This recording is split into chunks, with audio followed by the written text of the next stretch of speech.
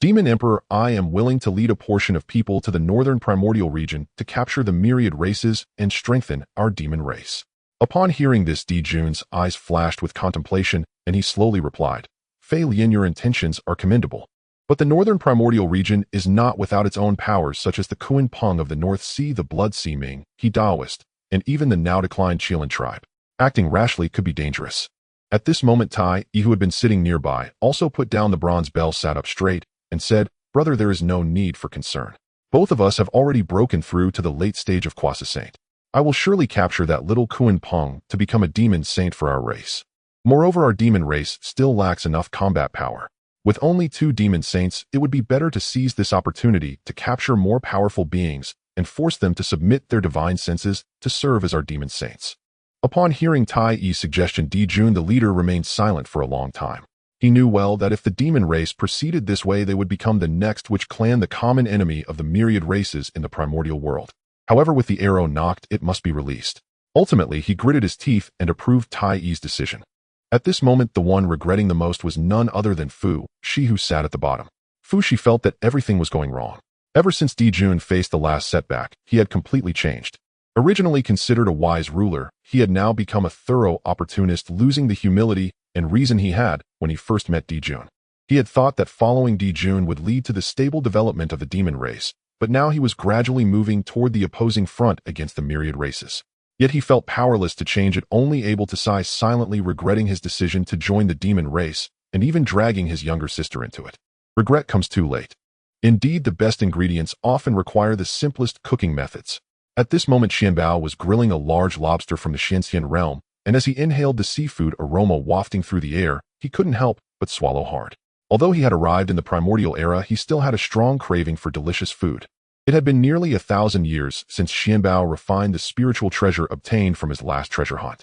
Xuanbao arrived early in the northern part of the primordial era. Upon reaching, he quickly learned what it meant to witness 100 ghosts roaming at night. The number of souls in the northern primordial era was at least several times that of other places combined. In fact, due to the heavy energy, these wandering souls dared to come out even during the day, which illustrated just how abundant the souls were here. However, this place was the treasure land of his human emperor banner. In just a few hundred years, Xuanbao had gathered a wealth of talent. Among them, there were already 83 great Luo Golden Immortals. The rest had also multiplied several times over, with the Tai Golden Immortals reaching over 8,000, and the number of Golden Immortals soaring to a terrifying over 2,000. The souls below the Golden Immortal level were so numerous that they were beyond counting, and as a result, the human emperor banner had already reached the status of a top-grade innate spiritual treasure, now boasting 45 innate prohibitions. Having subdued a vast number of souls, he also gained considerable merit with the golden wheel of merit above his head, now reaching 5 circles, and he had even begun to condense the 6th circle. Moreover, over the years, Xuanbao had also acquired several good items while treasure hunting, including 18 innate spiritual treasures and 6 innate spiritual roots. Among these, the one Xuanbao was most satisfied with was a top-grade innate spiritual treasure called the heaven-shaking hammer. This treasure required a robust physique to wield effectively, otherwise its true power could not be unleashed. Coincidentally, with his current pinnacle physique at the great Luo Golden Immortal level, he could indeed unleash the might of this heaven-shaking hammer. With a full-force strike, he could even obliterate a small 1,000 world, showcasing its boundless power. The remaining spiritual treasures included 1 top-grade, 4 mid-grade, and 12 low-grade innate spiritual treasures. Of the 6 innate spiritual roots, only 1 was mid-grade, and its efficacy was not very impressive, only capable of restoring a bit of mana. However, there were also troubling matters. He had been stuck at the pinnacle of the great Luo Golden Immortal level for several thousand years. He had comprehended 99 of the sword path, spear path, 5 elements path, artifact path, alchemy path, and array path, but he could not take that final step regardless of the various methods and insights he employed. Once he reached 99 comprehension, it seemed as though there was no path forward. Was the path of Honghuang locked by the heavenly Tao? Xuanbao had a helpless expression. Clearly he was only 1 step away, yet he could no longer see the road ahead. Did he really have to resort to the method of severing his 3 corpses? Xuanbao had never intended to take the path of severing his 3 corpses, as the idea of doing so felt inherently evil. If he were to have a Tao partner in the future, would the corpses belong to him or be shared? But this was not the main concern. The crucial point was, what if the unification of the 3 corpses failed later? Yet now, relying solely on comprehending laws, it seemed impossible to break through to the Honghuang Golden Immortal level, trapping him in a vicious cycle. If he waited another 10,000 years and still could not break through to the Honghuang Golden Immortal level, he would have no choice but to sever his corpses. He would rely on becoming a quasi-saint first, then comprehend the laws to compensate for his progress in the laws, a method of getting on the bus before buying a ticket. He felt quite helpless. He had initially thought that cultivating alone was akin to the combined efforts of 1,000 innate divine saints, and breaking through to the Honghuang Golden Immortal level should be easy. Yet who would have thought that this last step would require all his strength, and still he could not cross it? Who knows, he might have to pursue the path of simultaneously cultivating 3 methods. However, his master, the 3 Pure Ones, achieved sanctification because of the merit he carried from the creation of the world. As for him, although he possessed considerable merit, it was merely a drop in the ocean compared to the merit of creation.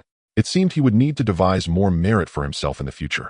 However, the most pressing matter was still that his master, the 3 Pure Ones, achieving sanctification was of utmost importance. The current situation in the primordial era had also undergone significant changes. Even the connection had broken through to the late quasi-saint stage. His 3 masters were still only quasi-saints, and in the current primordial era lacked the confidence to be without beef.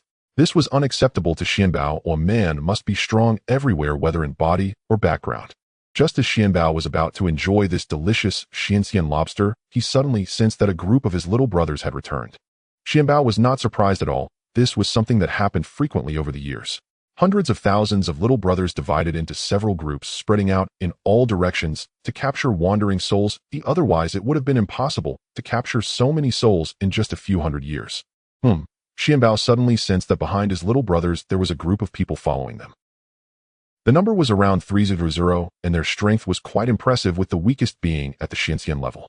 Leading them was a mid-level Great Luo Golden Immortal, aggressively surrounding his little brothers. "You monsters up ahead, halt immediately." The leading Great Luo Golden Immortal shouted sternly. "I am Mugong Dao Run, one of the 36 celestial officials of the Celestial Court. Oh, and you should kneel and surrender at once."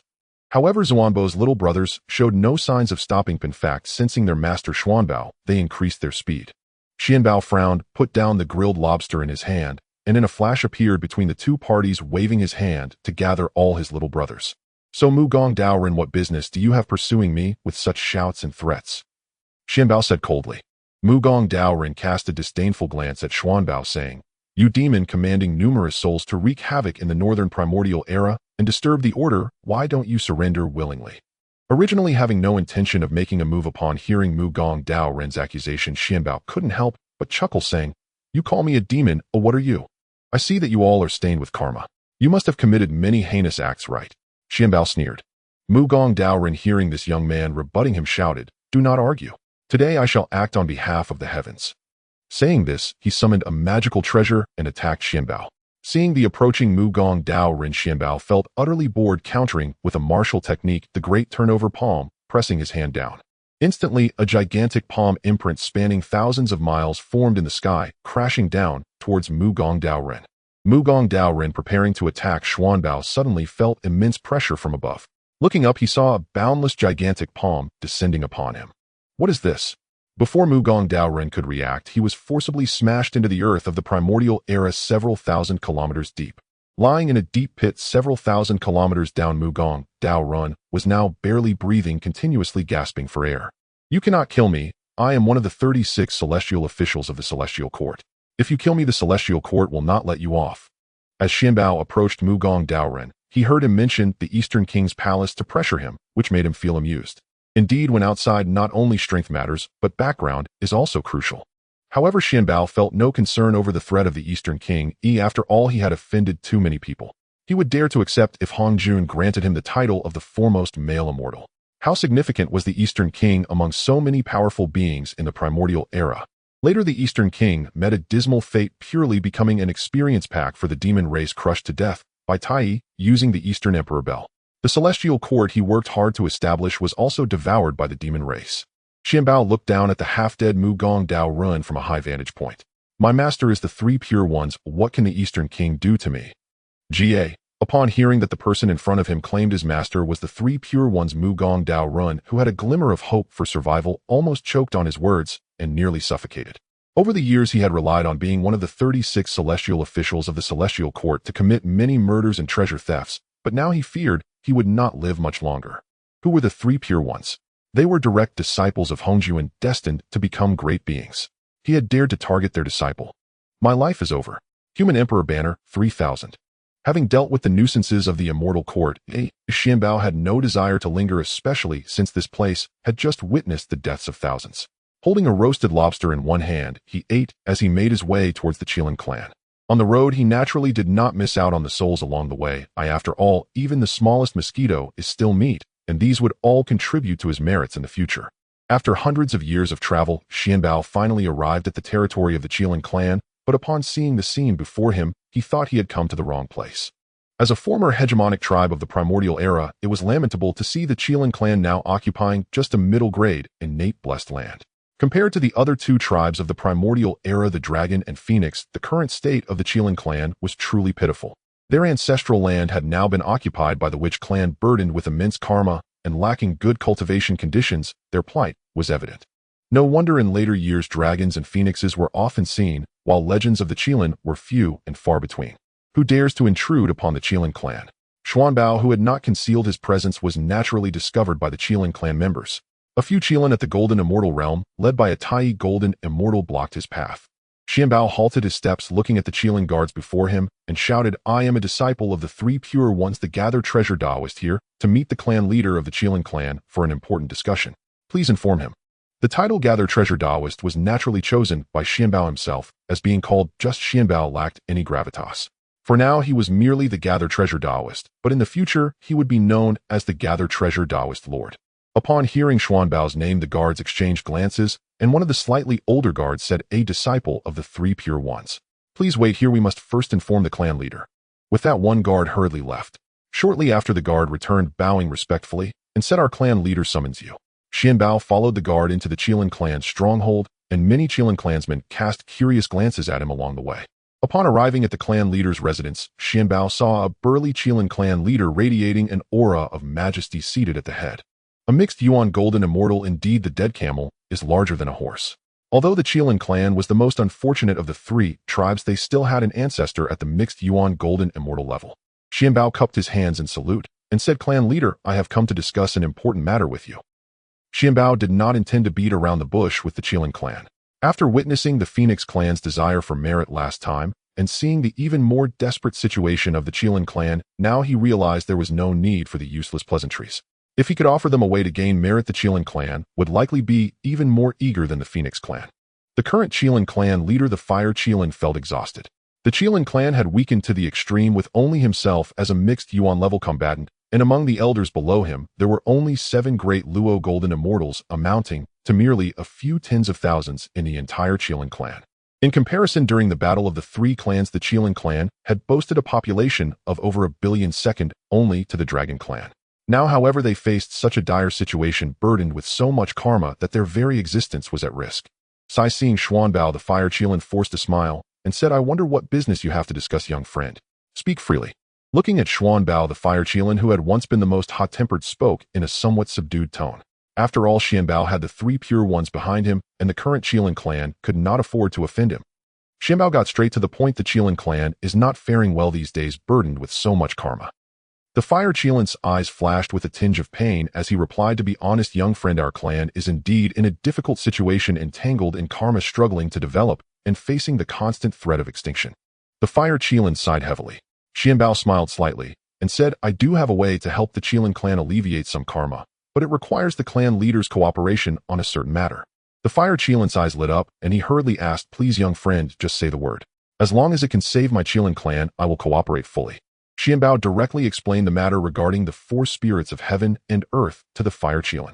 The merits accumulated during this process can help offset some of the karma. The Fire Qilin pondered for a moment, then suddenly looked up as if he had made a decision. "Thank you, young friend, for thinking of my Qilin clan. If this matter is successful, the Qilin clan is willing to follow the Three Pure Ones." Xuanbao did not expect the Qilin clan to be so straightforward, directly choosing to latch onto him. He looked at the Fire Qilin and thought to himself, what a person. After all, attaching oneself to a powerful figure is no small feat. After further discussion, Xuanbao also took the opportunity to request a Qilin to serve as a mount for the Three Pure Ones. The Fire Qilin readily permitted the clan's top talent to be sent over. However, the Qilin was already at the mid-stage of the Tai Golden Immortal realm. Had it not been for the burden of karma, it might have already broken through to the Great Luo. With such talent, the Qilin clan willingly handed him over as they were out of options and willing to try anything. Having concluded negotiations with the Qilin clan, Xuanbao set off once more towards the Xuanwu clan located in the northern part of the Primordial era. Naturally, he did not waste time on the journey. Upon reaching the North Sea, Xuanbao felt an endless vastness.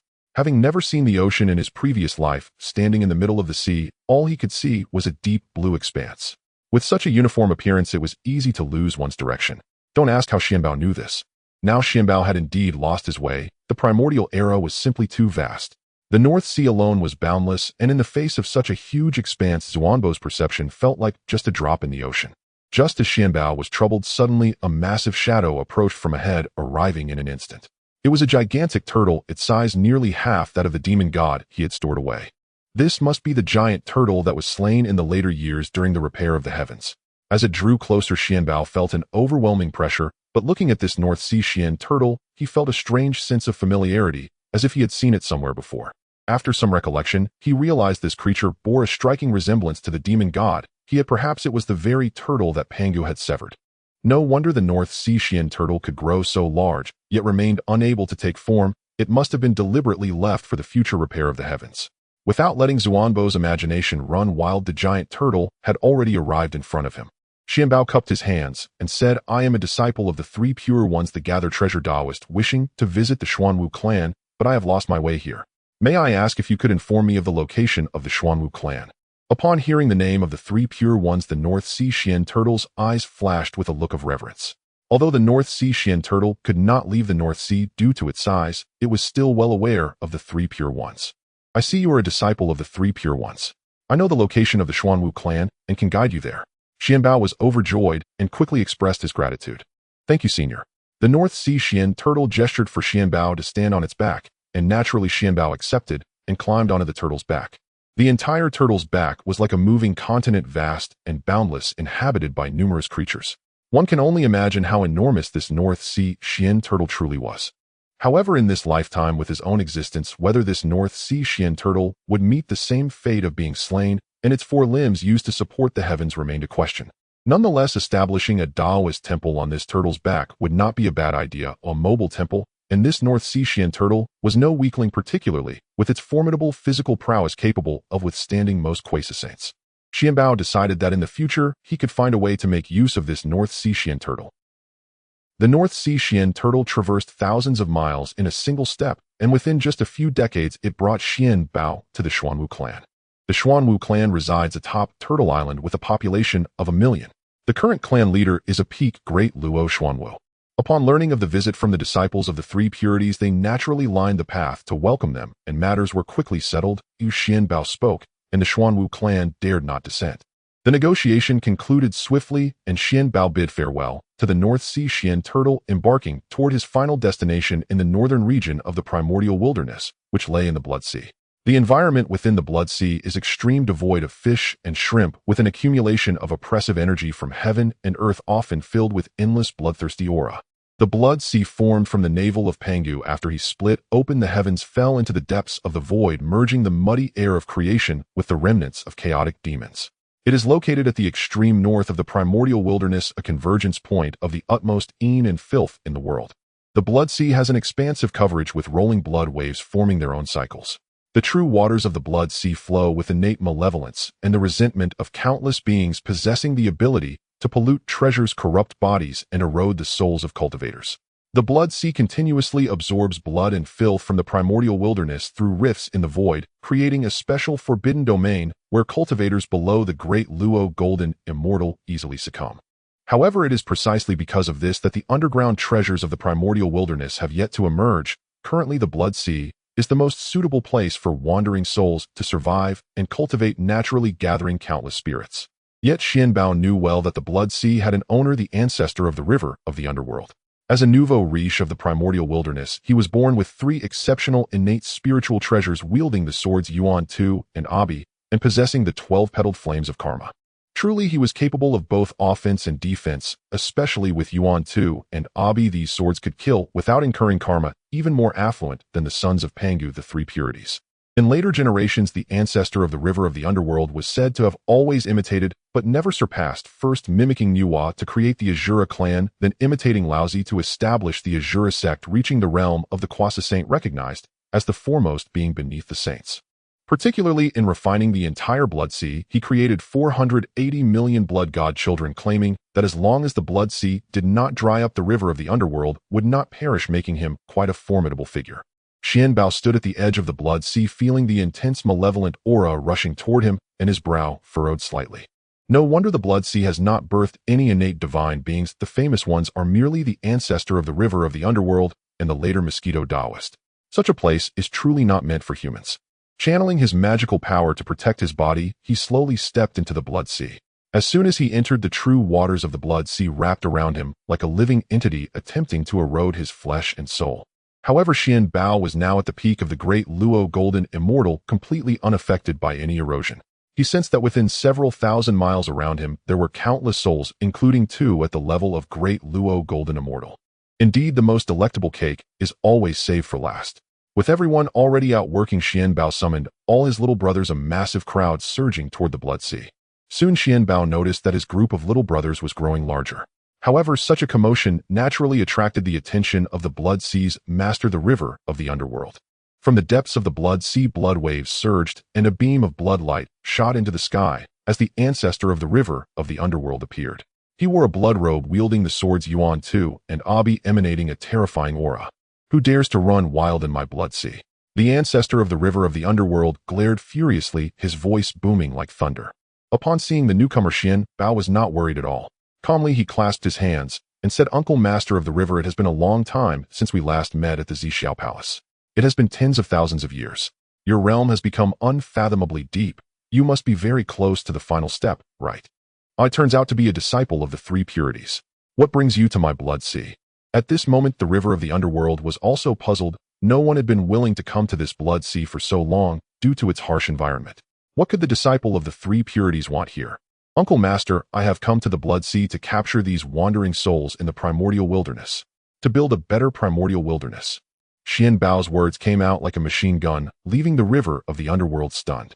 However, he understood that Xuanbao had come to capture the souls that could be seen everywhere in the Blood Sea, although he was unclear what use those souls had. The river of the underworld initially did not intend to obstruct him. After all, these souls had been making a racket in the sea, causing much disturbance, and capturing them would be beneficial. However, when the river of the underworld fixed his gaze on Xuanbao, he noticed the Emperor's banner emitting black mist and could not help but swallow hard. An exceptional innate spiritual treasure, it seemed quite suitable for him. Who could resist? Xuanbao observed the greedy gaze of the river of the underworld, which was comparable to that of the previous journey. Indeed, wealth should not be revealed. It seems that I am once again being eyed. It was feared that another fight might break out today, but Xuanbao felt quite tempted by several of the river of the underworld's spiritual treasures. Xuanbao contemplated silently, yet his face remained composed as he smiled, and asked, "Does Uncle Master have any other matters?" Sure enough, the river of the underworld's attitude underwent a 180-degree reversal. "Humph, this is my Blood Sea. Did you come to my territory to capture these souls without my consent?" As if in concert with the ancestor of the river of the underworld's imposing presence, the entire Blood Sea instantly resembled boiling oil, with blood waves surging. "As a price for your disturbance in my Blood Sea, hand over that spiritual treasure, and I will let you leave. Otherwise, I might have to teach you a lesson on behalf of the 3 purities." Xuanbao sneered inwardly. Oh, it had indeed come to this point. He did not give the river of the underworld any face and retorted directly, "If you want to steal, just say so. And as for teaching me a lesson on behalf of my master, who do you think you are? If you dare to speak such words in front of my master, I might even call you a man. You really think I'm easy to bully?" The river of the underworld originally thought he could intimidate this junior without effort to obtain the spiritual treasure, but he never expected Xuanbao to counter him so readily.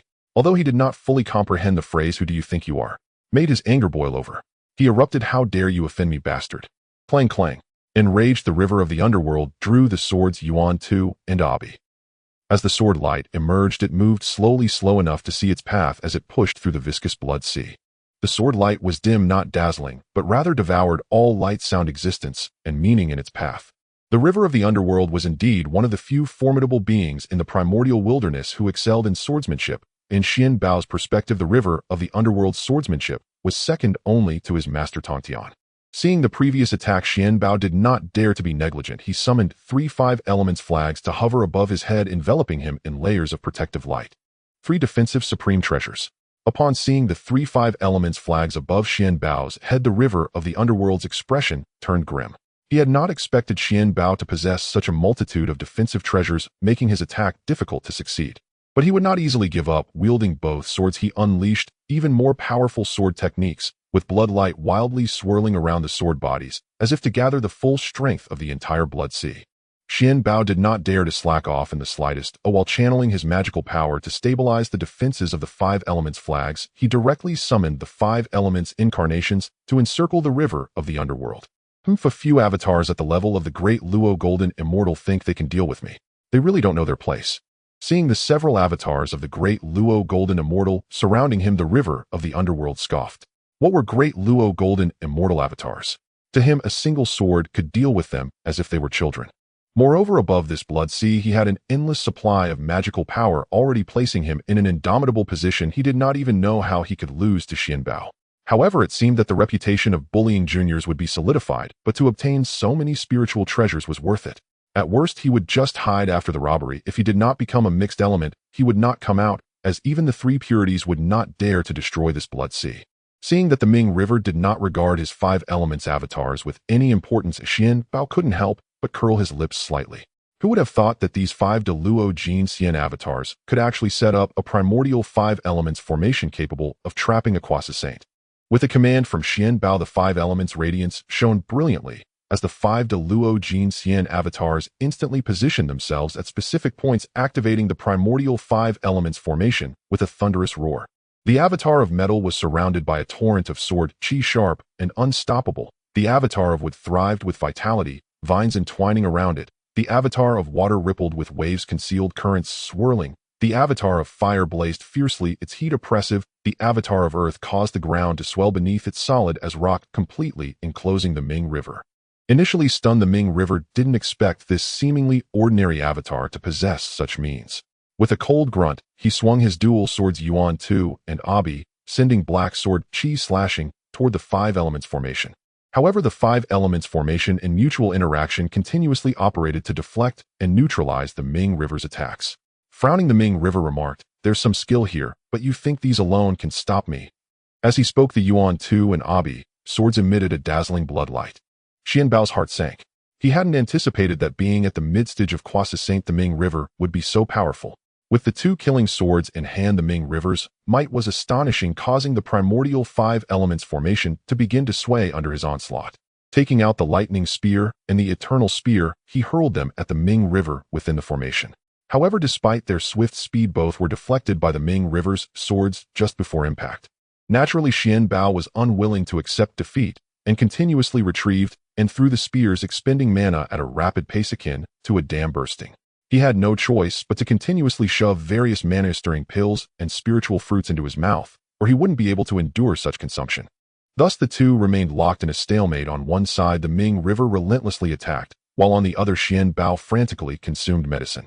At this moment, the Ming River's eyes burned with fury. As a Quasi-Saint powerhouse wielding 2 killing swords, he couldn't do anything against Xuanbao, a Deluo Jin Xian. The more he thought about it, the angrier he became, and he unleashed his full strength in his attacks. However, the Ming River soon realized that his connection to the Blood Sea had been severed by this formation, and the once continuous flow of mana was now dwindling. Fortunately, as a Quasi-Saint, his mana was originally extraordinarily abundant, far beyond that of a Deluo Jin Xian. Yet seeing Xuanbao continuously stuffing various mana-stirring treasures into his mouth, the Ming River felt a twinge of urgency.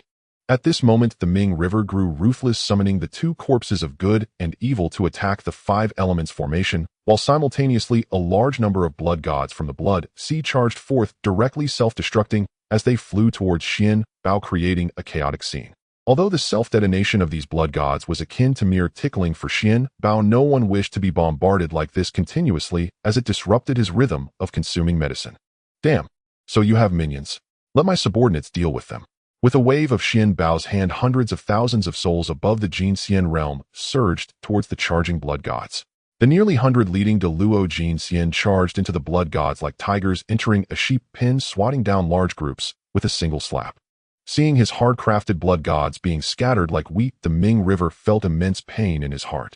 Kid, as long as you hand over the spiritual treasure, this old ancestor will let you go. Otherwise, you won't escape the blood sea. I have 480 million blood gods, oh, I can exhaust you to death. At this moment, the Ming River, having been unable to subdue Xuanbao for so long and suffering significant losses among the blood gods, felt somewhat anxious. After all, Xuanbao had the 3 clear ones behind him, and if he continued to stall here, one of them might arrive, and he would certainly have no good outcome. Hence, he directly began to persuade surrender. Upon hearing the Ming River's words, Xuanbao couldn't help but roll his eyes. He was certain that even if he handed over the spiritual treasure, the Ming River would not let him go. As a disciple of the 3 clear ones, the Ming River viewed Xuanbao as a potential future threat, believing that it would be easy for him to achieve Quasi-Saint peak status in the future.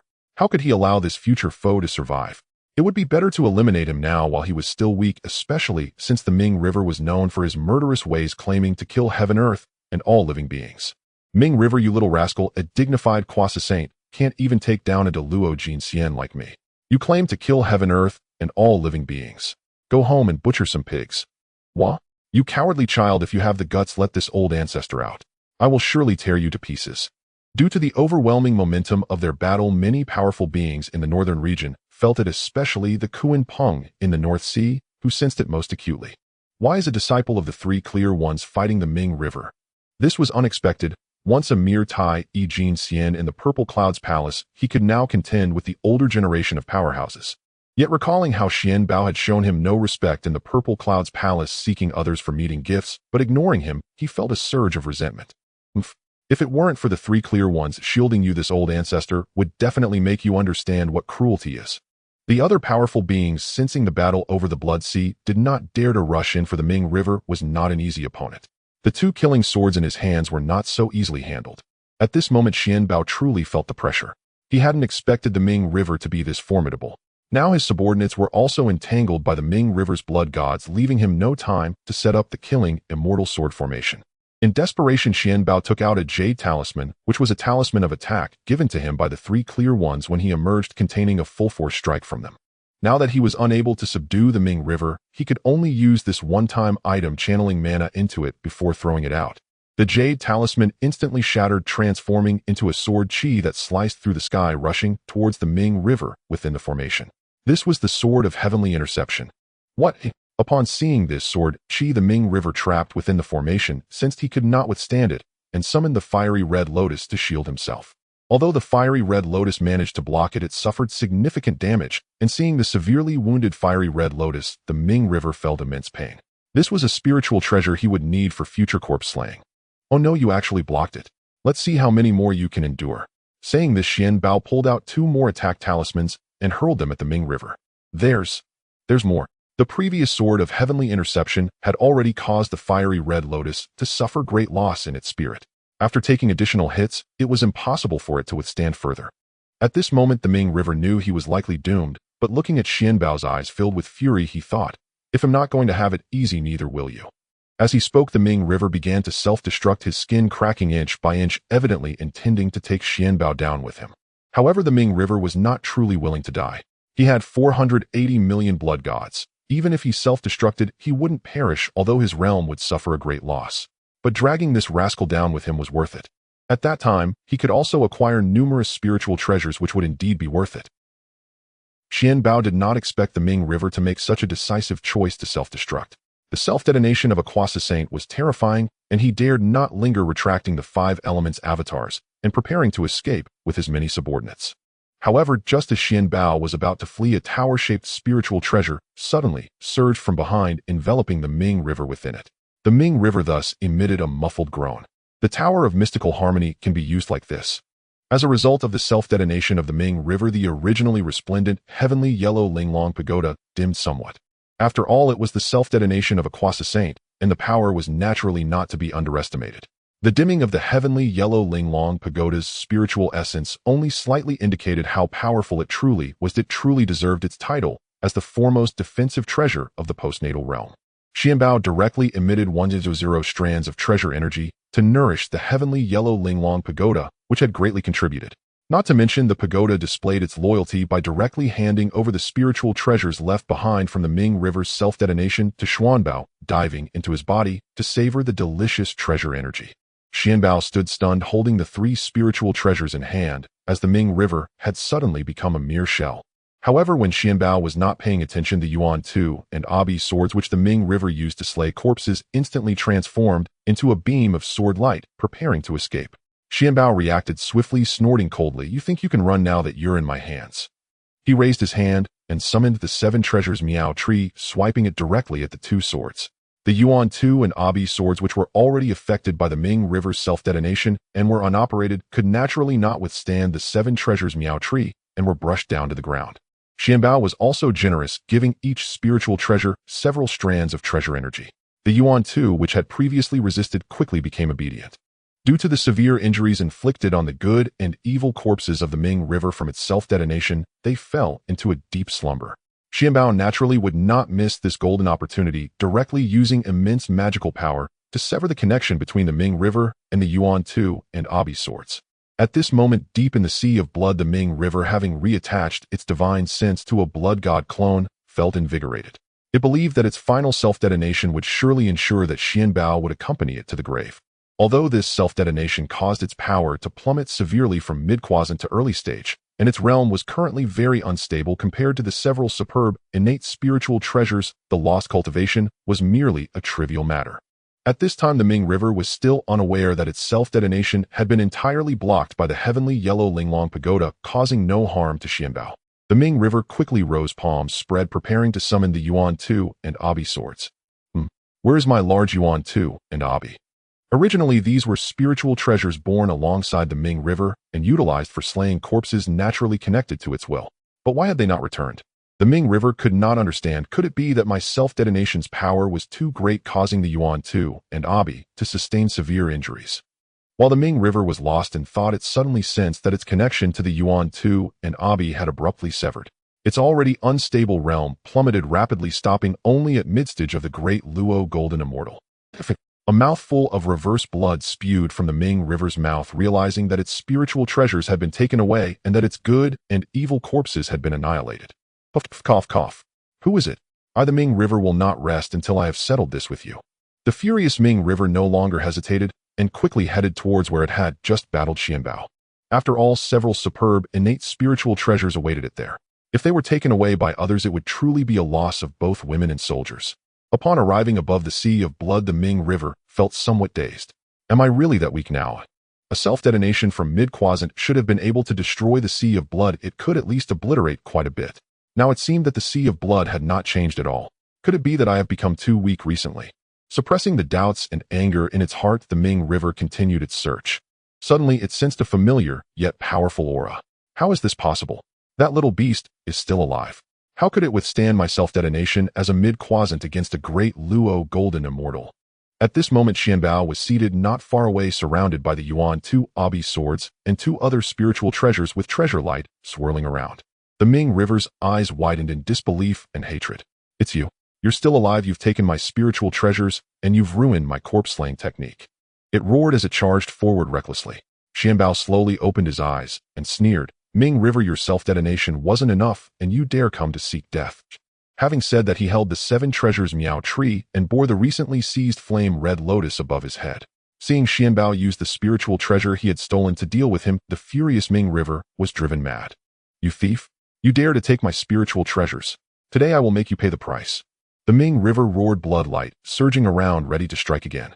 Xuanbao curled his lips into a smile, holding the 7 treasures Miao tree, and coldly replied, with your current strength as a great Luo Golden Immortal, you think you can make me pay a price. That's simply a delusion. Having said that, he took the initiative to strike first, unleashing myriad rays of brilliance from the 7 treasures Miao tree towards the enraged Ming River. Seeing this, the Ming River hurriedly summoned the power of the sea of blood waves surging, attempting to resist the myriad rays of brilliance. However, how formidable was the 7 treasures Miao tree? Moreover, the Ming River's realm was still not as high as Xuanbao's. The brilliance easily broke through the waves of blood and struck the Ming River fiercely. With a cry of agony, the Ming River's body was knocked back, spitting blood wildly. You need more practice. Seeing the Ming River now lying on the ground like a corpse, Xuanbao did not hold back and launched another attack, sending the Ming River into another blood god clone. 1,000 years swiftly passed. During this time, the Ming River did not once use its true body, only sending a blood god clone to create havoc, even self-detonating.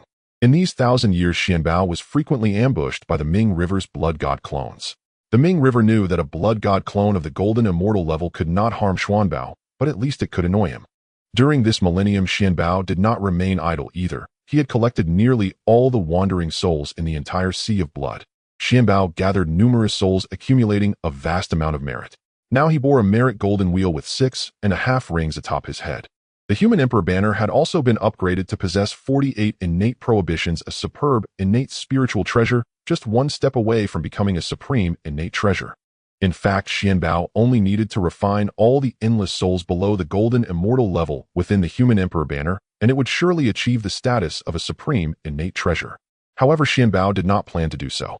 To elevate the grade of a spiritual treasure, he only needed sufficient time to condense treasure energy to achieve that.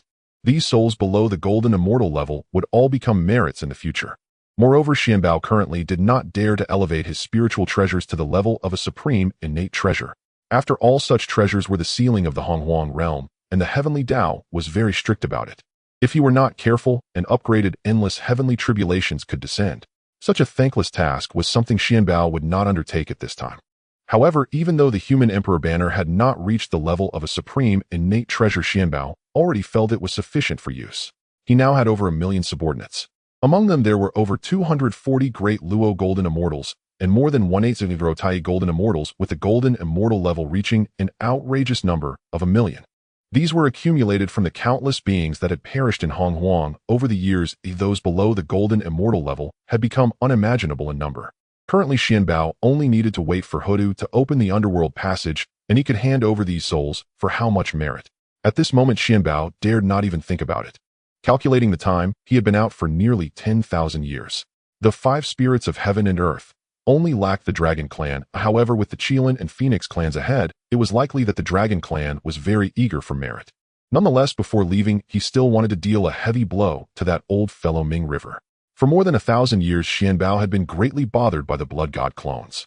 Summoning the 240 great Luo Golden Immortals, he directly set up the Extermination Sword Array above the Sea of Blood, launching an indiscriminate attack on the sea.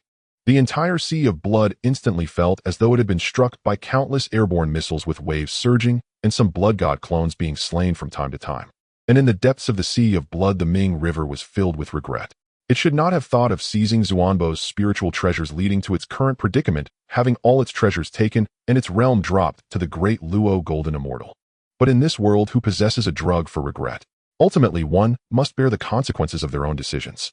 The Xuanbao group ravaged the Blood Sea, yet the underworld river surprisingly endured without so much as a sound. Bored, Xuanbao finally withdrew the immortal slaying sword formation, gazing upon the Blood Sea, now a ruin by his own hand, where countless blood suns had met their demise. He wondered if the future mosquito Taoist had been caught in his indiscriminate assault, especially since his future junior sister, the turtle spirit saintess, had perished after having her essence drained by that very mosquito Taoist. Yet the likelihood seemed slim. After all, mosquito Taoist was destined for grand deeds, journeying to the Western Pure Land, devouring the sect's 3rd grade treasure to demote it to 9th grade, and severely injuring the Western sect's fate. The heavenly Tao would surely not allow him to fall prematurely. Due to Xuanbao's display of power in this battle, many formidable beings immediately listed him among those not to be provoked. After all, no one had ever heard of a Luo Golden Immortal counterattacking a quasi-saint. Xuanbao had indeed set a precedent. Now Xuanbao decided to tidy up first, heading eastward in the primal wilds to negotiate with the Dragon Clan about the 5 spirits of heaven and earth. It had been over 10,000 years since his departure, and he wondered if his 3 masters had completed their comprehension of the laws and emerged from seclusion. The main allure was the abundance of opportunities in the eastern primal wilds. Though he had already searched once, the vastness of the realm meant he couldn't have covered everything. For example, the 3 immortal islands in the eastern sea, a must-visit for any traveler, remained unexplored, a land of fortune. Xuanbao resumed his journey eastward through the primal wilds, sensing chaos along the way. The demon tribes seemed to have lost their minds, capturing myriad clans everywhere. Though the witch tribe fought back fiercely, the demons were simply too numerous. No matter how the witch tribe sealed off areas, demons still slipped through the blockade, capturing myriad clans behind witch territory. They enslaved them and continued their relentless hunts. Though inferior in quality, the demon tribes now vastly outnumbered the combined forces of the witch tribe and the celestial court. The demonic frenzy plunged all myriad clans in the primal wilds into a state of paranoia. At this moment, the witch tribe, the celestial court led by the Eastern Duke, and the demon tribe under Dijuan formed the three strongest powers, subtly creating a tripartite stalemate. However, due to the demon's domineering posture, many myriad clans pledged allegiance to the Eastern Duke, and some even sided with the witch tribe former enemies. Witnessing the current state of the primal wild, Xuanbao was utterly perplexed. How had it come to this? What started as a war between witches and demons had now evolved into a three-way standoff, with the demons seemingly on the verge of being besieged by the other two factions. After all, both sides commanded many myriad clans under their control. To suppress the demons was naturally the first priority. Yet no matter how fierce their conflicts, it no longer affected Xuanbao, for he was no longer entangled in this cataclysm. Treasure nearby. As Xuanbao pressed forward, a sudden surge of treasure aura caught his divine sense, a sensation unseen for over a millennium. The blood sea was truly barren, likely all consumed in nurturing the underworld river and its few spiritual treasures. Leftover fragments even spawned the innate aberration mosquito Taoist, marked by blood red and black patterns. Arriving before an innate formation, Xuanbao casually drew his old companion, the yuan-breaking shovel, effortlessly shattering the array to enter within. Inside the grand formation was but a small, secluded paradise. Xuanbao did not linger, proceeding directly to its center, where a spiritual treasure rested upon a stone pedestal. With a surge of treasure aura, Xuanbao effortlessly claimed the treasure, a mid-grade innate spiritual treasure, the rainbow sword, quite a fine artifact, which he then stored away. He searched the paradise further, finding only 2 acquired spiritual roots. Not one to disdain, Xuanbao collected them as well. Currently, Xuanbao possessed nearly 200 innate spiritual roots, with acquired ones numbering no less than 8,000, if not 10,000. Valuable resources indeed. These would become precious assets in the future. After confirming nothing was left behind, Xuanbao exited the formation. Yet upon stepping back into the outside world, a very familiar figure appeared before him. Fellow Taoist, please God. Indeed, it was Randon, the 3 surnamed slave who had been driven away by Xuanbao tens of thousands of years ago. Originally wandering nearby in search of opportunities, Randon, since the innate formation had just been broken. Planning to plunder as usual, he was stunned to see none other than Xuanbao, the very one who nearly killed him millennia ago. He nearly choked in shock. Yo, look who it is. Isn't this my Uncle Randon? Still up to his old tricks, huh? Xuanbao's expression was downright provoking, his gaze dripping with disdain at Randon, whose character was indeed questionable. Yo, Uncle, so much time has passed, yet your realm has broken through to the pinnacle of midstage de luo Golden Immortal. Congratulations. Randon felt like dying inside. That day he had barely escaped death by a hair thanks to a desperate severed arm survival technique and forbidden blood escape art. Otherwise his grave would now tower miles high. After tens of thousands of years of painstaking recovery, his realm had reached the peak midstage de luo Golden Immortal. He was preparing to flourish anew and achieve glory once more. Yet barely after a short while, fate brought him face to face with the Bane Xuanbao again, whose realm seemed beyond perception and likely surpassed his own. Is this the treatment reserved for a disciple of the Sanqing sect? Randon now harbored thoughts of joining the Sanqing sect, especially since this junior had surpassed him so swiftly. After all, as one of the 3 Zero Purple Mist guests, he believed Sanqing would show him some leniency. Yet today things would not end peacefully. Ahem. Nephew Xuanbao, long time no see. I never expected your cultivation to progress, so greatly surpassing your uncle. That misunderstanding tens of thousands of years ago, I have deeply reflected on my mistakes. Let us call a truce, shall we? Xuanbao remained silent, regarding Randon with the look of one amused by a fool, as Randon muttered to himself. Uncle, do you think that's possible? You once attempted to kill me.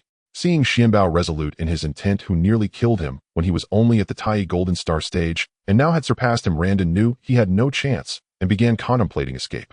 Nephew, you are mistaken. I paid dearly that day, nearly losing my life and my symbiotic spiritual treasure. The karmic debt was settled long ago. Why press me so? Xuanbao found this laughable. After all the twists and turns, he was the one at fault. Growing tired of Randon's prattle, he produced the supreme innate spiritual treasure, the heaven-shaking hammer.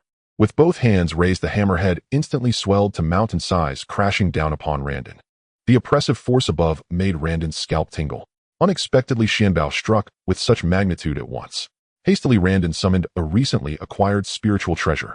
Randon produced a ruler-shaped spiritual treasure, attempting to block the heaven-shaking hammer descending from above. Yet an unrefined spiritual treasure was no match for such a ferocious blow. With a single strike, Randon was slammed deep into the earth, the ruler-shaped treasure flying from his grasp. Noticing the ruler, Xuanbao's heart stirred. Could this be the Qianquan ruler, the very treasure he had long sought? It had come so simply, gifted by Randon himself. Truly, it was like finding a needle in a haystack without effort. His issue of insufficient spiritual energy would finally be resolved. With 24 sea-calming divine pearls, and the Qianquan ruler assembled, all that remained was to open the 24 heavens, easing his spiritual energy deficiency. But as Xuanbao's attention was drawn to the Qianquan ruler, Randon, lying in the deep pit, seized the moment, burning half his essence, and instantly transforming into a blood light to flee. Seeing his treasure-bringing junior run away, Xuanbao chose not to pursue. After all, this junior had indeed delivered a treasure of great use this time. He let him go. Xuanbao admitted to being too kind. His foremost task now was to complete the opening of the 24 heavens, a matter of utmost importance. Having obtained the Qianquan ruler, Xuanbao returned directly to the previous innate formation, reinforcing it in the process. He casually opened a cave, where Xuanbao sat cross-legged on the ground, taking out the 24 sea-calming pearls that he had already refined. It is said that there are 36 sea-calming pearls, each reaching the level of a low-grade innate spiritual treasure. 12 of these pearls can combine to form a high-grade innate spiritual treasure. 24 sea-calming pearls can combine to form a supreme innate spiritual treasure, while 36 pearls when combined can be compared to an innate supreme treasure. In his past life, Zhao Gongming's 24 sea-calming pearls later fell into the hands of the Lantern Taoist, who then defected from the Chan sect to join the Western teachings, using the 24 sea-calming pearls along with the Qianquan ruler to open up and evolve into the 24 heavens, also known as the 24 Buddha nations. Thus, Lantern became a top combat force beneath the saints, as he had the equivalent of 24 power banks, allowing him to unleash powerful moves at will.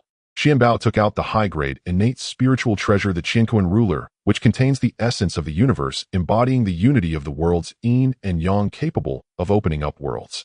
The world opened up by the Qianquan ruler is remarkably stable, capable of connecting to boundless chaos, absorbing chaotic energy and transforming it into pure innate spiritual energy to fill the world. Although the efficiency is not high, it at least allows for the refinement of chaotic energy into innate spiritual energy. Xuanbao planned to quickly refine the Qianquan ruler, directly unleashing over 100 streams of treasure energy. The Qianquan ruler, bathed in treasure energy for the first time, was exceptionally cooperative. In the blink of an eye, 1,000 years had passed.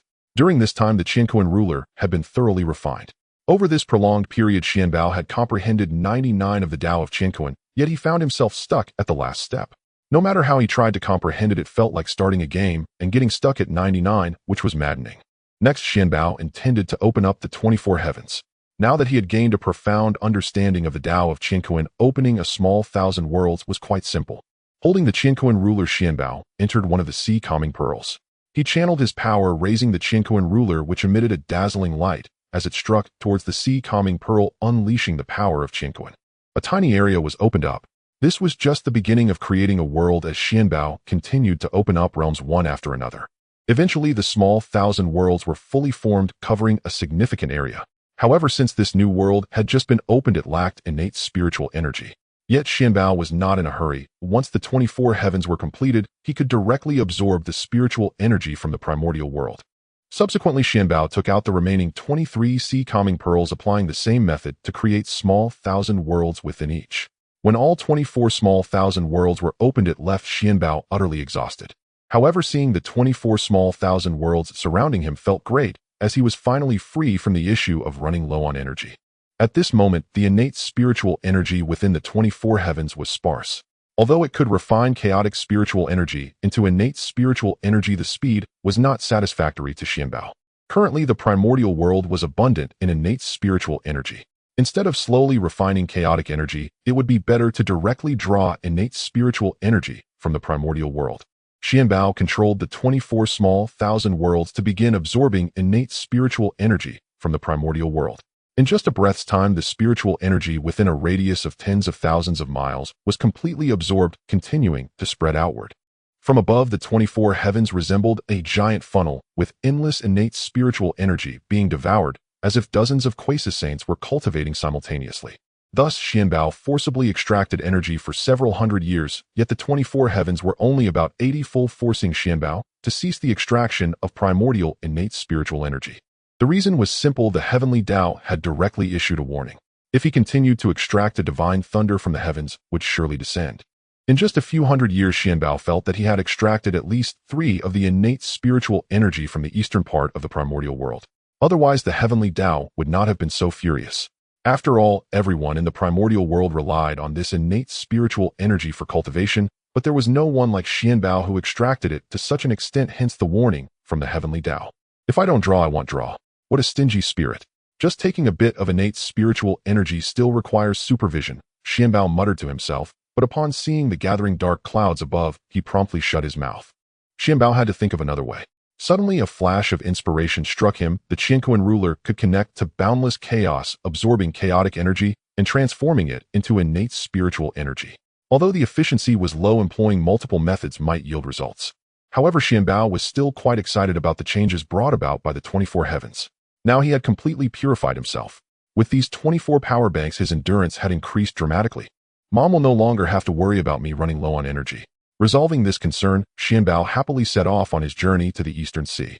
However, as soon as Xuanbao arrived at the Eastern Sea, he sensed that it was not peaceful at this moment. A grand drama was unfolding as the Eastern King was pressuring the Dragon Clan to join the Celestial Court. As the former overlords of the primordial world, the Dragon Clan naturally refused. Both parties had set up their positions in the Eastern Sea, preparing for battle. The Dragon Clan truly lived up to being the strongest of the 3 clans. Even now, when burdened by karma, they could still muster such forces, including 4 Quasi-Saints, Qinglong Zhulong the Dragon Queen, and a Dragon Whale. There were even 20 to 30 de Luo Jinxian, hundreds of Tai, and tens of thousands of Jinxian, with countless minor soldiers and generals. The Celestial Court's formation was also not to be underestimated, led by the Eastern King, a latest-stage Quasi-Saint. With 3 Quasi-Saint Celestial Kings under his command, 35 de Luo Celestial officials, hundreds of Tai Celestial beings, tens of thousands of Jinxian, and over 10 million miscellaneous soldiers. Originally, there were 36 celestial officials, but one was eliminated by Xuanbao, leaving only 35. Xuanbao watched with great interest from the sidelines. He did not wish to get involved in this murky water, but he also wanted to see how this conflict would unfold. Just as the 2 sides were on the verge of launching an attack, a grand voice resounded from the direction of the Celestial Court. I am the head of the primordial male immortals appointed by Hongjun Daozu, ruling over the primordial world. How dare you rebellious dragons oppose me? Do you not fear the reckoning from Hongjun Daozu? Huh. Retreat. When my dragon clan dominated the primordial world, you didn't even know where you were. How dare you think to dominate my dragon clan? Truly overestimating yourself. As soon as the Eastern King finished speaking, Yaze, the most temperamental of the dragon clan, could no longer hold back and directly retorted. Xuanbao looked at Yaze, one of the 9 sons of the dragon who had a pig's body and a dragon's head. Xuanbao couldn't help but marvel at how impressive the dragon clan was, showing no signs of reproductive isolation. With 9 sons, each one was different, making them the primordial version of the Indian triplet. The dragon clan is a sinful race of the primordial era, entangled in karma. Defying the Tao ancestor Hongjuan, their crimes deserve punishment. Upon hearing such arrogance from the dragon clan, the Eastern King naturally would not back down. Such bold words. Although my dragon clan is currently weak, we are not easily subdued by someone like you. The Candle Dragon scoffed, exuding an overwhelming dragon, might, clearly a latest-stage primordial Golden Immortal. The Eastern King frowned. He did not expect that the current dragon clan still had a latest-stage primordial Golden Immortal like the Candle Dragon. Although he himself was also a latest-stage Quasi-Saint, he was well aware that his Quasi-Saint status was rather superficial, built upon the current immortal court and the accumulation of abundant fortune. Moreover, the dragon clan was naturally skilled in combat, yet he found himself in a difficult position.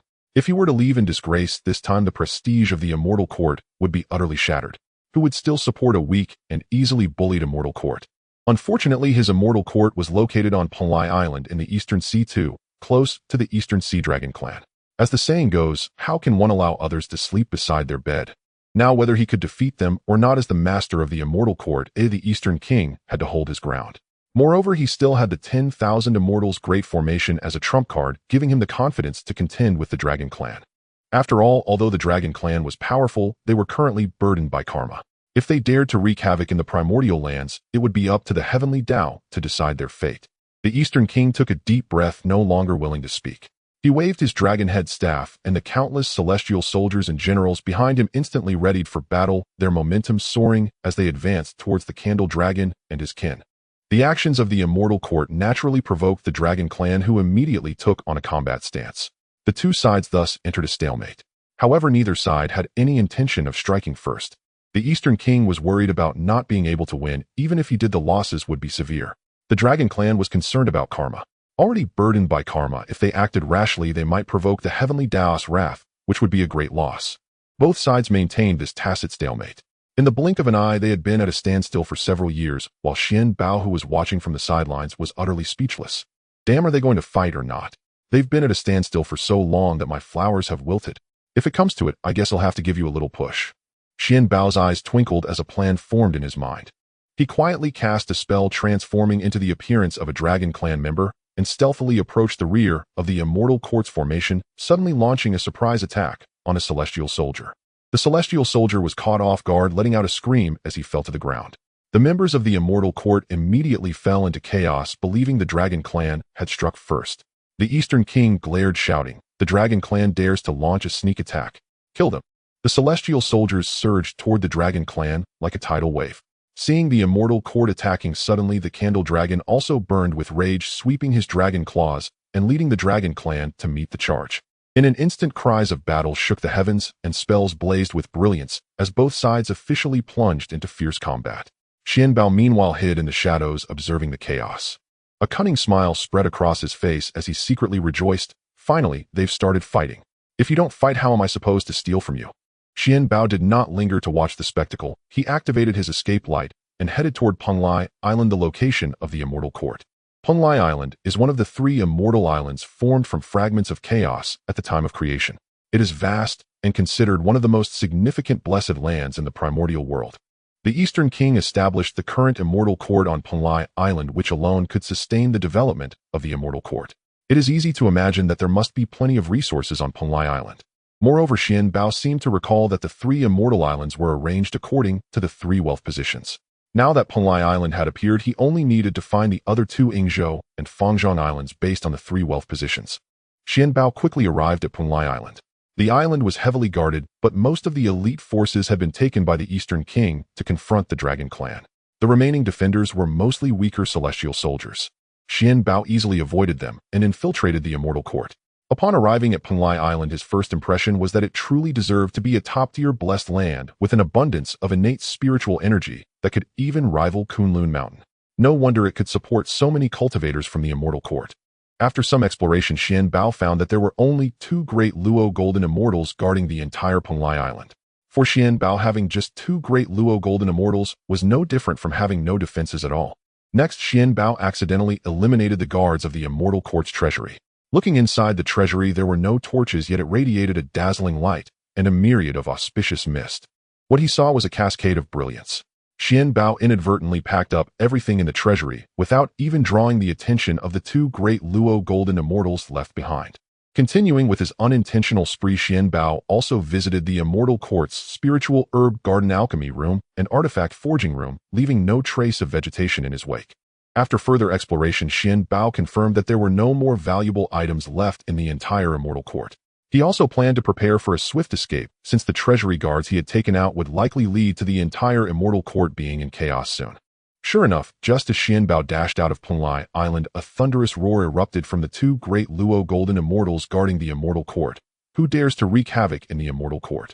At that moment, the 2 guardians were both shocked and furious, as they never expected someone would empty the entire Immortal Court right under their noses.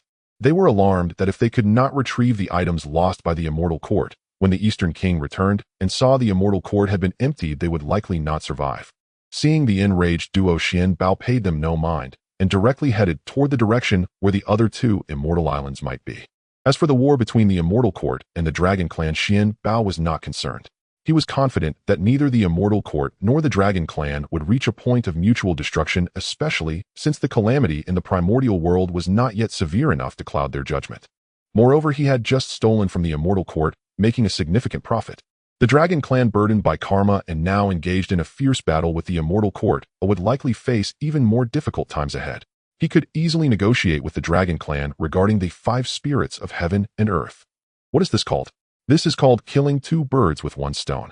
Xuanbao naturally didn't care about the aftermath of his departure, leaving the Heavenly Court to face a deluge. On the way, Xuanbao took stock of all the gains he had acquired on Penglai Island. This time, Xuanbao only obtained 13 innate spiritual treasures from the Heavenly Court's treasury, and their quality wasn't very high. The the best among them were merely 2 mid-grade innate treasures.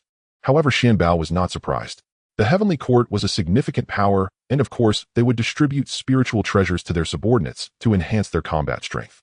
Only the Witch clan would let them gather dust in the treasury, as they had no use for them. Besides the spiritual treasures, the Heavenly Court's treasury was filled with postnatal spiritual treasures, innate materials, and medicinal pills crafted from innate spiritual fruits. Xuanbao alone obtained over 10,000 postnatal spiritual treasures, although the highest was merely a high-grade postnatal treasure. Yet due to their sheer number, he could only satisfy a tiny portion of his million subordinates with them. Fortunately, the most abundant items in the treasury were vast amounts of innate materials, which were excellent materials for refining spiritual treasures. His second master, Yuanshi, was the most formidable master of refining tools in the primordial chaos. It seemed he would have to put Yuanshi to work, especially since Xuanbao now had over 1 million subordinates eagerly waiting to be fed. If Yuanshi found out how filial Xuanbao was, he would probably curse him out, given that over 1 million postnatal spiritual treasures might take an eternity to refine. In addition, there were tens of thousands of pills in the treasury, although the highest grade was only a 6th grade pill, which was of little use to Xuanbao, who had already attained the status of a great Luo Golden Immortal. After all, no one in the primordial chaos could compete with his master Laozi in alchemy.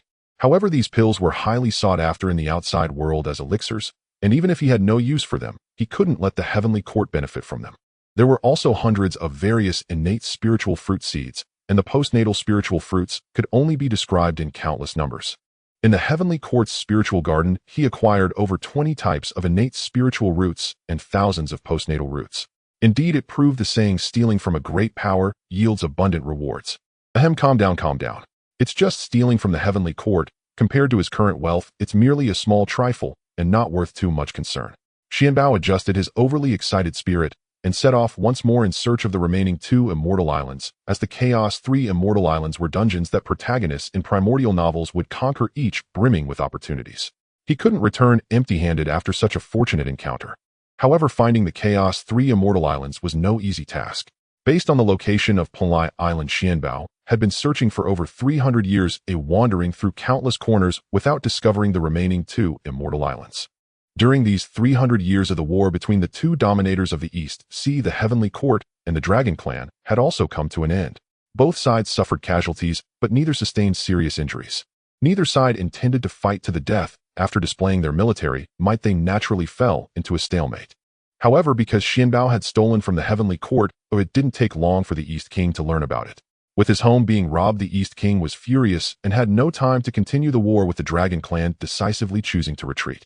Panlai Island was the root of his Heavenly Court, not to mention the countless resources spent to create over 10,000 postnatal spiritual treasures that were now stolen. The key issue was that he had no idea who was behind it. The entire Heavenly Court was on the brink of bankruptcy, forced to hide on Panlai Island to lick its wounds and recover its strength. Meanwhile, the Dragon Clan, after the battle, though not seriously injured, still dared to act recklessly due to the karmic retribution hanging over them. They were just waiting to see if the Heavenly Tao would strike them with punishment. Every now and then, thunderbolts would strike the Dragon Clan, leading to numerous casualties. In desperation, most of the Dragon Clan's powerful beings could only hide in the Dragon Abyss to avoid the Heavenly Tao's divine thunder. It's been over 300 years. If I can't find them soon, I might as well go look for the Dragon Clan. Just as Xuanbao felt a bit discouraged one day, he suddenly sensed a surge of treasure aura. Finally found it. At this moment, Xuanbao was on the verge of tears, having endured 300 years on this boundless East Sea. Can you imagine how I felt?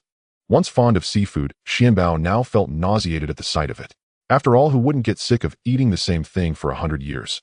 Xuanbao quickly arrived at the location emitting the treasure aura. The place was shrouded in mist, not much different from other areas in the East Sea. Truly worthy of being a top-tier blessed land that so many powerful beings in the primordial chaos cannot locate.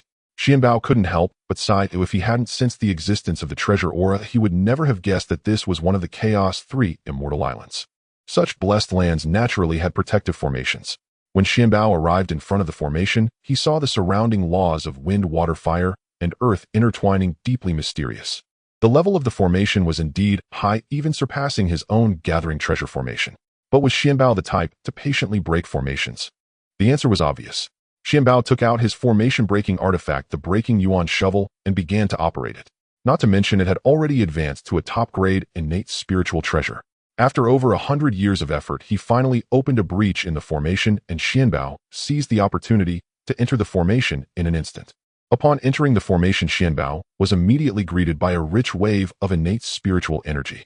His gaze fell upon a vast ocean where an island stood majestically amidst the endless azure waves. Clouds swirled like light gauze wrapping around the peaks, and auspicious energy lingered like jade dew condensing into mist. However, at the entrance of the island there stood an ancient boundary stone. The stone was inscribed with innate Dao patterns with the words Ingzhou carved in a striking manner. Indeed, it is Ingzhou Island, one of the 3 immortal islands. I have finally found it. Xuanbao's face lit up with joy as he cheerfully stepped onto the island. On Ingzhou Island, exotic grasses and wondrous flowers flourished, blooming throughout the seasons. Ancient pines and verdant cypresses towered evergreen for millennia. Rare innate spiritual roots that were seldom seen in the outside world were abundant here, standing tall in a dazzling array of varieties. Xuanbao, of course, was not polite and began to collect the spiritual roots. Gathered. Upon seeing the spiritual treasures, he exclaimed, "Gathered." In any case, wherever Xuanbao went, not a blade of grass would grow. Just from the exterior of Ingzhou Island, he collected 7 innate spiritual treasures and even 18 spiritual root plants. And this was just the harvest from the exterior. According to Xuanbao's perception, the most robust treasure aura was still at the center of Ingzhou Island. How delightful. This is how I should normally perform. Treasure hunting should be this enjoyable. Xuanbao eagerly rushed towards the center of Ingzhou Island, drawn by the strongest aura of treasure. Arriving at the center of the island, he only saw a massive lake. In the middle of the lake, there was a dark treasure flag mysteriously floating. The flag was entirely black, shimmering with the light of the waves, adorned with intricate white cloud patterns, and at its center the flowing water formed the character for water. The flagpole was about the height of a person, its overall design solemn and mysterious. The flag appeared to depict an underwater world with numerous sea creatures vividly portrayed, moving with the flag's flutter emanating a faint blue glow. A supreme innate spiritual treasure, the Xianyuan water-controlling flag. Ooh, I never expected to find it on Ingzhou Island. Xuanbao was overjoyed, feeling that it was a windfall. With this northern Xianyuan water-controlling flag, Xuanbao had now obtained 4 of the 5 elemental flags, only missing the eastern Qinglian precious color flag, which remained elusive. Once he gathered all 5 elemental flags and combined them with the already upgraded supreme innate treasure, the 5 elements pearl, how powerful would the innate 5 elements great formation be? Xuanbao couldn't help but imagine, estimating that it would at least not be weaker than the 10,000 immortals formation. Stowing away the Xianyuan water-controlling flag, he looked at the lake before him, its waters as dark as ink, continually radiating an extraordinary aura. What is this? Xuanbao's eyes brightened as he raised his hand to draw a strand of the dark water into his palm, only to be struck by a sudden heavy force. Is this 1 yuan heavy water? At that moment, Xuanbao was uncertain. A 1 yuan heavy water was truly one of the most renowned innate divine waters in the primordial world. A single drop weighed thousands of pounds, making it the finest material for refining water-based techniques. Even without using it for crafting treasures, simply using 1 yuan heavy water to strike someone would be formidable. But now before him lay an entire lake's worth, making it impossible to estimate how much there truly was. What a fortuitous opportunity. Not hesitating any longer, Xuanbao summoned 24 Dinghai God pearls to collect this 1 yuan heavy water. He couldn't imagine how powerful the 24 heavens would be after absorbing so much 1 yuan heavy water. Hitting someone would surely be incredibly painful. However, just as Xuanbao was about to collect all the 1 yuan heavy water, a sudden burst of treasure light shot up from the bottom of the lake, startling him. Upon closer inspection, he saw that the bursts of light transformed into several beads, now entangled with the 24 heavens, much like lost children reuniting with their mother. The other 12 Dinghai God pearls. Xuanbao never expected to find the remaining 12 Dinghai God pearls on Ingzhou Island. He had always thought that these 12 Dinghai God pearls would be in the hands of the Dragon Clan. Originally, he planned to inquire about them during his visit to the Dragon Clan, believing that with the backing of Dao Reason, they would surely be willing to hand over the 12 Dinghai God pearls. The original 24 Dinghai God pearls were already supreme innate treasures, and with the addition of these newly acquired 12, the Dinghai God pearls could rival innate divine treasures. Once he opened the 12 heavens, he would have 36 heavens above him, allowing him to stand at the pinnacle of combat strength in the primordial world. After a thorough exploration, Xuanbao had nearly scoured all of Ingzhou Island. With the addition of 36 Dinghai God pearls, he felt elated. Walking with a sense of pride, he took out the key to the Ingzhou Island Great Formation, a stone tablet inscribed with the characters for Ingzhou in Great Dao runes. As the 3 celestial islands were arranged according to the positions of the 3 wealth formations, it was hard to locate the remaining island when only one was known. Now that he knew the locations of 2 islands, finding the last remaining Fangzhong Island would be a piece of cake. Xuanbao soon found the location of Fangzhong Island in a very short time. As always, he took out his trusty old tool, the Piyuan shovel, and began to dig at the defensive formation of Fangzhong Island. After over 100 years, Xuanbao finally set foot on Fangzhong Island. Looking around, Fangzhong Island was noticeably smaller than Yingzhou Island, but the concentration of innate spiritual energy was just as rich, making it a prime land of fortune. However, as the saying goes, the concentrated essence is always the best. Just a few steps into Fangzhong Island, Xuanbao spotted an innate spiritual treasure, clearly of middle-grade quality. Finding a middle-grade innate spiritual treasure at the outer edge of Fangzhong Island, Xuanbao collected it and quickened his pace, eager to explore Fangzhong Island. As expected, although Fangzhong Island was the smallest of the 3 chaotic celestial islands, its small size did not equate to fewer opportunities. Xuanbao had already obtained 19 innate spiritual treasures and 23 innate spiritual roots just from exploring the periphery of Fangzhong Island. It is easy to imagine how high the potential of such top-notch cave heavens like the 3 celestial islands is. They are the cornerstone of a supreme power. Xuanbao should not regret being late in transforming into his true form. The fact that the 3 celestial islands had been occupied by that fellow Dong Wanggong made him lose so many opportunities, and in the future, he surely wouldn't be in for a good time. Next came the exciting moment. Xuanbao loved the feeling of unboxing. He arrived at the core area of Fangzhong Island, and like Yingzhou Island, the center of Fangzhong Island was also a lake, though much smaller. Around the lake grew a single innate spiritual root, its entire body of vibrant green, with natural great Tao runes inscribed on its leaves, each leaf containing different Tao rhythms. The tree stood about 3 zhang high, its branches lush and green, the bark a gray-brown, with profound patterns flowing across its surface. The whole tree emitted a faint fragrance that calmed the mind and clarified thoughts. A supreme innate spiritual root, the Enlightenment Tea Tree. Xuanbao instinctively recognized the name and effects of the spiritual root before him. The supreme innate spiritual root, the Enlightenment Tea Tree, could produce 3,000 tea leaves in a single yuan meeting. Drinking the Enlightenment tea allows one to enter a state of sudden enlightenment and enhances understanding of the great Tao. Different tea leaves contain different laws, allowing for targeted comprehension of corresponding Taos. Long-term consumption can also enhance one's comprehension. Looking at the Enlightenment Tea Tree before him, Xuanbao then turned his gaze towards a patch of lotus flowers in the lake, among which was a 12th grade white lotus surrounded by 9 9th grade white lotuses and even more of grades 6 to 3 further out. The 12th grade pure world white lotus. Xuanbao exclaimed, never expecting to find such a treasure in the 3 celestial islands. Indeed, the predecessors did not deceive him. The 12th grade pure world white lotus was entirely pure white, with a lotus platform about 1 zhang in diameter consisting of 12 petals, each inscribed with profound great Tao runes. In the center of the lotus platform, there were 9 lotus seeds arranged in a square, emitting a faint white glow. The entire lotus platform was crystal clear, as if crafted from white jade, with innate Tao rhythms flowing over its surface, exuding a pure and peaceful aura. When summoned to hover above one's head, it could defend against all attacks, impervious to all methods. It could withstand attacks from innate divine treasures, placing its defensive power among the top-tier innate spiritual treasures. The purifying divine light emitted by the lotus platform could cleanse all evil and filth. After further investigation, it was found that the entire lake was filled with the top-tier healing holy water of the primordial world, the 3 light divine water. Otherwise, it couldn't support so many pure world white lotuses. Most surprisingly for Xuanbao was that above the Enlightenment Tea Tree, he found a weighty treasure. The Hongmeng measuring ruler. Indeed, it was the first post-heaven offensive treasure formed by the fusion of Pangus merits during the opening of the heavens with the essence of Hongmeng, on par with the Linglong treasure pagoda of his master Laozi. At this moment, Xuanbao could only say he struck it rich. This time, he truly hit the jackpot. Coming to the chaotic 3 celestial islands had left him feeling somewhat dazed. Indeed, he was still the favorite child of heaven, though it might also be due to the effects of the several merit golden wheels above his head.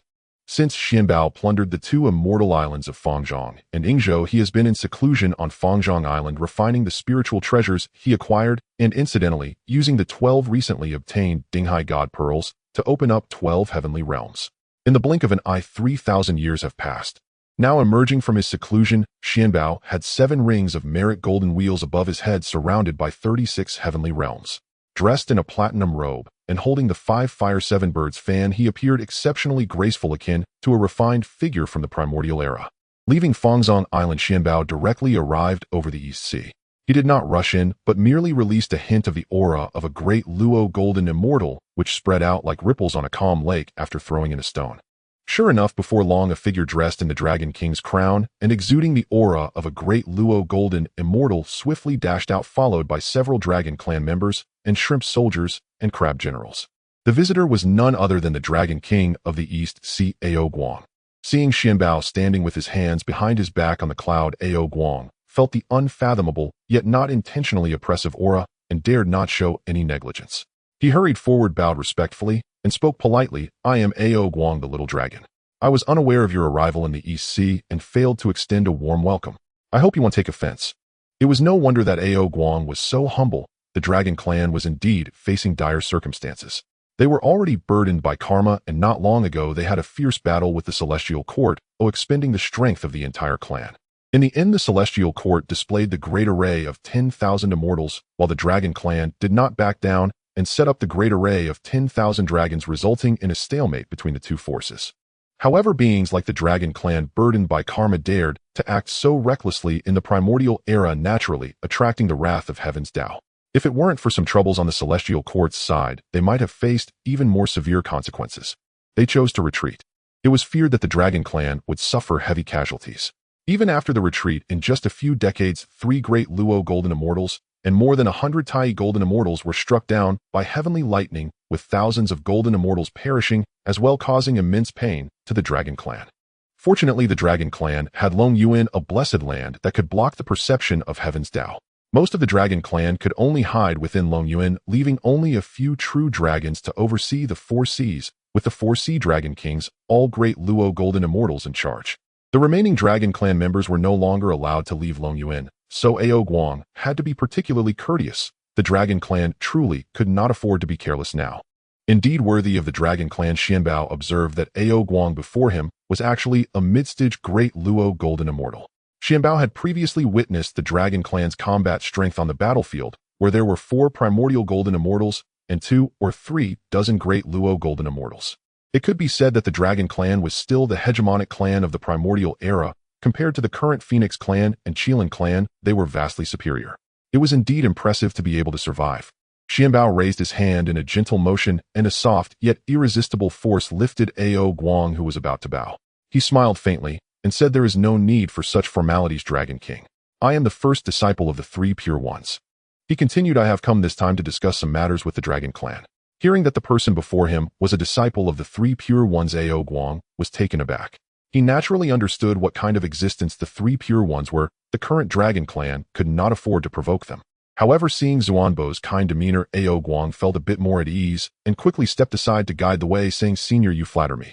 How could I dare to speak of negotiations? Please allow this little dragon to invite you to the Dragon Palace for a discussion where I can extend a bit of local hospitality.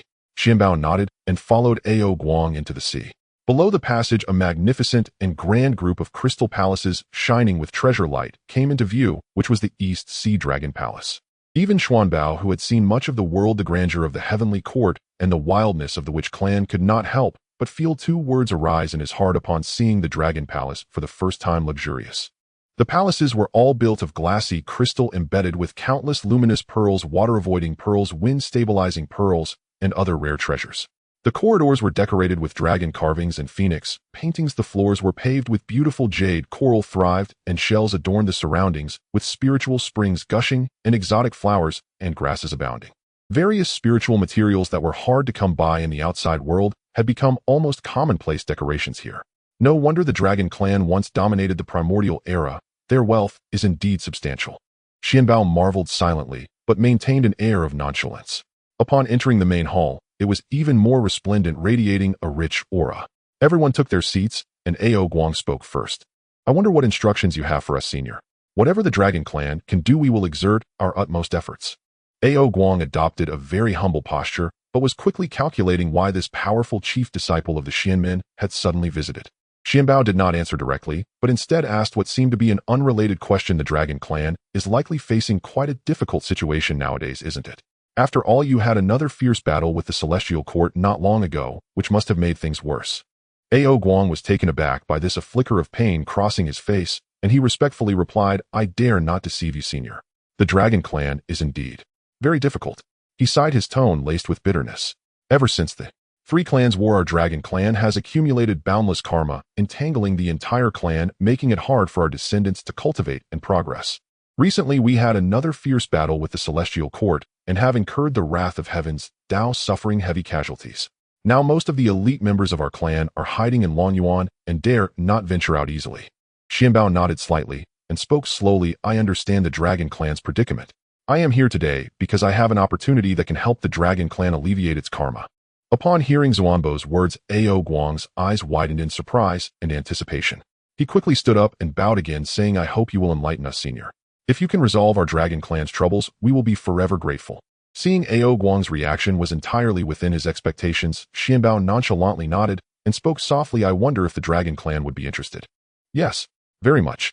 Ao Guang was anxious at this moment. I don't know what you require from our dragon clan, but as long as it can alleviate our karma, I would even give my life at your command, senior. That won't be necessary. Xuanbao waved his hand. He then explained the matter of the 5 spirits of heaven and earth in detail. The 5 spirits of heaven and earth. Hearing about the opportunity Xuanbao spoke of, Ao Guang pondered for a moment, feeling it was indeed a great prospect. However, this matter concerns the fate of the entire dragon clan. Although I am the Dragon King of the East Sea, I cannot decide alone. I still need to consult with my brothers from the West Sea, South Sea, and North Sea, and I must seek the approval of our clan's ancestor before making a final decision. Xuanbao naturally knew that the dragon clan was still under the authority of the Candle Dragon and was not surprised. Ao Guang quickly invited Xuanbao into a well-furnished, spiritually rich purification room to rest, leaving the turtle minister to attend to him, and then immediately contacted the other 3 sea dragon kings using dragon clan secret methods.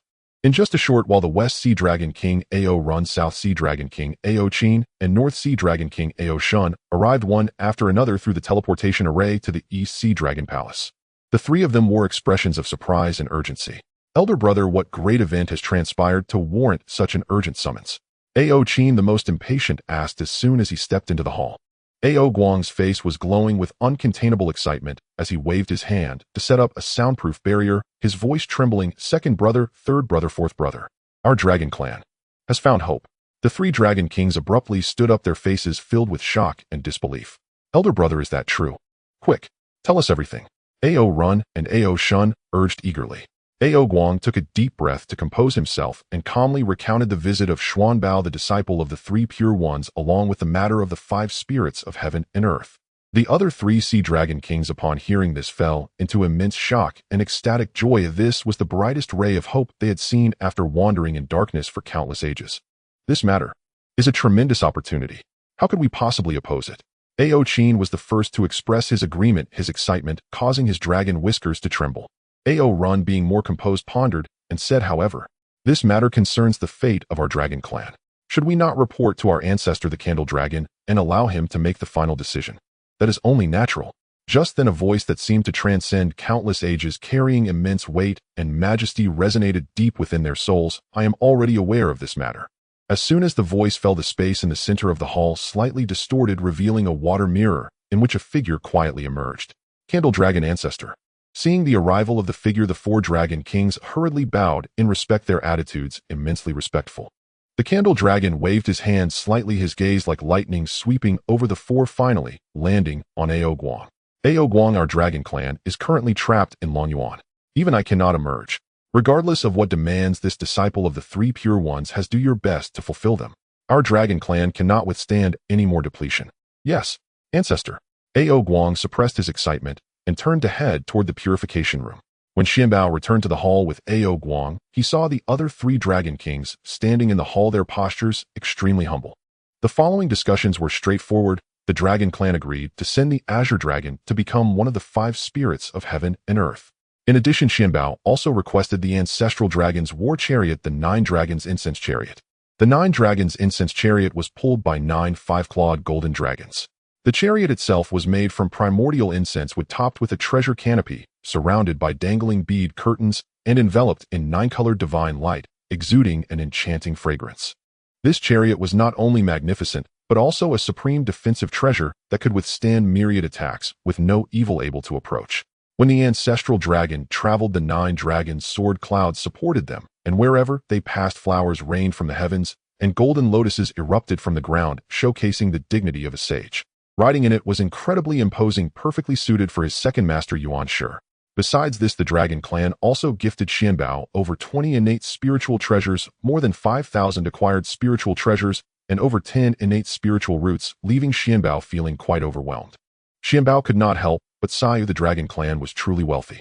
No wonder everyone later wanted to come and loot. Even that Golden Immortal monkey could stir up chaos in the East Sea Dragon Palace before a great Luo Golden Immortal. In the Primordial era, wealth was tied to strength. Otherwise, if the enemy stockpiled weapons while I hoarded food, I would merely be the enemy's granary. Kunlun Mountain. At this moment, the three Pure Ones, after closing their doors for tens of thousands of years, finally emerged.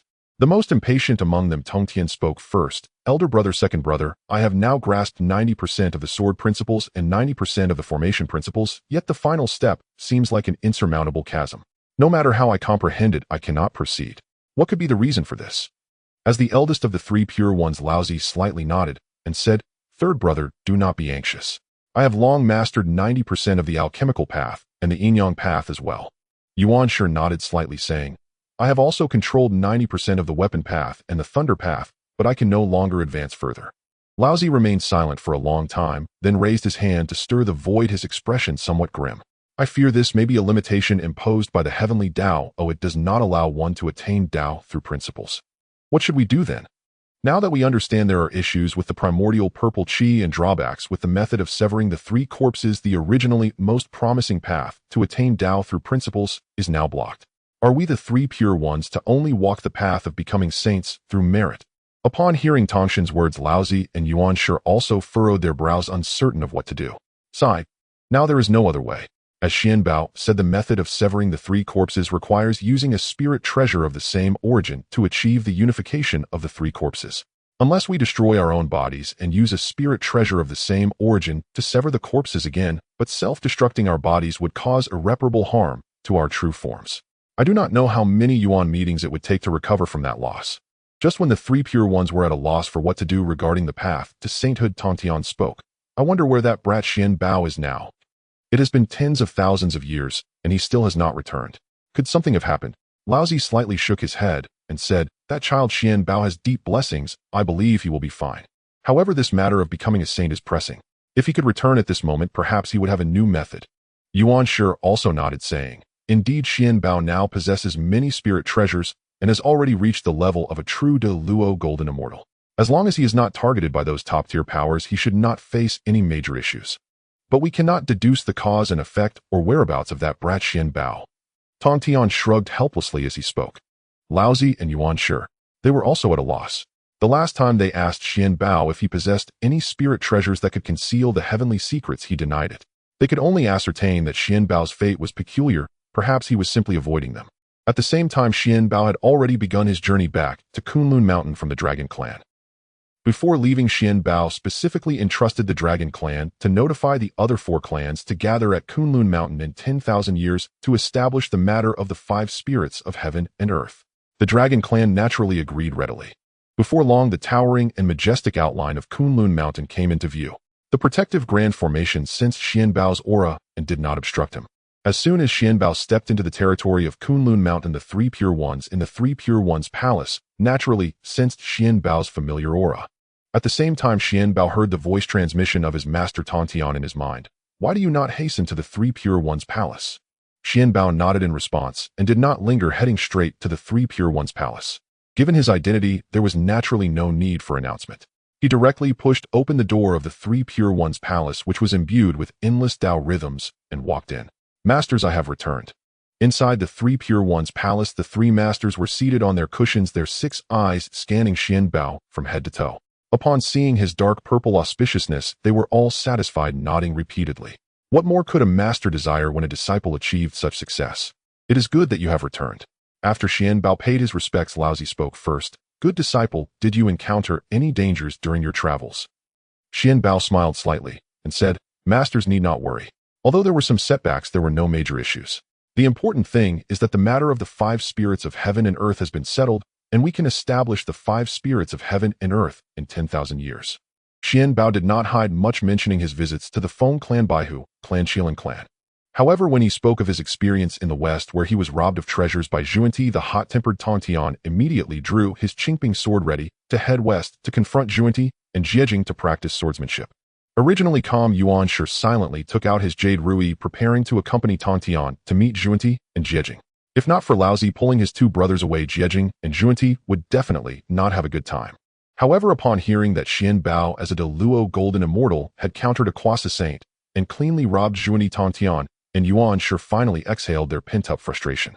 Yet looking at Xuanbao's eyes, they sparkled even more. To have a Deluo Golden Immortal who could counter a Quasi Saint as a disciple, how impressive. It would be a point of pride to boast about.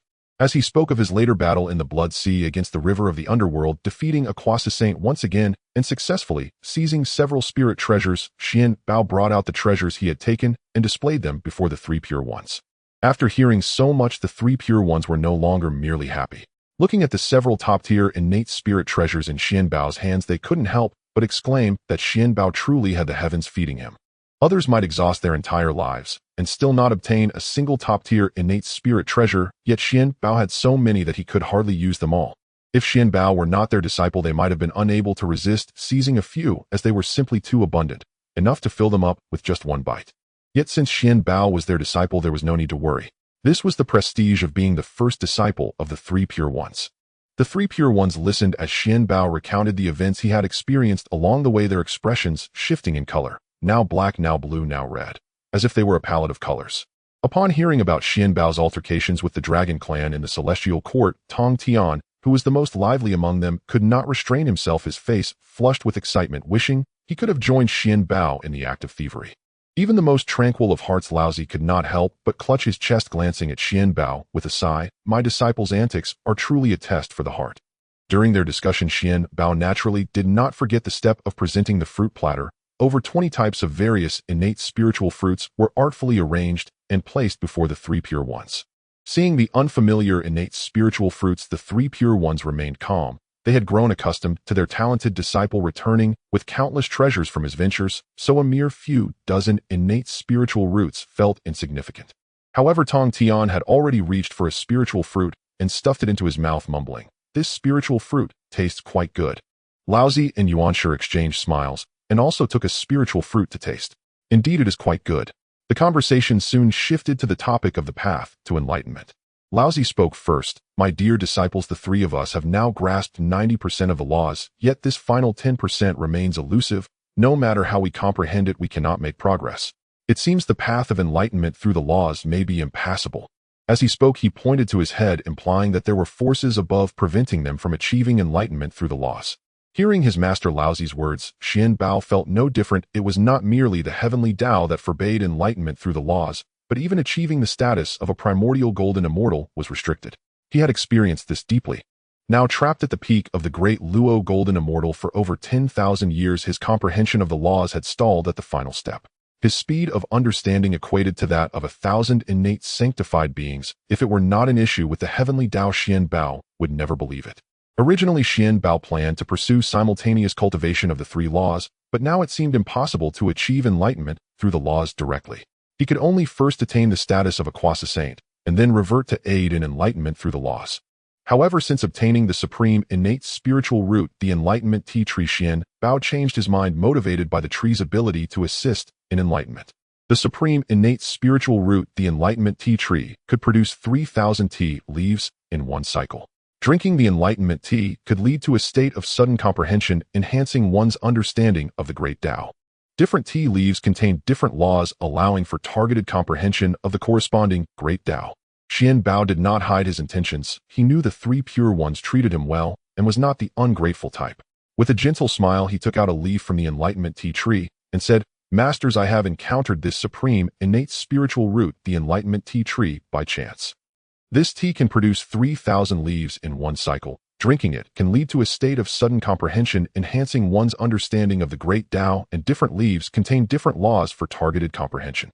Upon hearing this, the three Pure Ones' eyes sparkled with surprise. Laozi took the tea leaf, examined it closely, and praised, "This is an unparalleled opportunity." Yuanshi nodded in agreement, saying, "With this divine tea, we may be able to break through the final obstacle." Tongtian was even more eager, exclaiming, "What are we waiting for? Quickly brew the tea." Xuanbao wasted no time. He quickly crafted a tea table and made a white jade teapot, placing several leaves of enlightenment tea into it. For brewing, Xuanbao chose to use the 3 light divine water. Seeing Xuanbao use the 3 light divine water to brew tea, the 3 pure ones felt a pang of regret. This 3 light divine water was one of the top healing elixirs in the primordial world, and seeing it used so carelessly made them feel a bit heartbroken, yet they appreciated Xuanbao's good intentions.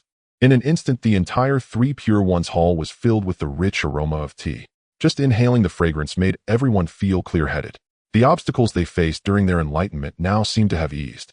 The 3 pure ones exchanged glances, their eyes filled with surprise and anticipation. As Xuanbao poured tea for them, the 3 pure ones lifted their cups and took a gentle sip. In that moment, a warm current flowed down their throats, and all their pores seemed to open, immersing them in a deep understanding of the great Tao. The 3 pure ones fell into a state of enlightenment right there in the hall. Xuanbao, seeing this, did not dare to disturb them and quietly stood guard. In the blink of an eye, 1,000 years had passed, and the 3 pure ones finally awoke from their enlightenment state. They slowly opened their eyes, their gazes ablaze with brilliance, and their auras hinted at a potential breakthrough. Laozi was the first to rise, patting Xuanbao on the shoulder with a joyful expression, saying, "My dear disciple, thanks to your enlightenment tea, our understanding of the laws has greatly improved, and the final obstacle has loosened considerably."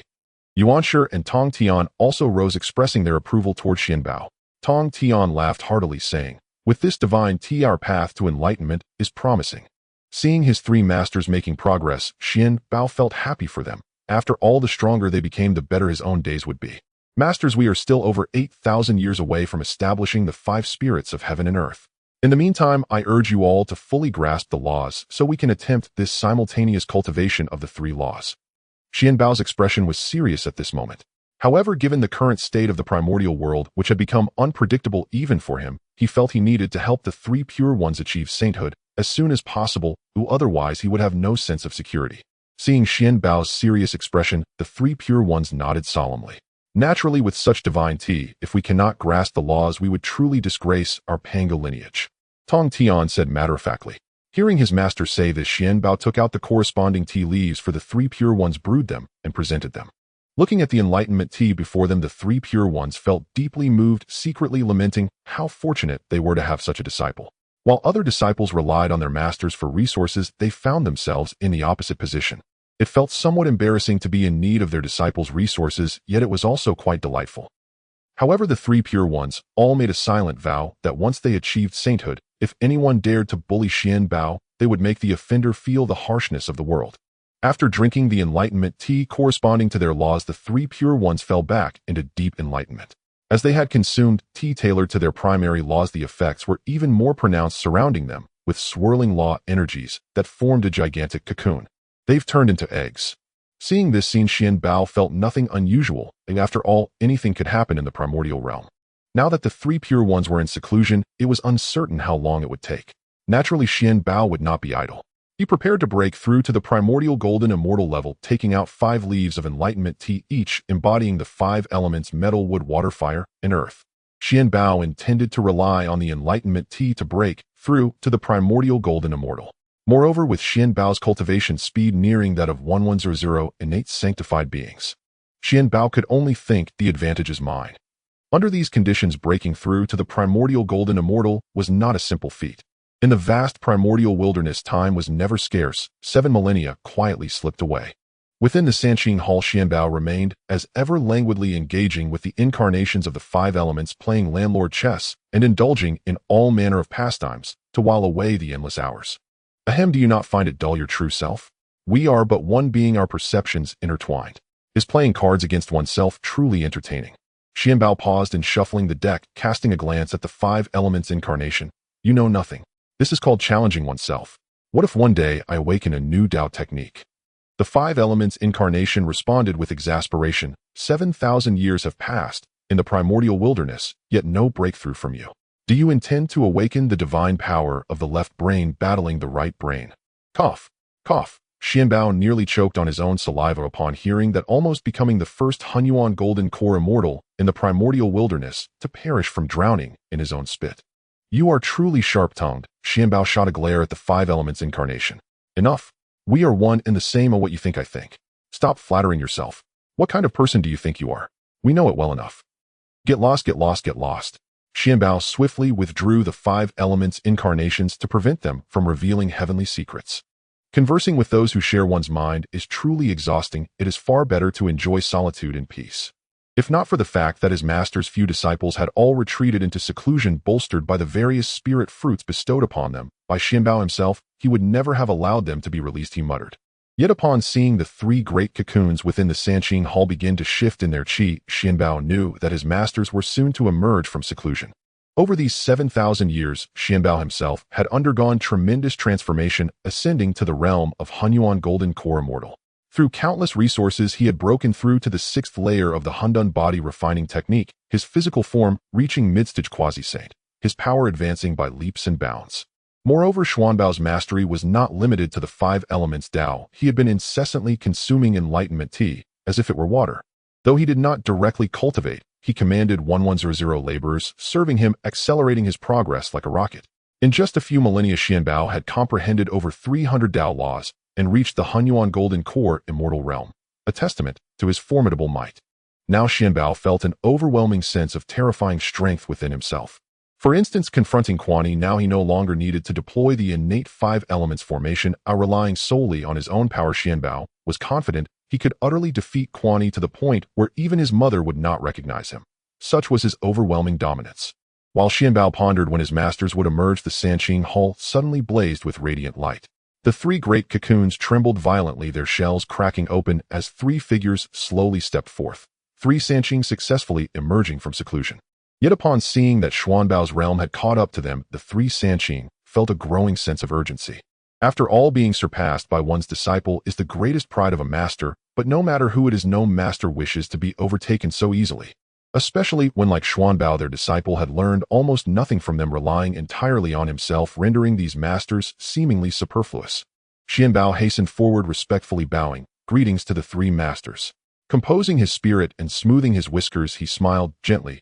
Good disciple, your progress over 7,000 years has been remarkable, reaching the Honghuang Golden Immortal realm. Your master feels truly gratified. Xuanbao replied humbly. Thank you for your praise, master. My advancement is but the result of fortunate encounters and abundant resources lending their aid. At this moment, Yuanshi spoke. Disciple, do not belittle yourself. Resources are indeed part of one's strength. Your talent is extraordinary, your blessings profound. You are a true immortal of fortune and virtue. Tongtian followed. Indeed, young one, at merely tens of thousands of years old, you have already cultivated the Honghuang Dao fruit, a sight that excites envy among others. Xuanbao scratched his head and smiled. Luck, it's all luck. By the way, masters, have you now successfully comprehended the final layer of the Tao law? Eager to shift the conversation, Xuanbao quickly turned the topic back to the 3 Sanqing. The 3 Sanqing exchanged a knowing smile, nodding slightly. As expected, with the blessing of your enlightenment tea, we have indeed perfectly mastered the Tao laws. Yet we still cannot attain Tao enlightenment through these laws for the same reason. The elder then pointed skyward with a finger, the meaning unmistakable. Hearing that his masters had achieved perfect control over the Tao laws, Xuanbao was elated. At the very least, it meant that after becoming saints, the Sanqing's power would far surpass that of the merit saints. Yet the meticulous elder naturally contemplated the predicament of their inability to unite the 3 corpses into one. Good disciple, though the 3 of us have mastered the Tao laws flawlessly to pursue the path of simultaneous cultivation of the 3 Tao, we must resolve the problem that the spiritual treasures used to sever the corpses are not of the same origin. Xuanbao was well aware of the flaws inherent in the 3 corpses severance method and had long since devised a solution. Ahem, masters, I have already devised a solution to the problem of the 3 corpses method, Xuanbao said, presenting 9 white lotuses before the Sanqing. 12 grade pure world white lotus and 9 of them. The Sanqing rubbed their eyes in disbelief, unable to comprehend how 9 12-grade pure world white lotuses could exist in the world. Eventually, their gaze settled upon Xuanbao. Xuanbao felt somewhat embarrassed. These 9 12-grade pure world white lotuses were originally the 9 9-grade pure world white lotuses from the Abbot Immortal Island, which after Xuanbao expended immense treasure energy to enhance, had all become supreme innate spiritual treasures, albeit the weakest among such supreme treasures. Even so, this had nearly exhausted 90% of Xuanbao's treasure energy. Ahem, masters, these 12-grade pure world white lotuses were obtained by chance. They are all supreme, innate spiritual treasures of the same origin, perfectly suited for your use in severing the corpses. Seeing the 9 12-grade pure world white lotuses before them, even the Sanqing were moved. Having such a disciple, what more could a master desire? The Sanqing naturally knew what the 12-grade pure world white lotus was. It was transformed from the lotus seeds of their father god's 36-grade creation, clear lotus. But why? His obedient disciple actually took out 9 of them. However, the Sanqing did not inquire about Xuanbao's reasons, for everyone has their secrets. They only needed to know that Xuanbao would not harm them. As the eldest Laozi spoke first, "My dear disciple, now that you have brought this source spiritual treasure for me, alas, we have already severed our 3 corpses. If we wish to sever them again, we must first resolve our physical bodies, but doing so would harm our true forms, making it impossible to recover without several yuan periods. Moreover, the current turmoil in the Honghuang continues, and if we resolve our physical bodies now, our strength will undoubtedly plummet. This risk must also be considered." Upon hearing his master's concerns, Xuanbao smiled and said, "Masters need not worry. I possess treasures that can quickly restore our divine sense damage." As he spoke, Xuanbao took out a considerable amount of holy water and placed it before the Sanqing, explaining its effects. Seeing Xuanbao present, this miraculous holy water, the Sanqing felt a stir in their hearts. Yuanshi Tianzuan furrowed his brow and asked, "My dear disciple, this holy water has such miraculous effects. How much do you have? If there's too little, it may not be enough for our recovery." Xuanbao confidently smiled, joking that he had a whole pool of it and was not afraid of consumption. Cough, cough, masters can rest assured. This holy water is sufficient for all 3 masters to recover. Furthermore, this holy water can not only quickly restore divine sense damage, but also protect the foundation during resolution, reducing harm. Tongtian revealed a look of delight. In this case, it is indeed feasible. Laozi stroked his beard and pondered for a moment, saying, "Since this is the case, we shall give it a try. Moreover, now I am the fish and others are the knife. It is said that one cannot live without madness." Thus, the Sanqing had just emerged from their closed-door training and then re-entered it. To be honest, seeing the Sanqing so united and friendly, Xuanbao couldn't help but think of how they would meet such a fate in the original work. Although Yuanshi indeed had high standards, he did not make Xuanbao feel overbearing. It was utterly impossible for them to collude with the 2 from the West to deal with his brother, as they did in later generations. The Sanqing fell into closed-door training again, leaving Xuanbao all alone in the Sanqing Hall. With no other choice, Xuanbao went to his master Yuanshi's artifact refining room.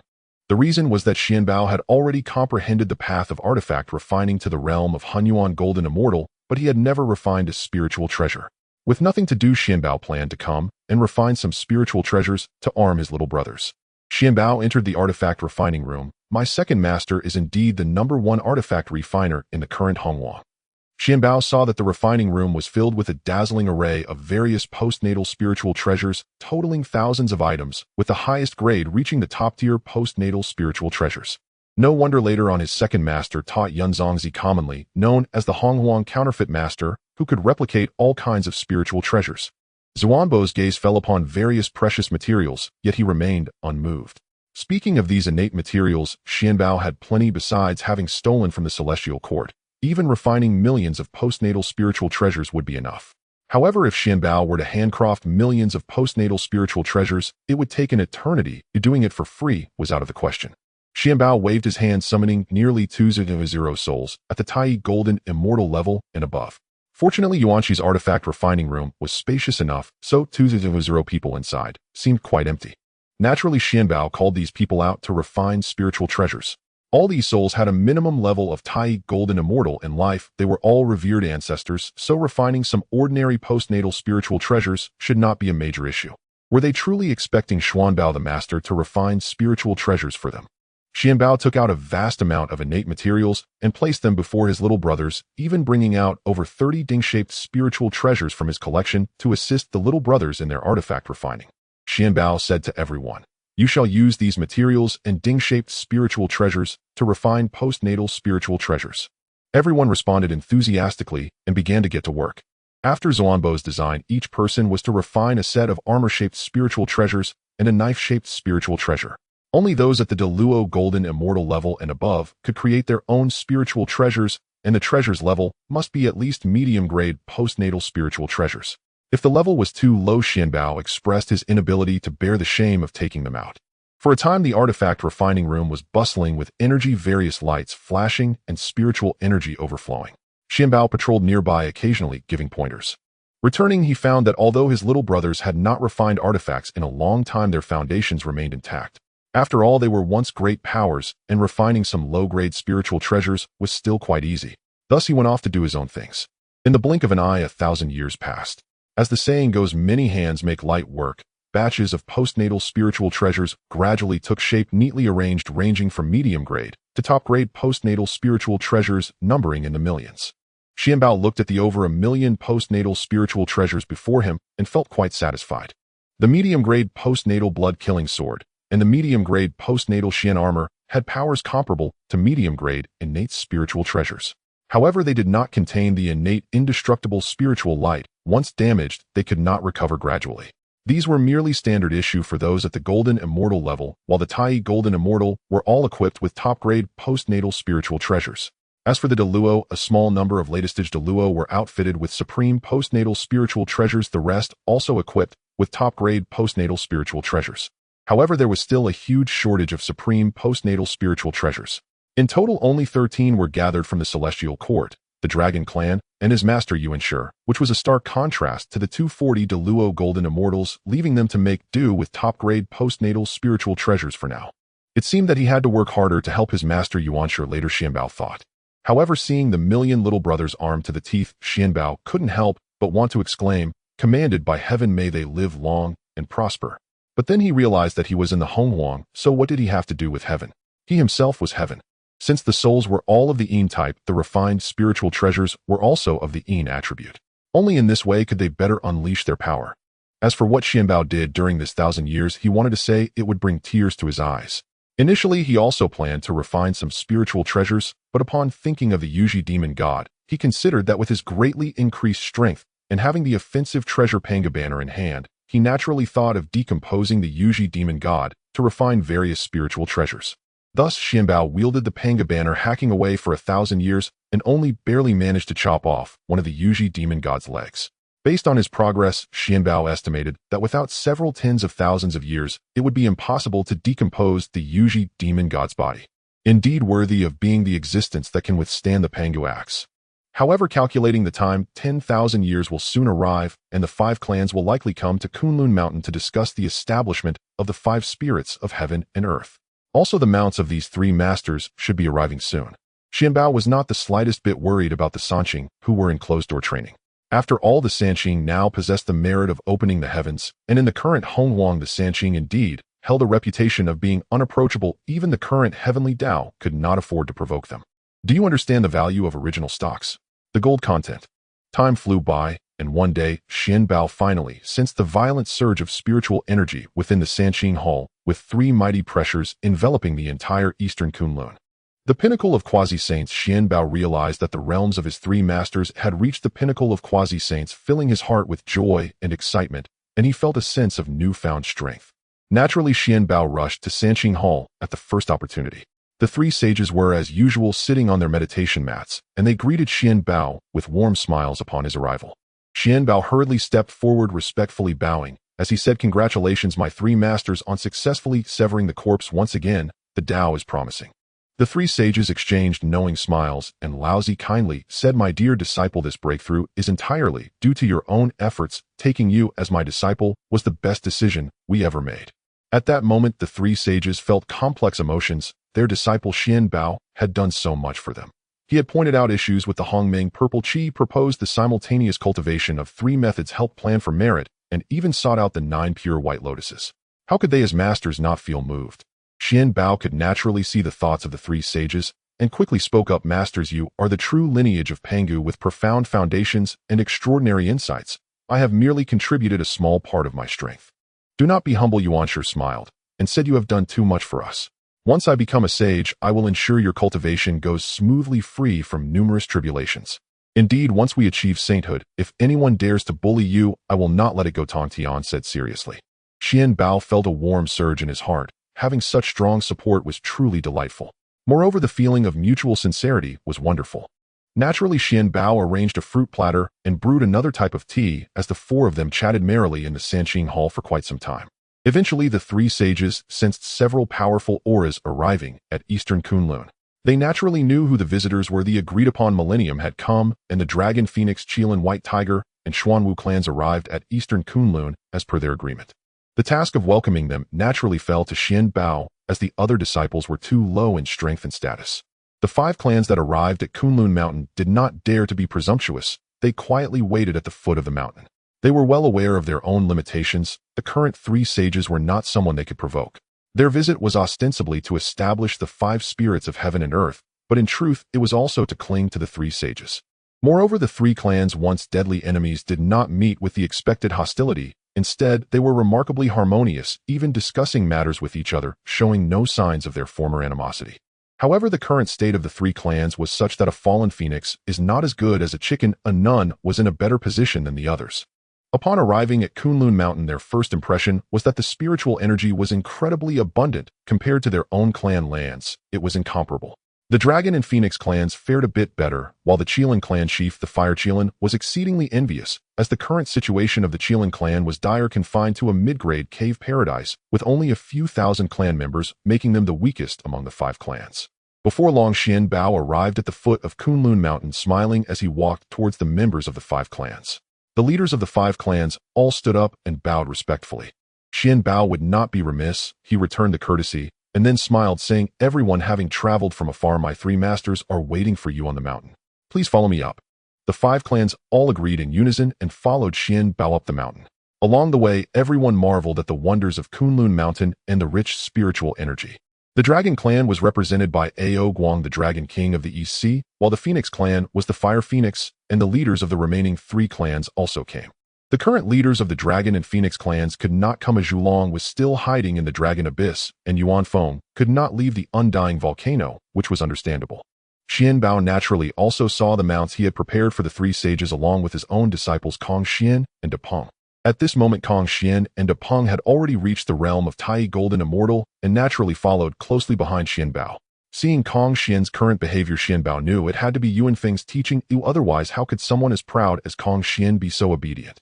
Before long, everyone arrived at Sanqing Hall, feeling the overwhelming pressure from the three sages at the top, which astonished them. All three were at the pinnacle of quasi-saints, and fortunately, they had come to cling to their favor. The crowd couldn't help but sigh in admiration. Naturally, Xuanbao was the first to speak. He had already chosen suitable mounts for the three sages and took this opportunity to present them to his masters, while also drawing the three clans closer to the three sages, a twofold achievement. "Master." Xuanbao looked towards Laozi first. I noticed that Master had no mount when going out, so I specially found a Tushin Qilin from the Qilin clan for you to ride. At the palace gates, the chosen Tushin Qilin, upon hearing what Xuanbao said, immediately transformed into its true form and entered the palace to pay its respects. Tushin Qilin, willing to serve the esteemed elder. Sensing the mid-stage Tai Golden Immortal's strength and observing its pleasing appearance, Laozi's fondness grew, especially since it was a gift from Xuanbao. Not bad, not bad. Since this is your disciple's intention, you shall stay in my Tongtian hall and serve as my steed. Thank you, esteemed elder." The Tushin Qilin was overjoyed, immediately changing its address and obediently exiting Sanqing Hall. Seeing that the Tushin Qilin had successfully joined Laozi, Xuanbao turned his gaze to Yuanshi. The three clans were carefully selected by Xuanbao. This was not a simple matter of acquiring mounts. It was a gesture of sincerity from the three clans to cling to the three sages. "Second master." I also picked a carriage for you, hoping you like it." Xuanbao clapped his hands. At the palace gates, a carriage was drawn by 9 five-clawed golden dragons. The carriage itself, made from Hongming sandalwood, with a precious canopy on top and luxurious beaded curtains hanging all around, surrounded by 9-colored divine lights, with an exquisite fragrance wafting through. This carriage was not only extraordinary in appearance, but also a defensive treasure able to withstand all methods and repel all evils. The 9 dragons soared into the sky, supported by auspicious clouds, creating a spectacle wherever they passed, with flowers raining down from the heavens and golden lotuses erupting from the earth, displaying the majesty of a sage. Seeing such a magnificent 9-dragon sandalwood carriage, Yuanshi was extremely pleased, nodding silently to indicate his acceptance. "Since it is Xuanbao's filial intention, I will accept it." Although Yuanshi was somewhat displeased by the Carmeladen Dragon clan, how could he reject such a heartfelt gift from his obedient disciple? Seeing that both of his elder brothers had already received mounts from Xuanbao, Tongtian couldn't wait to ask, "Dear disciple, what about my gift?" Xuanbao naturally did not keep him in suspense. He clapped his hands, and a thunderbird flew in from outside the palace with endless lightning manifesting around it. Finally, it majestically stood before Tongtian, enveloped in flashes of lightning. Without needing Xuanbao to introduce it, Tongtian spoke. "You are the mount my beloved disciple has found for me. Very good, very fitting." And seeing the imposing thunderbird before him, Tongtian was naturally delighted. The thunderbird immediately followed suit and changed its address. "Thunderbird, greetings to the esteemed elder." as Xuanbao's selection of mounts for the three sages clearly strengthened the bonds between both parties. Their interactions became much more harmonious, for now they were all on the same side. After some discussion, they unanimously decided to establish the 5 spirits of heaven and earth a century later. After all, this was something that could earn merit, and everyone felt uncertain until the merit was secured. However, a mere century in the grand scheme of the Pangu world was no different from a short nap. A century passed in the blink of an eye. Under the guidance of the 3 Pure Ones, everyone arrived outside the hall of the 3 Pure Ones. The 3 Pure Ones each embodied different Taoist rhythms. Laozi was serene, Yuanshi was majestic, and Tongtian was sharp. Their gazes intersected in the void without the need for words or even divine sense transmission. The fundamental resonance stirred deep within their shared essence. The 3 Pure Ones nodded, stepped forward, gazed at the heavens, and spoke aloud. The way of heaven stands above, let the great Tao witness it. I am the Pangu 3 Pure Ones. Now the primordial chaos is unstable, the 4 poles are unsteady, and the 5 elements are in disarray. Today we establish the 5 spirits of heaven and earth, organize the earth's veins, guard the central 4 directions, harmonize yin and yang, and clarify the 5 elements, thereby supplementing the way of heaven and stabilizing the primordial chaos. In the east, the wood of Jia and Yi rises, representing life. The azure dragon shall guard it, bringing clouds and rain, overseeing the vitality of spring. With a flick of his finger, he turned to the south. In the south, the fire of Bing and Ding blazes upward, representing growth. The vermilion bird shall guard it, controlling fire and overseeing the prosperity of summer. Turning to the west, in the west, the metal of Gung and Xin is harsh and sharp, representing harvest.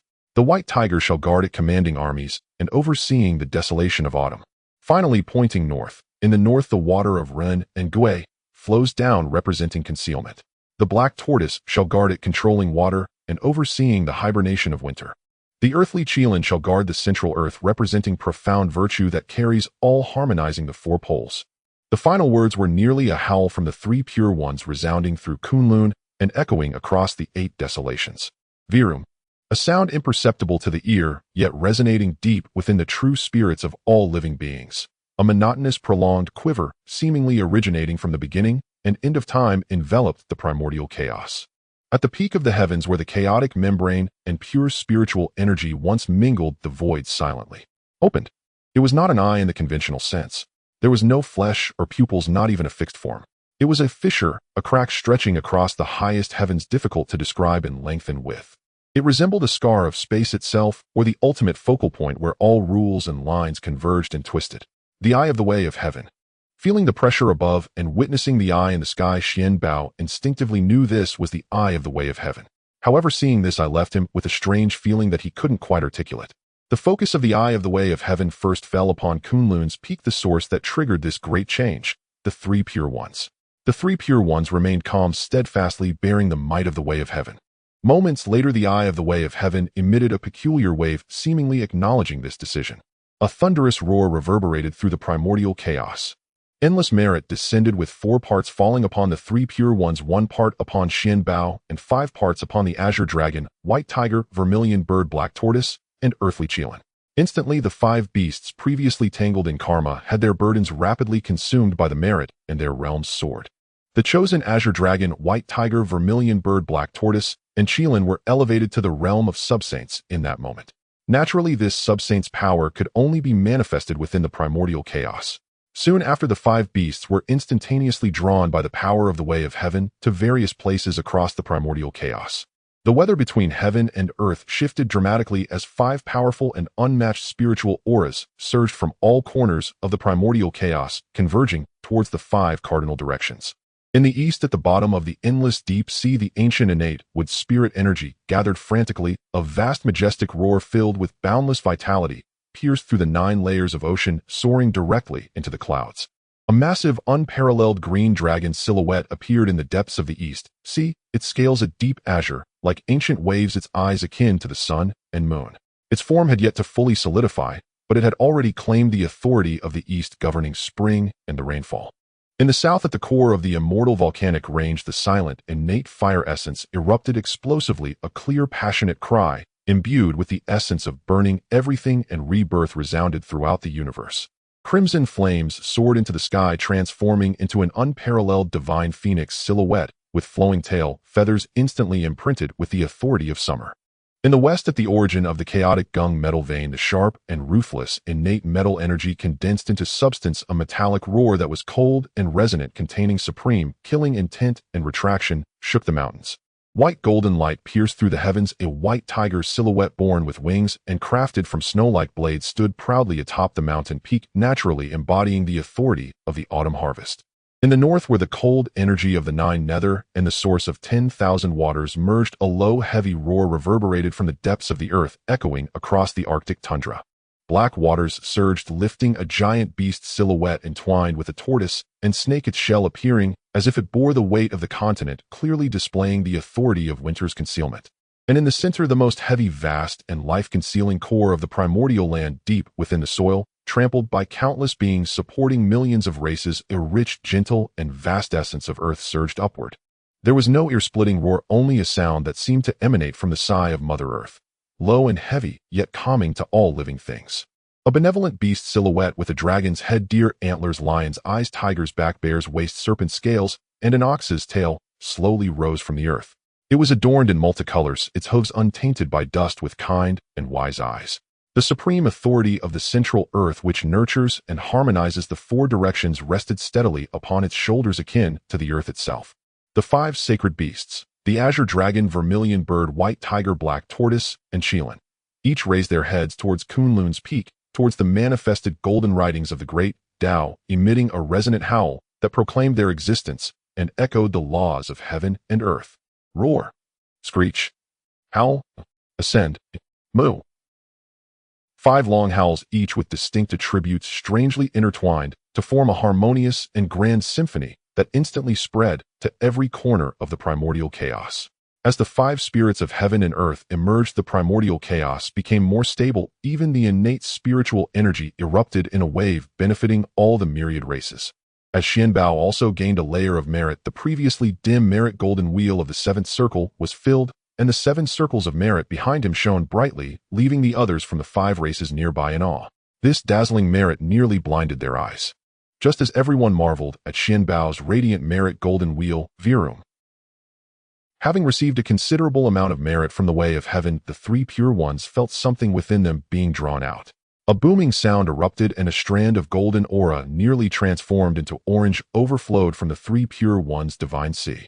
3 flowers bloomed above their heads, simultaneously. 3 12-petal pure world white lotuses manifested. In everyone's hearts an involuntary term arose: Great Tao Merit. This was the merit obtained by Pangu when he opened the primordial chaos. It was the legacy left by Pangu to the 3 pure ones, a blessing from the opening of heaven. The merit from the opening of heaven directly merged into the 3 flowers of heaven, earth, and humanity. The 3 12-petal pure world white lotuses shattered instantly, gradually becoming ethereal and disintegrating. However, with the influx of a significant amount of opening merit, they recoalesced into a 24-petal pure world white lotus. The 3 corpses in one. Xuanbao gazed at the scene before him, shocked. Although he knew his 3 masters would soon achieve sainthood, the speed of it still exceeded his expectations. However, the most perplexed was Hongjun within the Zixiao Palace. Hongjun was filled with questions. What on earth happened? The 3 pure ones inexplicably established the 5 spirits of heaven and earth, and also triggered the merit from the opening of heaven within themselves. Most importantly, what were the 9 12-petal pure world white lotuses above their heads? How could there be so many pure world white lotuses in the primordial chaos? But then he turned his gaze towards the direction of Buzhou Mountain. Pangu, oh Pangu, in the past you split me into several segments. This grudge against obstructing my path. Although you have already opened the heavens, I never expected you would leave so many trump cards for the 3 pure ones. At this moment, Hongjun could only imagine that all developments were Pangu's schemes. At this moment, the 3 pure ones experienced a rapid elevation in their realms, emanating an overwhelming pressure that surpassed that of a quasi saint. How could they directly achieve sainthood without even establishing a doctrine? Xuanbao never anticipated that the 3 pure ones, after gaining merit, would directly draw forth the merit of their primordial creation. This could potentially eliminate the future conflict of the 3 teachings. However, considering the current state of the 3 pure ones, there are no doctrinal conflicts and no reliance on the primordial purple energy to attain sainthood. Thus, there indeed seems to be no basis for discord. However, the current situation in the primordial world was drastically different from what he remembered. The advantage of knowing the plot had vanished, but fortunately the 3 great figures he relied on were about to take shape, which eased Xuanbao's concerns. Xuanbao lifted his gaze and saw the three pure ones surrounded by increasingly brilliant light subtly entwined with the laws of the Tao. This represented an essential transformation, the ultimate leap from mortal to sacred, from pawn to master of the game. At that moment, the three pure ones who had their eyes tightly shut simultaneously shouted, "Become." In an instant, the heavens and earth trembled and the winds and clouds shifted. The three pure ones directly attained the position of saints, becoming the first to reach this status after Hongjun in the primordial world. Moreover, they were unique, having simultaneously cultivated the three laws to achieve sainthood. At this moment, the three pure ones were not only the saints of merit, but also the combined saints of the three corpses, as well as the primordial Tai Golden Immortals who comprehended the laws. Xuanbao stared in astonishment at this, seeing his heart filled with shock. He had originally thought that many tribulations awaited, but he never expected the three pure ones to achieve sainthood so smoothly. As the three pure ones achieved sainthood, it felt as though the entire primordial world was celebrating, with auspicious signs descending from the heavens. The three pure ones slowly opened their eyes, their aura stabilizing. They exchanged smiles, their mutual understanding deeper than before. All beings in the primordial world, regardless of their location, felt a resonance within and involuntarily knelt in the direction of Kunlun Mountain, their voices echoing like a tsunami across the heavens and earth. Congratulations to the Grand Supreme, Saint Taiching Saint. Congratulations to the primordial beginning, Saint Yuqing Saint. Congratulations to the heavenly connection, Saint Shanqing Saint. Xuanbao hurriedly stepped forward, respectfully bowing to the three pure ones. Congratulations to my three masters for attaining this saintly position. The three pure ones looked at Xuanbao with warmth in their eyes. Laozi spoke, "This accomplishment is greatly due to your awakening, which has led us to today's achievement." Xuanbao humbly responded. However, at this moment, the primordial world had fundamentally changed due to the three pure ones achieving sainthood. Meanwhile, within the chaos purple clouds palace, Hongjun could no longer remain calm. What had he witnessed? The three pure ones had not established a doctrine yet, they had directly attained sainthood. Moreover, they had not relied on the primordial purple energy he had bestowed upon them, nor had they entrusted their primordial spirits to the heavenly Tao. If they had not entrusted their primordial spirits to the heavenly Tao, how could he maintain control? It was chaos, utterly chaotic. Furthermore, the three pure ones had just achieved sainthood, so why had their realms immediately reached the 5th level of sainthood? Was this reasonable? The saintly realm consists of levels 1 to 12, followed by the heavenly Tao realm. Hongjun pondered, realizing that the three pure ones' method of attaining sainthood had disrupted his plans. If he could not control them, the situation in the primordial world would slip out of his grasp. After a brief contemplation, he decided to personally head to Kunlun Mountain. At the same time, Xuanbao felt a vague sense of unease.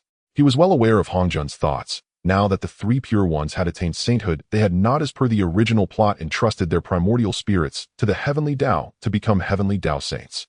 Hongjun would naturally notice this, and soon his arrival would confirm Xuanbao's fears. Soon Hongjun descended upon Kunlun Mountain. When the three pure ones saw him arrive, they hurriedly stepped forward to pay their respects. After all, he was nominally their master, so they had to maintain a good face despite knowing that Hongjun had ulterior motives in accepting them as disciples. Upon seeing the three pure ones for the first time, Hongjun sensed that they had indeed followed the path of the laws and had succeeded. How could this be? The heavenly Tao has completely sealed the path of law attainment. How could the three pure ones still achieve it? Hongjun was deeply shocked internally, but maintained a calm exterior. The three pure ones respectfully replied, "Master, we encountered an opportune moment, and leveraging the merits of primordial creation along with our own insights, managed to discover this path of law attainment." Hongjun's gaze deepened, and he felt a surge of anger. "Panga, you truly are my lifelong adversary. Even in death, you have left behind so many contingencies." Hongjun began to strategize how to respond to this unexpected change. He knew that if he could not bring the three pure ones under his control, his plans for the primordial world would be thrown into disarray. Meanwhile, the aura of the three pure ones achieving sainthood swept across the primordial world. It also reached the western spirit mountain. "Senior brother." At the peak of the spirit mountain, Xuanyi slowly opened his eyes, withdrawing from his comprehension of the Tao, his face filled with bitterness. "I never expected that the three pure ones would achieve sainthood so quickly. When will we be able to attain our own positions?" At this moment, Xuanyi truly felt like crying without tears. He was already in the mid-stage of quasi-sainthood, but after Xuanbao had taken the slaughtering corpse spirit treasure, his realm had plummeted back to the pinnacle of the great Luo Golden Immortal, and his primordial spirit was damaged. Without several yuan hui, he would not be able to recover. Had I known today, I should not have been tempted by wealth, thinking of seizing Xuanbao's treasure, and thus ended up in my current predicament. Do not be anxious, junior brother. Unlike the distressed Xuanti, Jiejing remained calm, soothing his unfortunate brother. "Do not be anxious, junior brother.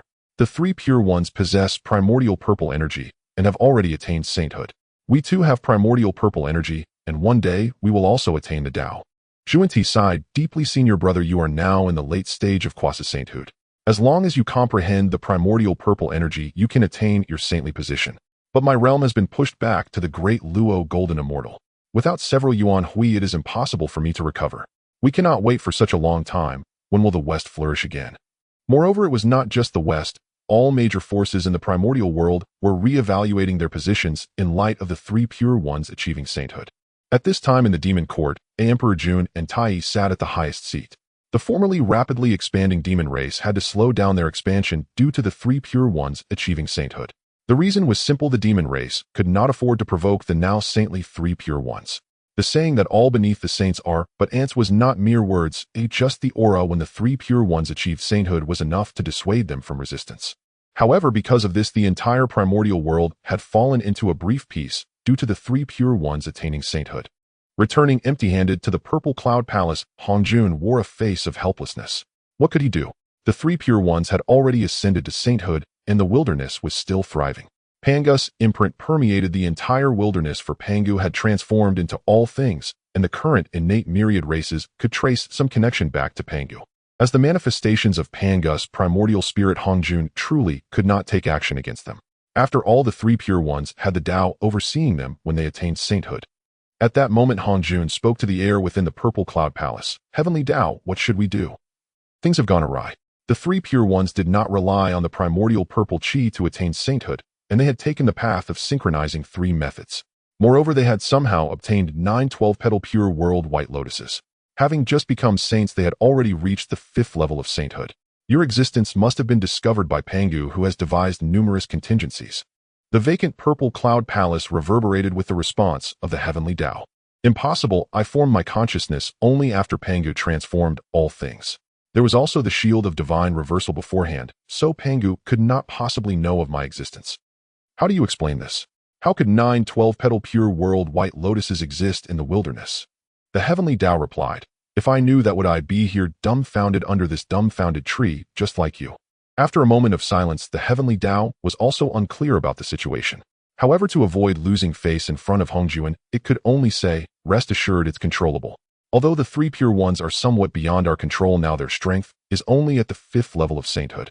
For us, they are still easy to extinguish, it's just that we cannot act against them in the wilderness right now. The only strategy for now is to stabilize the situation. The three pure ones have become saints, and their strength is extraordinary. We must not act rashly. However, we have long plotted in the wilderness, so how could we let such a minor variable ruin our plans? Hongjun furrowed his brows, pondering for a moment before saying, since the three pure ones have reached this point, we can approach the matter from other angles. The Western forces are still weak, but they have great potential. We can secretly support them to create a balance against the three pure ones. Are you sure? Those two fools. Can they compete with the current three pure ones? As they spoke, both turned their gazes towards the duo from the West. Originally, according to the script, when the duo from the West saw the three pure ones successively establish their teachings and attain sainthood, they would mimic them and establish their own Western teachings. However, due to insufficient merit, they had to borrow a large amount of merit from the heavenly Tao to achieve sainthood, becoming the renowned lone saints of later generations. But in this life, the three pure ones attained sainthood without establishing teachings, so the two had no examples to follow. At that moment, they were still discussing how to become saints, with Xuanti wearing a bitter expression. Xuanti addressed Jiayin, senior brother, may I ask where the path lies? Do not panic, junior brother, the path is beneath our feet. Seeing Xuanti, who had been reduced to a second-rate cripple, Hongjun fell silent, feeling he might have misjudged the person. However, there were indeed few useful individuals in the wilderness now, so he could only support them for a while and observe the situation. Moreover, aside from these two fools, currently 2 of the 3 major forces in the wilderness are under our control, and with me, the greatest expert of the wilderness, the advantage is on our side. The heavenly Tao snorted coldly. It can only be this way for now. Let us first support these 2 fools from the West. The demon race and the celestial court, let us see how far they can grow. Hongjun nodded slightly. The duo from the West, Jiayin and Xuanti, while not particularly gifted, are quite ambitious and can be utilized. Thus Hongjun and the heavenly Tao began to secretly operate, discreetly opening backdoors for these 3 forces. Meanwhile, at Kunlun Mountain. At this time, only the 3 pure ones and Xuanbao remained on Kunlun Mountain. As for the dragon phoenix, Qilin white tiger, and Xuanwu, their races had suddenly gained an additional quasi-saint and acquired considerable merit, allowing a race that was on the brink of collapse to regain some vitality, and naturally they were delighted. Of course, they expressed their determination to cling tightly to the three pure ones, knowing that in the future they would be the top lackeys of the three pure ones. If the three pure ones commanded them to fight dogs, they would never strike chickens, they would follow orders without question. Due to the three pure ones attaining sainthood, they naturally attracted the attention of most beings in the wilderness, with various gazes scanning Kunlun Mountain like scanners. Yuan Shi was very displeased with the feeling of being watched. He snorted coldly, and in an instant many gazes disappeared without a trace. However, after Yuan Shi's cold snort, many would certainly not feel well. Spitting out blood would be a mild reaction. Now that we have become saints, the situation in the wilderness will change as well. Laozi gently stroked his long beard, his gaze profound. What my elder brother said is correct. Hongjun will surely not let this go easily. Tongtian crossed his arms, his face showing disdain. Yuan Shi nodded slightly. We need to plan early. After speaking, the three pure ones looked towards Xuanbao, who sat at the lower position. Laozi sighed while stroking his beard. Fortunately, we took the path of synchronizing three methods. Otherwise, if we had only achieved the position of a saint through merit, I fear today that Hongjun would not spare us. Even if he could not kill us, he could imprison us. Yuan Shi nodded seriously. This is natural. Now we have achieved the mixed Yuan de Luo Golden Immortal status and successfully merged the three corpses with the pure world. White Lotus, our strength has directly reached the 5th level of sainthood. Even though we are not yet a match for Hongjun, with such a variable occurring, he will naturally weigh the situation, fearing that we three pure ones have someone behind us. Tongtian, sitting beside them, also sighed greatly. Fortunately, our attainment of sainthood through merit was due to the Father God opening up the heavens and securing the merit of the Tao, which allowed us to avoid being schemed against by the heavenly Tao. If we had attained sainthood through the heavenly Taoist merit, relying solely on the heavenly Taoist merit, and placing our primordial spirits under the heavenly Tao, would that not be equivalent to becoming puppets? Instead, we relied on our own great power to thoroughly comprehend a principle, allowing us to break through to the mixed Yuan de Luo Golden Immortal realm, a level comparable to the mixed Yuan Tao fruit achieved by saints. This is true freedom and true liberation. The three pure ones sighed, ultimately turning their gazes towards the true mastermind Xuanbao. Sensing the three pure ones' gaze, Xuanbao also stood up and said, Masters, although you have all attained sainthood, Hongjun will certainly have further plans. Moreover, the wilderness is in chaos, with the demon race expanding rampantly and capturing myriad races as slaves. The celestial court is not faring much better, and ordinary beings are barely surviving. Currently, many races are migrating towards the territory of the witch race. If this development continues, the wilderness will inevitably witness a repeat of the three-race war. Although Xuanbao could not fully comprehend the situation in the wilderness, now the principles of all methods remain the same. Power is rooted in strength, and aside from Hongjun, the strongest in the wilderness is undoubtedly the now sainted three pure ones. If we do not take this opportunity to develop our strength, what will happen when someone else surpasses us? After attaining sainthood, cultivating requires a vast amount of fortune. How can one develop fortune without power? Let alone the current dragon phoenix and Qilin races. While they are strong, they are still entangled with karma and struggling to survive. Thus, Xuanbao's suggestion was for the three pure ones to establish a great teaching, as educating beings can bring in considerable merit. For the current three pure ones, merit serves as a protective talisman. With sufficient merit, even the heavenly Tao would not dare to act, for the great Tao is watching over us. Of course, this would not be the same as the original work's teachings, as the human race has yet to come into existence. Seeing the trusting gazes of the three pure ones, Xuanbao spoke without hesitation. Masters, do you still remember the time when Hongjun of the Zixiao Palace lectured the great powers of the primordial era?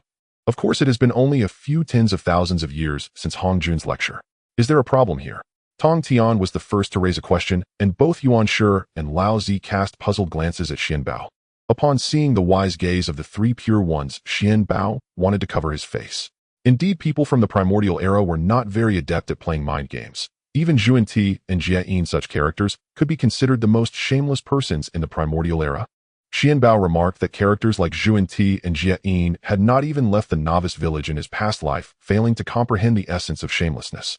Now that he had come to the primordial era, although he previously did not dare to show his true nature, due to his low strength with his three masters, now having attained sainthood, and his own strength no longer weak, it was indeed time to reveal a bit of his true self. Isn't the problem quite significant, masters? Have you never considered it? Before Hongjun's lecture, the highest combat power in the Primordial Era was merely the great Luo Jinxian along with some old monsters who broke through to the Hunyuan Jinxian with a great deal of fortune. Then why did Hongjun need to lecture? At that time, he was the only one who achieved success in the Primordial Era, leading the way without any competition. At this point, Xuanbao looked at the three pure ones and asked, if you were Hongjun, would you randomly impart the Tao to the Primordial Era? The three pure ones exchanged glances and shook their heads simultaneously. Lao Zi in the lead naturally replied, certainly not. I would even prevent the myriad beings of the Primordial Era from becoming Hunyuan Jinxian to ensure my own voice in the Primordial Era. Hearing what his elder brother said, Yuan Shi and Tongtian nodded in agreement, indicating that they would do the same. Xuanbao nodded with satisfaction and continued, therefore Hongjun's impartation of the Tao must have its purpose. He provided many great powers with the opportunity to attain sainthood, including you masters. In name, 90% of the great powers in the entire Primordial Era are considered his disciples, and the method he passed down to sever the three corpses has become mainstream in the Primordial Era. Now that we know this method to sever the three corpses is feasible, it requires a same-source spiritual treasure to achieve the integration of the three corpses. Yet Hongjun did not mention anything about this. How many same-source spiritual treasures can there be in the entire Primordial Era? Moreover, back in the day, Master Panga's strength surely surpassed that of the current Hongjun. The many chaotic demons slain by Master Pangu must have exceeded the strength of the Hunyuan Great Luo Jinxian. Why was it that the highest realm in the Primordial Era was generally capped at the Great Luo Jinxian? This is inherently unreasonable. Furthermore, masters, as you comprehend the laws, you find it increasingly difficult to progress to the final step. Thus, it is concluded that perhaps the heavenly Tao is not clean and limits the growth potential of the Primordial Era. Thus, Xuanbao rambled on about a lot of matters, mainly summarizing insights from some brilliant minds of his past life and his current feelings. Upon hearing Xuanbao's lengthy speech, Lao Zi pondered deeply. Yuan Shi frowned tightly, and Tongtian felt that he needed to be smarter. Lao Zi was the first to speak. What Xuanbao said is not without reason. The matter of Hongjun imparting the Tao indeed has many peculiarities. This method to sever the three corpses seems to point the way to sainthood for the great powers of the Primordial Era, yet it conceals many restrictions. Perhaps, as Xuanbao said, it is indeed a tactic of Hongjun. It seems that the heavenly Tao is also being manipulated in the dark, limiting the development of the Primordial Era. Yuan Shi nodded slightly. If that is the case, the path we tread might not be smooth sailing. There is likely a huge conspiracy hidden behind this. Tongtian scratched his head. After hearing you all, I also feel this matter is not simple. So what should we do now? We can't just sit and wait for our demise, can we? Xuanbao smiled. Masters need not worry. I already have a solution. Then hurry up and tell us. Seeing the three pure ones a bit anxious, Xuanbao smiled and said, we can also emulate Hongjun in teaching the masses, promoting the development of the Primordial Era and perfecting the world of the Primordial Era. Even if there are issues with the heavenly Tao, it will still have to bestow merits of the heavenly Tao. Upon hearing Xuanbao's words, the three pure ones' eyes brightened. Lao Zi stroked his beard and said, good. In this way, we can not only seek the welfare of the myriad beings in the Primordial Era, but also accumulate merits of the heavenly Tao, enhance our own strength, and probe the limits of the heavenly Tao. Yuan Shi nodded slightly. However, the matter of teaching the masses requires suitable opportunities and methods. Tongtian, however, excitedly said, who cares about opportunities and methods? I will go and spread our ideals in the Primordial Era, letting those hidden in the shadows see our determination. Xuanbao waved his hand with a smile. Masters, do not rush. We only need to do this and that. Hearing what their obedient disciple said, the three pure ones nodded repeatedly. I see it as feasible. After making their decision, the four once again arrived outside the hall of the three pure ones. Lao Zi spoke first. Heavenly Tao above, may the Tao witness this. Today there is the authentic Pangu establishing the heavenly sect on Kunlun Mountain, using the innate treasure, the Taiji diagram, and the postnatal treasure, the heaven and earth Xian Huang Pagoda, to suppress the fortunes. Heavenly sect established. Following this, a gigantic wheel appeared in the sky, swiftly spinning. With each rotation, golden merits appeared around the wheel. Soon, boundless merits split into two, with 90% descending upon Taishang Laozi and 10% drifting towards all beings of the Primordial Era, with Xuanbao receiving a bit as well.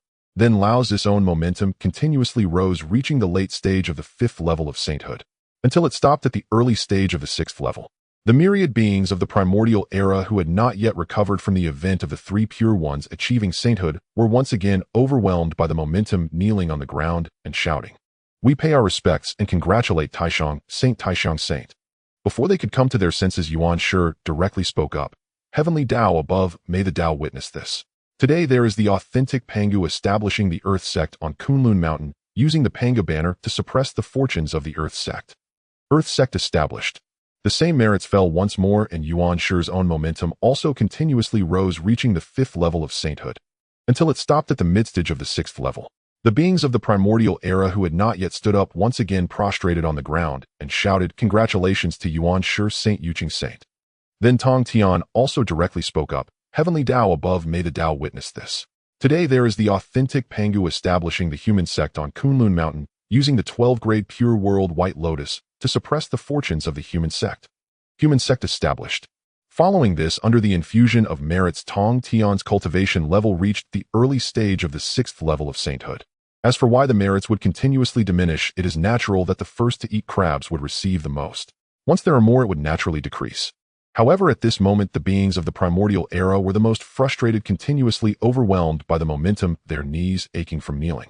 Yet faced with the saints, they could only reluctantly shout, congratulations to Tongtian Saint Shanqing Saint.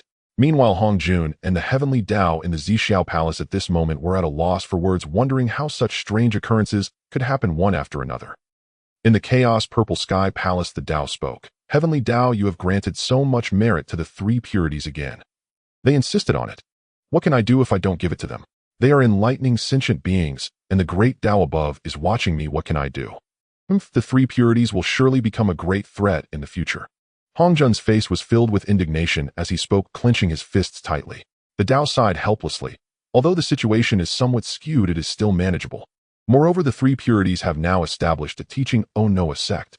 Regardless of the outcome, won't those 2 in the West take this opportunity to establish a teaching and successfully attain sainthood? To be honest, even if Xuanti and Jane attained sainthood, given their current state, they would at most be at the first layer of sainthood. Furthermore, whether Xuanti, who is now severely injured, can attain sainthood is still an unknown matter. Hongjun looked at them with a blank expression, slightly speechless, and said, those 2 fools now. It is fundamentally impossible for them to attain sainthood. Jane might have a chance, but Xuanti is currently only at the peak of the great Luo Golden Immortal, not even a quasi saint. His primordial spirit has been heavily wounded. Without a few primordial gatherings, it is impossible for him to recover, and thus impossible for him to attain sainthood. Even so, we must try. At worst, we can forcibly use the power of the heavenly Tao to bestow enlightenment. After all, they will be under our control at that time, the Tao said slowly. Hongjun furrowed his brow and pondered for a moment, saying, but given Xunti's current state, how can he smoothly establish a teaching? The Tao smiled mysteriously. I have my arrangements. Let me first give them a warning. Meanwhile, in the western spirit mountain, Jane and Xunti gazed at the auspicious signs in the east, feeling the boundless merits pouring upon the 3 purities. At the same time, the primordial purple energy in their sea of consciousness was exceptionally active, as if the opportunity for sainthood was right before their eyes. The 2 exchanged glances, each seeing the enlightenment in the other's eyes. Junior brother, if the 3 purities can gain such merit from establishing a sect, why don't we also establish a teaching to enlighten sentient beings? Perhaps we can also gain substantial merit.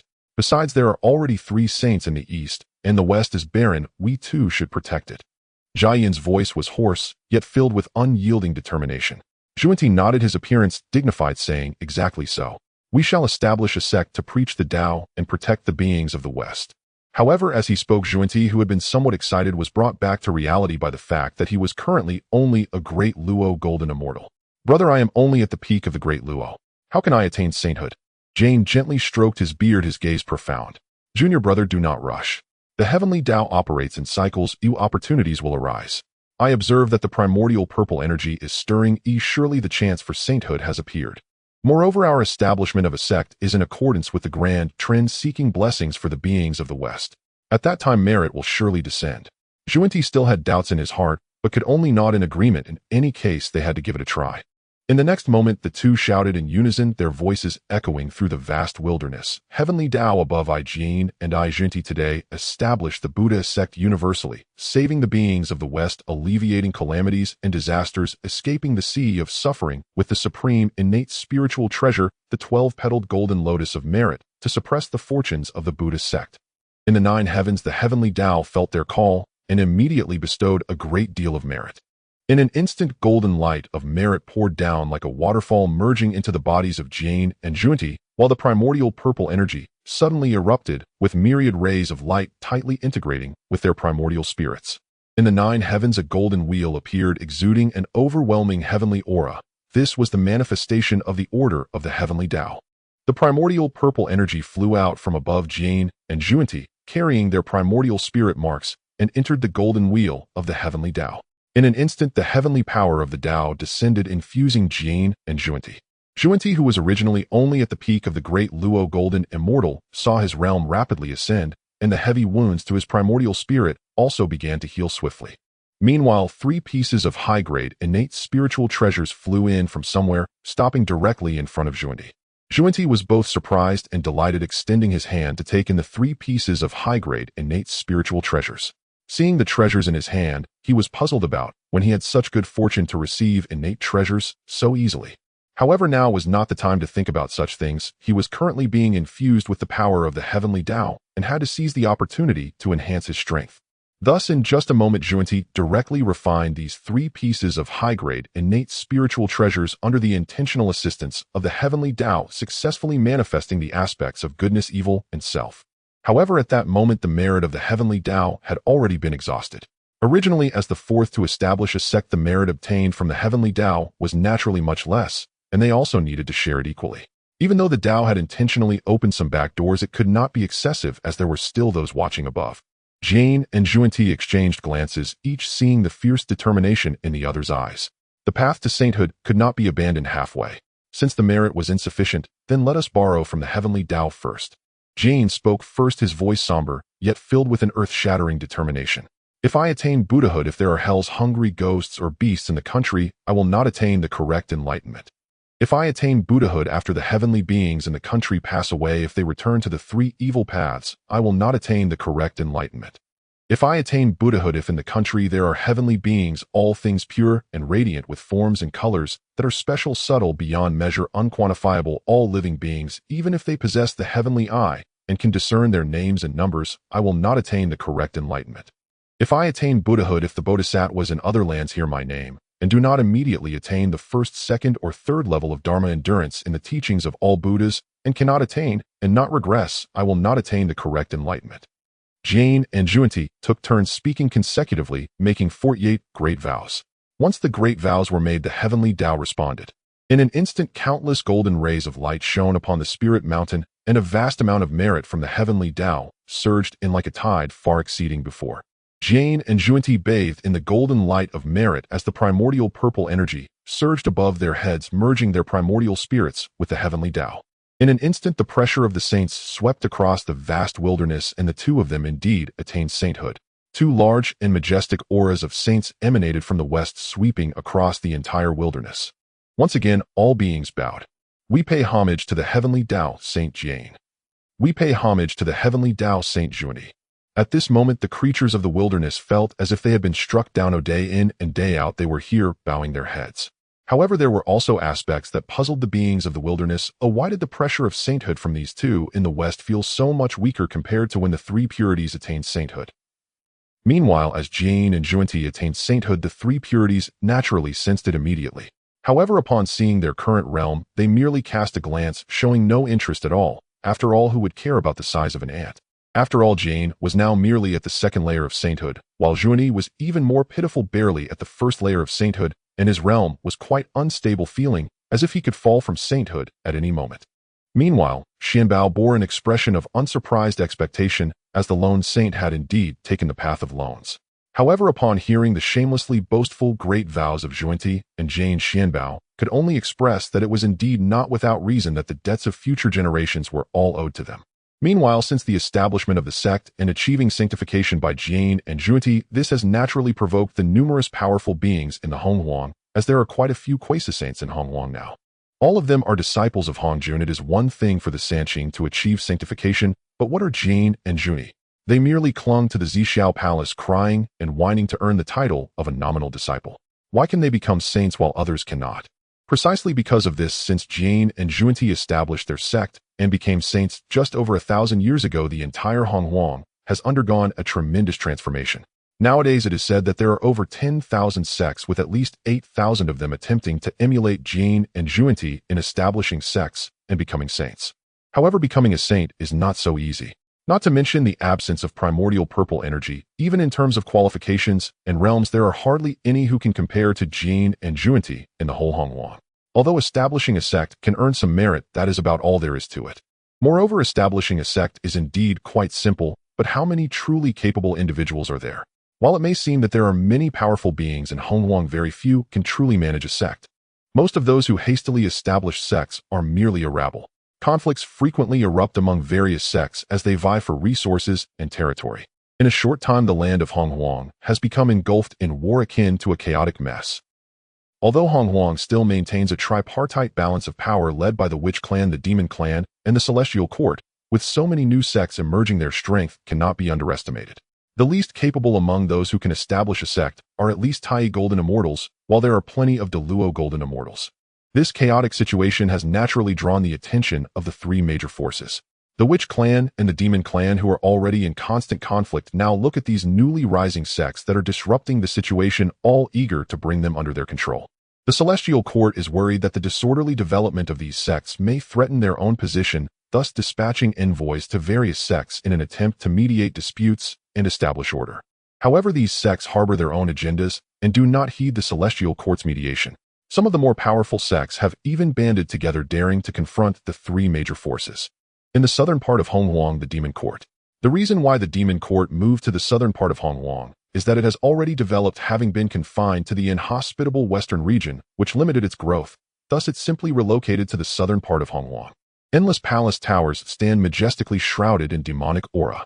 At this time, the Demon Clan is no longer what it used to be.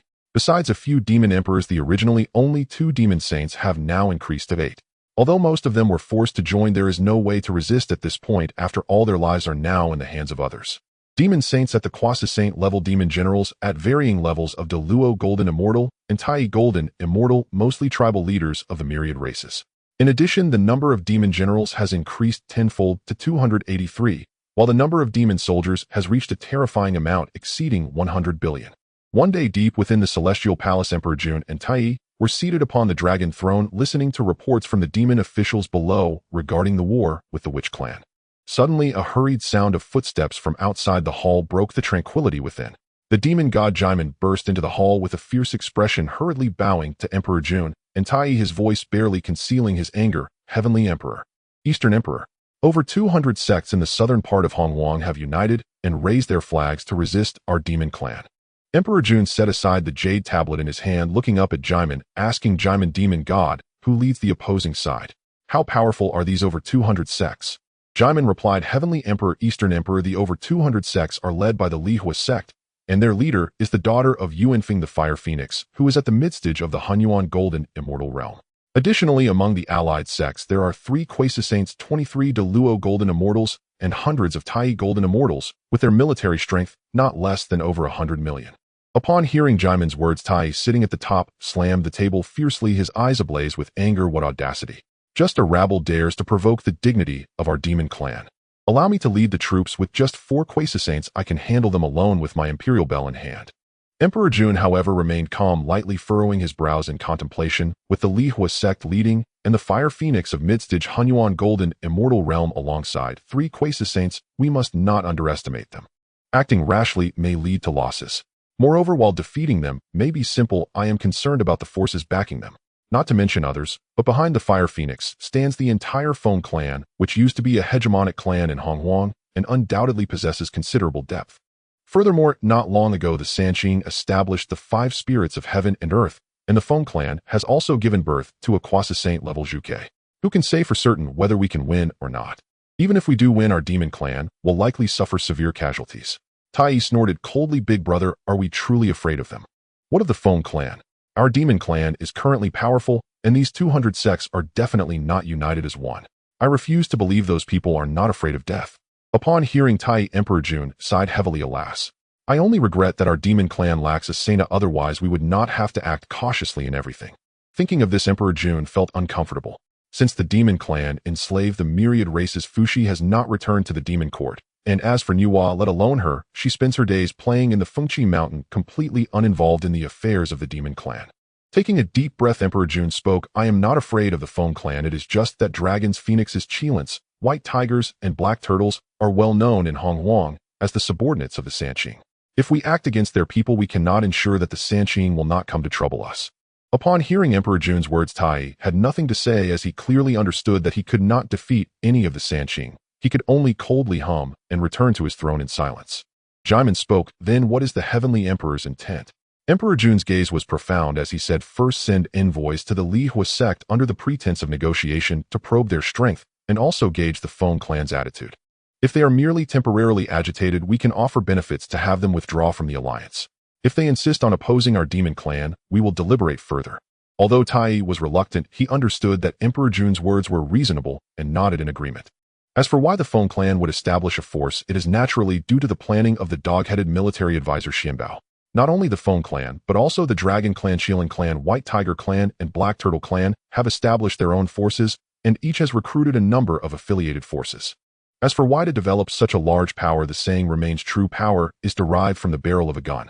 Although the strength of the Sanqing currently dominates in the absence of Hongjun and the Tao of Heaven intervening, they have already established a clear superiority. As saints, they only need to maintain that superiority while leaving the rest to their subordinates to handle. Several thousand years have passed since the three purities achieved sanctification, and they have successfully stabilized their realms. At this moment, the four disciples are enjoying tea, looking incredibly relaxed. Yuanshi set down his teacup and said leisurely, "Now that our strength has reached the sixth heaven of the saint realm, I fear Hongjun no longer dares to underestimate us." Laozi nodded slightly, stroking his beard, and said, "What you say is true, but now the enemy is hidden while we are in the light. We must be extremely cautious." Tongtian chuckled carelessly, "What is there to fear? With us here, can anything still stir up trouble?"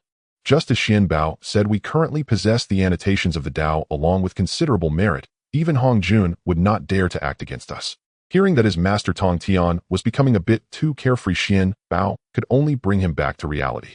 "Masters, while that is true, we must still be on guard. A cornered rabbit will bite. After all, Hongjun was once the chaos demon god who could devour lives.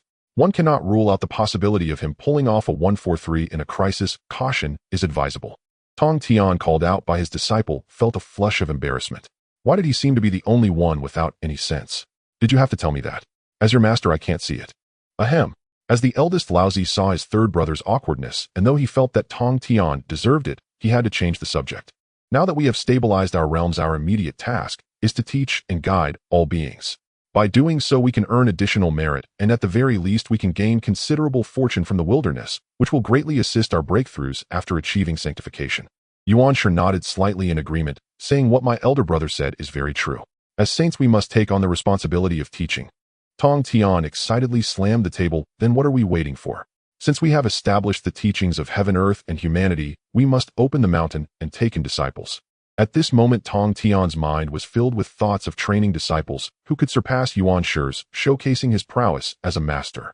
As for Xuanbao, it was better not to mention him. He truly lacked the ability to teach Xuanbao now. It was quite bothersome. The three of them did not need to say much. They were already in sync, speaking in unison.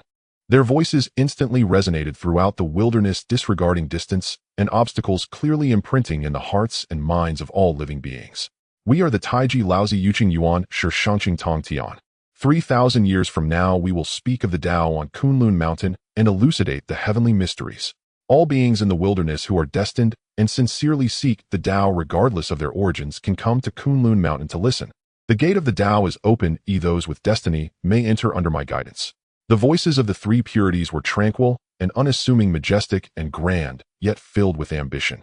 Although their tones and rhythms differed, they all conveyed supreme authority and boundless compassion, announcing to the entire wilderness, "Open the mountain and take in disciples." Throughout the wilderness, whether among the domineering Wu clan or the proud celestial court, whether among the powerful innate demons or the newly awakened spirits and little monsters, all heard the call. Heaven and earth were made solemn. Who are the three purities? They are the true legacy of Pangu in this wilderness. Aside from Hongjun Daozu, the three purities are the most powerful, their Tao reaching the heavens.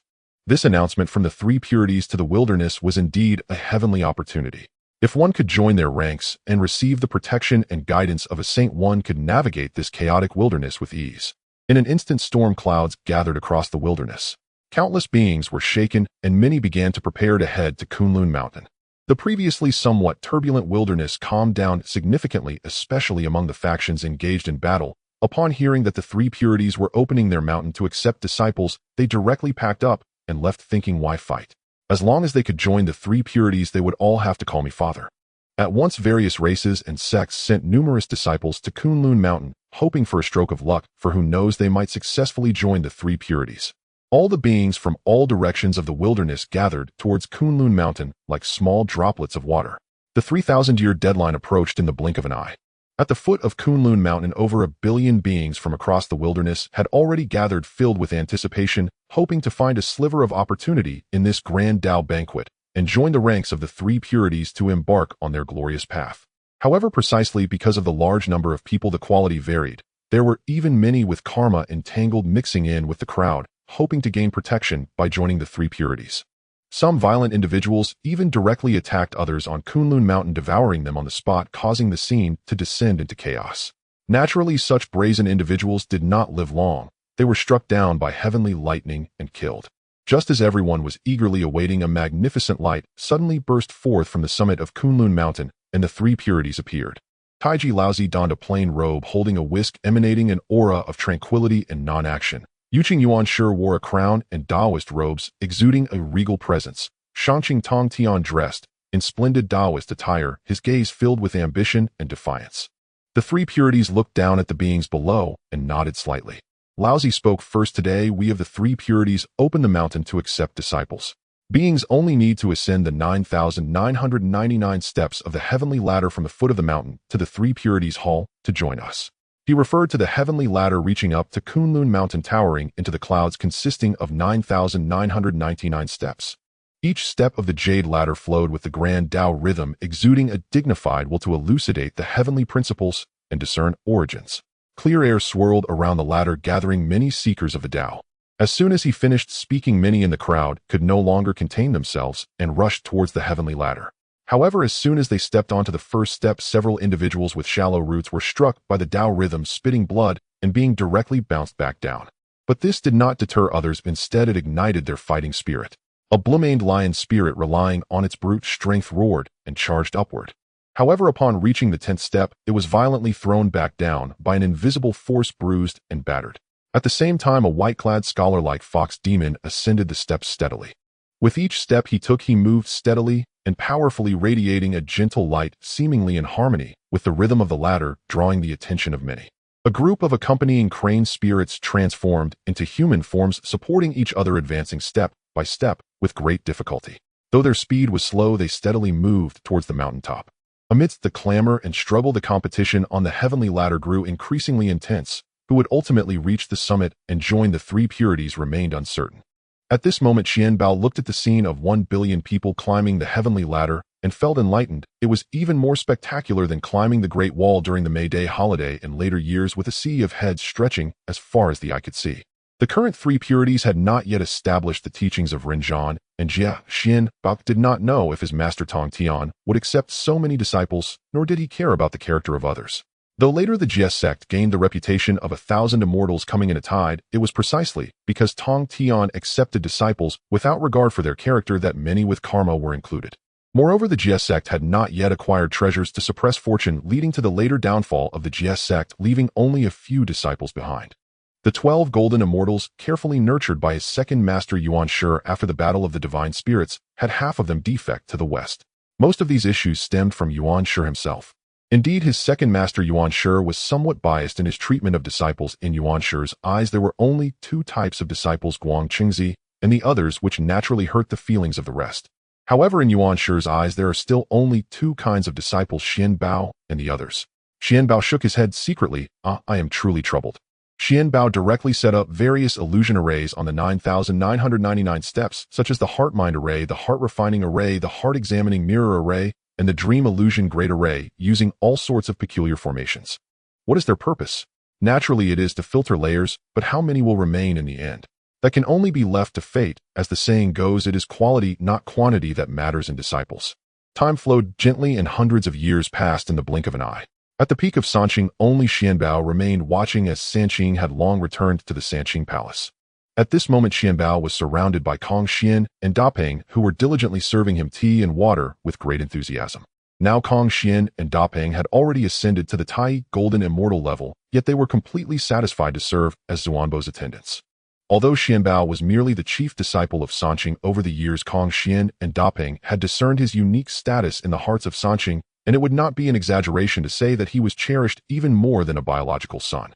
Whatever elixirs and spiritual treasures were cultivated by their father or the formations refined by Tongtian, they relentlessly offered everything to their master. Moreover, their master was exceedingly generous, casually bestowing various spiritual fruits and elixirs. In just a few thousand years, the two brothers had made remarkable progress in their realms. The two of them even acquired 2 high-grade postnatal spiritual treasures. Now it was unthinkable for them to hesitate for even a moment about serving Xuanbao, to do so would be a sign of disrespect to their benefactor. Clearing his throat and shifting topics, he returned to the main point. Originally, over 1 billion beings had climbed the heavenly steps, but now only a mere 300 or so remained.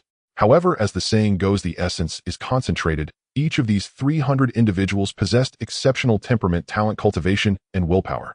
Especially among the more than 20 leaders, they had been stuck at the last step, the illusionary dream formation, for hundreds of years. They needed only to pass through this final barrier to reach the summit and successfully become disciples of Sanqing. This illusionary dream formation was not simple. It was a formation set up by Xuanbao using the innate spiritual root known as the Wuyo fruit. Once someone stepped into the formation, they would experience a deep sleep lasting thousands of years, during which their deepest fears and anxieties would relentlessly manifest before their eyes, seemingly endless. The illusionary dream formation was specifically designed by Xuanbao to temper one's heart and character. As for why Xuanbao had been so stringent in his selection, raising the difficulty of the trials drastically, it was naturally to eliminate those pests. In the original text, Tongtian had accepted all sorts of people indiscriminately due to the GSX policy, which had created chaos in Kunlun Mountain. Now, as the chief disciple of Sanqing, Xuanbao was determined to maintain high standards and would never allow mediocre individuals to join Kunlun. After layers of screening, only these 300 or so individuals remained from over 1 billion, none of whom were burdened by karmic ties, except for a few whom he had personally granted access. Finally, after waiting for over 10 years, someone in the illusionary dream formation woke up, stumbling to rise and reach the peak of Sanqing. However, this person kept mumbling, "My treasures, all my treasures, do not leave me." Xuanbao felt that he had encountered a formidable opponent in front of him, a chubby, honest-looking man covered in treasure light. This man wore a Taoist robe, stepped in cloud shoes, and sported a hair crown and hair ornaments that were all spiritual treasures. Although they were merely mid to low-grade spiritual treasures, they were enough to make most beings in the primordial chaos envious. Seeing Xuanbao standing at the peak of Sanqing and being unable to see through his realm, the newcomer dared not be negligent, quickly bowing and saying, "Junior disciple Duobao pays respects to the senior." Indeed, he was the original first disciple of the GS sect Duobao Taoist. However, with Xuanbao's arrival and his status as the chief disciple of Sanqing, Duobao would no longer hold that title. Xuanbao smiled slightly and said, "Duobao, you are the first to pass the illusionary dream formation, which demonstrates your exceptional temperament and willpower. Please stand aside and wait for the others. Once they pass the formation, we will all head to the Sanqing Palace together." Duobao's eyes flashed with surprise. He was indeed the first person to pass the final barrier. Upon hearing that Xuanbao wanted him to stand aside and wait for the others, Duobao obediently retreated, but he couldn't help but curiously observe this senior. This senior appeared quite young, yet his aura was harmonious and natural, as if he were one with the entire Sanqing peak. What was most astonishing was that Duobao could not perceive the depth of his Tao. While he was pondering, Xuanbao had already turned around and casually instructed Tongtian and Dapeng, who were standing to the sides, "It seems the others will need some time. Please brew a pot of Dahong Pao from the tea I picked a few days ago for this." For this junior brother to soothe his throat. After enduring the formation, his mind must be quite exhausted. "Yes, Master." Tongtian and Dapeng responded promptly, their figures flashing as they went to prepare. Duobao's heart leaped at the mention of junior brother. A wave of immense joy mixed with disbelief surged within him, causing his breathing to quicken. He forced himself to suppress his excitement and bowed again, saying, "Thank you, Senior Duobao." Xuanbao merely waved his hand, casually sitting down on a piece of blue stone, and redirected his gaze to the mist-covered path to ascend to the heavens and the final illusionary dream formation, falling silent once more. In the blink of an eye, several more days passed, and finally a second figure stumbled out from the mist, stepping onto the peak of Sanqing. This was a clear-looking Taoist dressed in water-harmonizing robes and wearing a fan-cloud crown. His face appeared slightly pale, but his gaze was sharp like lightning. The newcomer steadied himself, sweeping his gaze over Xuanbao, Tongtian, and Dapeng, finally landing on the already standing Duobao, pausing slightly before solemnly bowing towards Xuanbao Jr. Disciple Guo Chengzi pays respects to the senior. His voice was clear, carrying a hint of subtle fatigue and resilience. Guo Chengzi. Xuanbao opened his eyes looking at this individual who was supposed to be the foremost among the 12 Golden Immortals. His talent was indeed commendable, and he nodded. Not bad. Being the second to break the formation shows both your temperament and willpower are exceptional. Go over there and wait with Duobao. Next, the number of people breaking through the formation increased.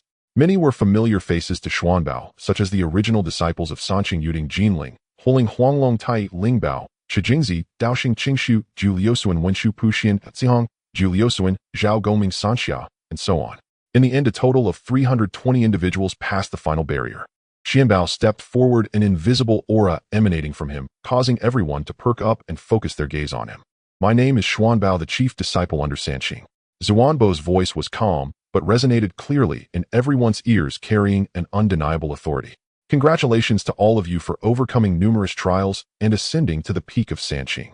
From this moment on, you are qualified to go to the Sanqing Palace, pay respects to the three masters, and become disciples of the saints. The chief disciple of Sanqing.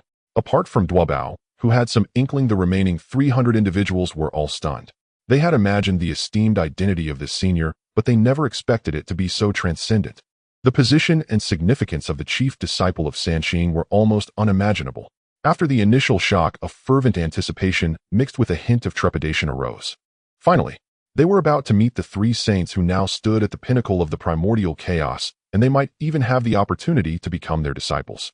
Xuanbao no longer said much, turning his gaze towards the location of the Sanqing Palace. Kong Xian, Dapeng, you two guard the mountain gate.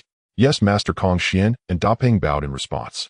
In the next moment, a cloud of auspiciousness rose from beneath Xuanbao, rapidly expanding and lifting Duobao and the other 300 individuals. As the crowd arrived at the Sanqing Hall, they felt a deep, tranquil chaos emanating from behind the doors. A sacred and supreme aura pervaded the air, calming the minds of all present, leaving no room for distraction. The Sanqing sat cross-legged on their cushions, not intentionally exuding any pressure, yet their mere presence was the very core of this hall and the great Tao of the heavens. Duobao and the others felt their souls tremble, not out of fear, but from an instinctive reverence and longing that lower beings have when faced with higher dimensional existences. The many spiritual treasures within him seemed to fall into slumber, afraid to reveal even the slightest hint of their presence. Before such beings, his once proud cultivation and collections felt as insignificant as dust. Xuanbao stepped into the hall and respectfully bowed to the Sanqing, saying, "Disciple, Xuanbao has brought people here." His tone was as casual as if he were saying, "Master, I have brought back the groceries." Upon hearing the leading elder refer to the master, the more than 300 people quickly knelt and bowed, saying, "We pay our respects to the Sanqing saints." Sitting in the center was Laozi, exuding the most indifferent aura. It seemed that the chaotic rhythms of the Tao stirred slightly, and a voice, faint yet resonant, as if a heavenly melody, echoed deep within everyone's hearts. There are quite a few. His tone remained flat, revealing no hint of joy or anger, yet Xuanbao keenly sensed a trace of surprise flicker through Laozi's otherwise timeless Tao rhythm. Perhaps it was the unexpected number of qualified candidates Xuanbao managed to fish out. To the left, where Yuan Shi was located, the Tao rhythm that articulated order and authority solidified for a moment. Then his clear yet imposing voice resonated, "Their foundations are acceptable." Over 300 individuals, none bound by karma, their hearts and foundations are relatively pure. Xuanbao, you have indeed put in considerable effort this time. Although this statement sounded like praise, given Yuan Shi Tianzhen's consistent emphasis on foundations and elite standards, the term pure likely held very high expectations. He looked at this group of disciples whose cultivation varied, though the lowest was still at the Xianxian level, which perhaps held little distinction in the eyes of the saints, but whose auras were relatively upright. Though he felt some critique, he acknowledged Xuanbao's selection results. At least there were no false pretenders or those entangled in karmic ties. On the right side, Tongtian's reaction was much more direct and enthusiastic. "Huh." A clear, hearty laugh filled with the sharpness of a sword burst forth from his vibrant Tao rhythm, instantly dissipating much of the overly solemn aura in the hall. They are not just acceptable. They are more than pure. Over 300 individuals. Each one possesses bright eyes and a steadfast Tao heart, having endured numerous trials, with both character and willpower being exceptional. Xuanbao, well done. This is the demeanor that our Sanqing should possess. Though their cultivation is still shallow, raw jade can be carved, and each of them is a potential talent for the future. If you don't want them, then they are all mine, second brother. Hearing his third brother's intention to claim them all, even the second brother was no longer called Yuan Shi, frowned and lightly snorted Tongtian, do not be so greedy. These are chosen disciples, and cannot be monopolized by you alone. Tongtian waved his hand, dismissively, second brother, you are too rigid. These disciples need the unrestrained spirit of my Ren sect to cultivate, in order to shine even brighter. Laozi slightly opened his eyes, his gaze seemed capable of penetrating hearts. All are disciples of the Sanqing. Do not let disputes arise. The 320 disciples may be taught by the three of us. Upon hearing this, Yuan Shi, Tianzuan, and Tongtian no longer spoke. Xuanbao and the others knelt on the ground, not daring to breathe loudly, feeling that although the discourse among the saints was calm, it concealed sharpness. Xuanbao stood aside watching his two masters bicker and smiled slightly, feeling that his long efforts had paid off successfully, improving relations among the Sanqing. With Laozi setting the tone, Yuan Shi and Tongtian exchanged glances. Though the crowd could not see their faces, they could sense the clash of their thoughts, and each reined in their emotions. Very well, let it be as the elder brother suggests. Yuan Shi Tianzhen's voice regained its usual dignified calm as the Tao rhythm, that articulated order, swept slowly over the more than 300 individuals below. Those with the finest foundations, stable and profound hearts, and extended fortunes may enter my Yuqing sect. As he spoke, an invisible pull descended. Among the crowd below, led by Guang Chengzi Tai, Chijingzi Huanglong, and other former Golden Immortals, nearly 100 individuals felt their bodies tremble, slightly sensing a clear resonance between their Tao hearts and this Tao rhythm that emphasized rules, foundations, and fortune. They involuntarily raised their heads, looking towards the direction of Yuan Shi, Tianzuan, their eyes revealing yearning and determination. Most of these disciples had upright and peaceful auras with a hint of auspicious energy surrounding them. Tongtian laughed heartily, his vibrant and sharp Tao rhythm spreading, his voice filled with exuberance. Those with firm wills who dare to take the lead with genuine dispositions and unique talents in swordsmanship, formations, escape techniques, and various supernatural abilities may enter my Sanqing sect. Another distinct yet lively and inclusive pull descended. This time the number of individuals affected was clearly greater, with Duobao Gui Ling and others leading about 150 individuals. Among them were those with sharp gazes like swords, those sensitive to the fluctuations of energy, those whose temperaments were lively, yet whose eyes shone brightly, and those with somewhat mixed auras, but incredibly strong wills. Under the influence of this Tao rhythm, they felt their hearts expand, as if they had found a realm where they could better express their true selves. The remaining roughly 70 individuals, led by Yuding Zhao Gongming and the three Shaos, sensed their Tao hearts leaning towards purity and nature, feeling a stronger resonance with alchemy, cultivating qi, and comprehending the Tao of non-action, naturally attracted to the deep and indifferent Tao rhythm of Taiqing Laozi. Most of them had gentle natures, disliking conflict with clear and pure Tao hearts. The three distinct Tao rhythms pulled them in, clearly defined, yet harmonious. Guided by this supreme Tao rhythm, the 320 disciples quickly became clear about their most suitable paths, moving their feet and dividing into three relatively distinct groups. Yuan Shi looked at his nearly 100 disciples, feeling that their number was slightly fewer than Tongtian's, but observing their foundations and fortunes, they were all of high caliber. He nodded, slightly satisfied. Tongtian gazed at the largest group of disciples before him, his face all smiles. Were it not for the presence of his two elder brothers, he might have applauded in delight. Laozi remained indifferent, showing little expression towards his 70 or so disciples who leaned towards tranquility, as if everything was as it should be. With the distribution established, the Tao rhythms of the Sanqing slightly receded, and the overwhelming sacred aura softened considerably, yet the Tao rhythms within the hall remained vast as the sea. At this moment, Xuanbao stepped forward again, bowing towards the Sanqing cloud beds. Disciple congratulates the three masters on acquiring excellent students. Then he turned around, facing the three groups of still somewhat tense and bewildered junior brothers and sisters, revealing an even warmer smile, which even carried a hint of look. Follow your senior brother, and you will have plenty to eat. Dear junior brothers and sisters, Xuanbao's voice rang clear, echoing throughout the great hall. Having joined the Sanqing sect, we are now one family. As he spoke, he lightly waved his sleeve. In an instant, the entire Sanqing hall was filled with brilliant lights, and the spiritual energy surged.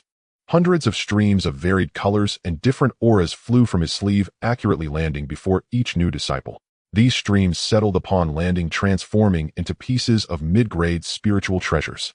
As for the origins of these mid-grade spiritual treasures, Xuanbao mentioned that they owed thanks to the heavenly court for sponsoring tens of thousands of them. Now his little brother's gear consisted mostly of standardized equipment, with about 20,000 mid-grade spiritual treasures gathering dust in the warehouse. Giving out over 300 pieces as meeting gifts was merely a drop in the bucket. The new disciples looked at the mid-grade spiritual treasures before them, their faces filled with surprise, not expecting their senior brother to be so generous. For most of them who were at the Xianxian level, such treasures were still something to aspire to. Everyone resolved to closely follow Xuanbao in the future, as their senior brother's generosity was simply unmatched. Duobao cherished the universal pendant he received, which automatically protected its owner and contained a hint of spatial shifting ability, regarding it as a treasure. He now had a newfound awe-filled understanding of his senior brother, the mystic treasure master's power. Zhao Gongming held his spiritual treasure, the Golden Light mace, with a broad grin that revealed his back teeth, nearly tempted to showcase its power on the spot, only to be halted by a glance from Yunxiao beside him. The three clear ones sat upright on their cloud beds, and the Tao rhythm seemed to experience an extremely subtle fluctuation due to the sudden and grand treasure distribution scene. On Laozi's side, the atmosphere remained calm as a deep well, but the chaotic Tao rhythm enveloping him seemed to pause for a fraction of a moment, as if pondering this kid has quite a stock. Within the majestic Tao rhythm of Yuan Shi, a hint of almost imperceptible helplessness emerged, seemingly disapproving of the extravagant display of wealth through hitting others with spiritual treasures. Yet upon observing the excited and grateful expressions of his disciples, he ultimately said nothing. After all, the items were indeed good and were essentially a meeting gift. He couldn't possibly stop his own senior disciple from providing benefits to his junior brothers and sisters, though he might have been pondering, where did this kid acquire so many postnatal spiritual treasures? The Immortal Court. Did they harvest such bountiful rewards during the last friendly exchange? Oh no, that was the time of gathering autumn wind. Tongtian's reaction was much more straightforward. The vibrant Tao rhythm seemed ready to joyfully leap, as if silently laughing. Well done. Now that's more like it, my obedient disciple. How could one enter my three clear sect without suitable magical treasures? Look, this is what we call grandeur. While the second brother is nitpicking over rules, we are directly distributing spiritual treasures. Let's see who still doesn't want to cultivate diligently. The mystic treasure, seemingly oblivious to the silent gaze of the three masters, smiled as he watched his junior brothers and sisters collect their gifts, then cleared his throat to regain everyone's attention. Gifts have been given, and now he intentionally paused, watching as everyone perked up their ears before leisurely continuing its time to attend to serious matters. Serious matters. The disciples were taken aback. They had already performed their bow of respect and received their meeting gifts. What else could there be? Could it be the legendary saint expounding the Tao? Indeed. The mystic treasure turned to the three clear cloud bed again and bowed. I respectfully invite the three masters to expound the great Tao and guide the new disciples on their path. The three clear ones seemed to have an unspoken understanding. Laozi spoke first, his voice still calm, yet it resonated deeply within each disciple's divine sense. The great Tao is extremely simple. It transforms through non-action. The way of alchemy lies in harmonizing the dragon and tiger, nurturing the primordial spirit. You all should listen. Initially, it seemed unremarkable to the listeners, but upon deeper contemplation, it appeared to contain the profound mysteries of the universe's birth and death, the transformation of yin and yang. Disciples inclined toward the Tian sect, such as Zhao Gongming, Sanxiao, and Yuding, felt an unprecedented tranquility in their minds, and many of their previously stagnant cultivation issues became clear. The other two sects' disciples, while finding it esoteric, could also sense the profound Tao rhythm contained within, greatly benefiting from it. Yuan Shi Tianzuan continued. The path of the jade purity is the path of vessels, pursuing the unity of using vessels to carry the Tao. The Tao and vessels as one. The process of refining and utilizing magical treasures is itself a cultivation of understanding the great Tao and tempering one's character. Cultivating oneself, understanding the heavenly principles, is the way to achieve the true fruit. You should all quiet your hearts and contemplate. His Tao voice was grand and dignified, as if the principles of the heavens were personally narrating. Every word was a gem, clear and well-structured. The Earth sect disciples were entranced, feeling their magical powers flowing more smoothly, and their perception of the laws of heaven and earth becoming clearer.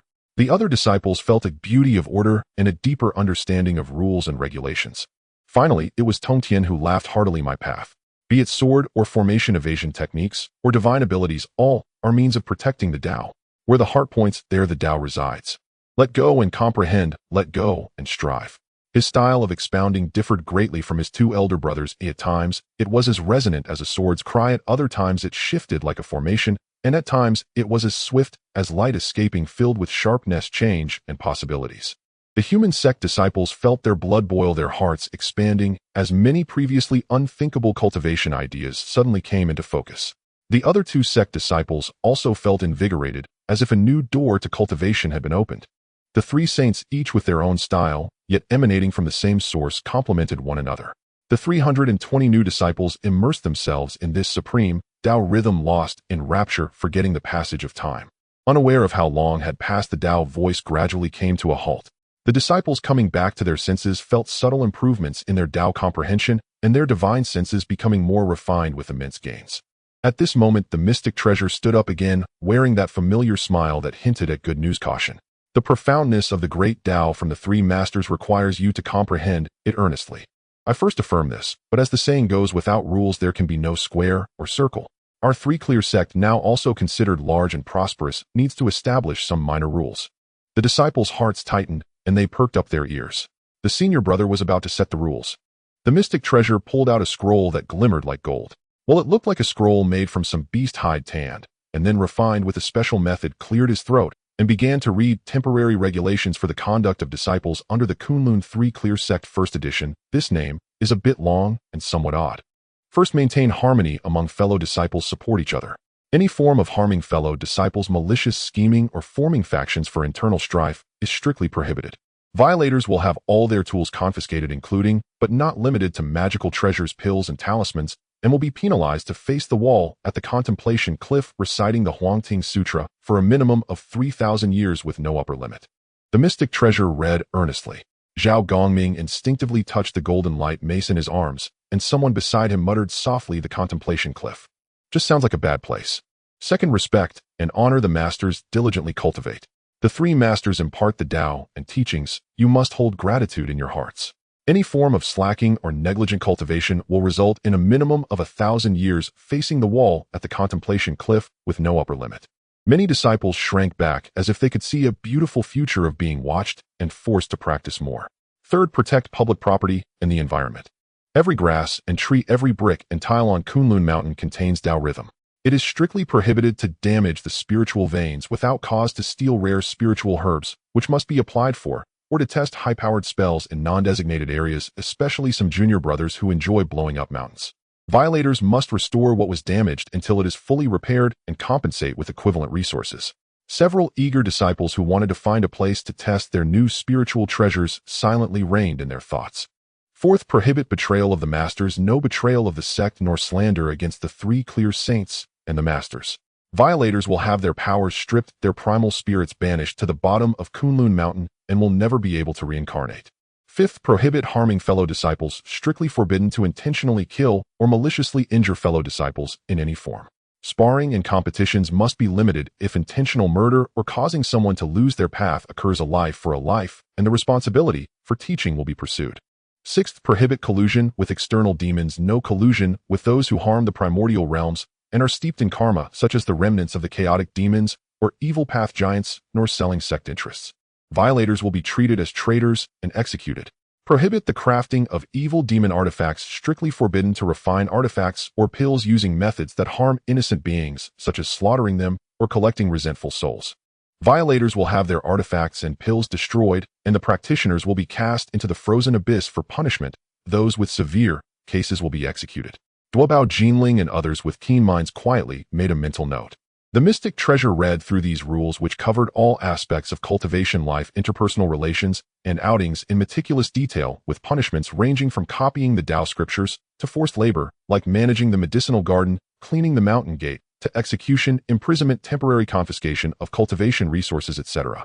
The variations were endless, yet all left room for leniency. The core idea was evidently to punish the past, to prevent future mistakes, and to heal rather than merely punish.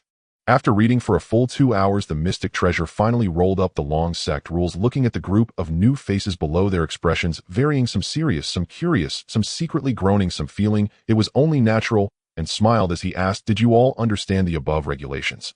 Any objections?" The 320 disciples exchanged glances. Who would dare object? These rules were set by the senior brother, who could casually hand out over 300 postnatal medium-grade spiritual treasures. Moreover, these rules sounded, although detailed, they seemed quite reasonable. At the very least, they could avoid a lot of trouble. "We will diligently follow the senior brother's teachings." The group responded in unison, their voices even more synchronized and loud than when they had greeted the saints. "Very good." The mystic treasure nodded in satisfaction. "A copy of the regulations will be distributed to each branch shortly. I hope all junior brothers and sisters remember these in their hearts, cultivate happily, and achieve success in becoming immortals. You may disperse now, each to your own homes, and will go familiarize yourselves with your surroundings." The disciples felt as if they had been granted a great pardon, filled with shock gains and a hint of anxiety for the future, mainly regarding the punishment clauses. With the tacit approval of the three clear Tao rhythm, they respectfully bowed and slowly exited the three clear hall. Inside the hall, tranquility and silence returned. After a while, Tongtian's voice filled with laughter echoed, "Obedient, disciple, your regulations are quite comprehensive." His tone carried a hint of amusement. Yuan Shi Tianzuan said lightly, "It's good to have the rules set more meticulously." This was considered approval. Laozi remained succinct indeed. The mystic treasure bowed. The disciple only hopes that Kunlun Mountain can be more peaceful and the junior brothers and sisters can avoid detours. The three clear Tao rhythms subtly shifted and they ceased to speak. But the mystic treasure knew that his operation had indeed gained tacit approval. There was no helping it. The current mystic treasure was the heart of the three clear. Not to mention just setting some sect rules. Even if he said he wanted to dissolve the three sects, the three clear would not hesitate. Time flies, and the days on Kunlun Mountain have passed for tens of thousands of years. Over these millennia, Kunlun Mountain has undergone earth-shattering changes, yet under the wise leadership and unmatched resource support of the Master Xuanbao, it has been charging towards a direction of harmony, progress, and a slight internal competition filled with hope. The disciples of the three sects have formed a slight competitive relationship, but Xuanbao is pleased with this development as progress comes with competition. Yet peaceful days are always destined to be broken. On this particular day, three heavyweight guests arrived outside the Kunlun Mountain protective array. They did not ride clouds or manipulate qi. They simply walked on the void, each step causing the surrounding space to tremble subtly, their overwhelming blood power illuminating the sky in a distorted reddish hue. The mountain guards, upon seeing through the array's barrier, nearly cramped their calves. Ancestors. And not just any ancestors, but three of them. The leader with a human face and bird body adorned with a green snake earring and riding two dragons was none other than the ancestor of spatial speed, Dijiang. To his left and behind was a being with a human body and serpent tail, 7 hands at the back and 2 hands in front, holding a soaring serpent. This was the ancestor of Earth Ho-Tu, to his right, and behind was a figure with a human head and dragon body, entirely crimson, with divine light in his eyes. This was the ancestor of Time, Zhujuyin. This lineup, let alone a visit, would have anyone believing they were here to challenge. Dijiang and the others did not make any further movements. They simply clasped their hands towards the disciples within the array and said, "We have come to visit the three pure ones who share the legacy of Pangu. We hope you will inform them." The mountain guards dared not be negligent, immediately elevating the alarm to the highest level and swiftly reporting to their senior brother Xuanbao. "Senior brother, there are 3 ancestors visiting outside the mountain gate. The leader seems to be Dijiang, along with Ho-Tu and Zhujuyin. They are quite imposing. As for why they did not directly report the 3 pure ones, that would be akin to drawing pants to fart. What level are the 3 pure ones at now?" It is likely that the mountain guards had yet to notice the ancestors' arrival, while the 3 pure ones had already known. Upon hearing that the ancestors of the Wu clan were visiting, Xuanbao was also taken aback. Why would they come to Kunlun Mountain? Knowing of the ancestors' arrival left Xuanbao extremely puzzled. It should be noted that the 3 pure ones and the Wu clan both claim to be the true legacy of Pangu. One is transformed from Pangus' original spirit, and the other from Pangus' essence. As the saying goes, kings do not meet kings, so the 3 pure ones and the Wu clan had little interaction, with the most being a glance at ancestor Ho-Tu in the Zhixiao Palace. If they were not here to find their master, the only possibility left is that these ancestors are specifically looking for me.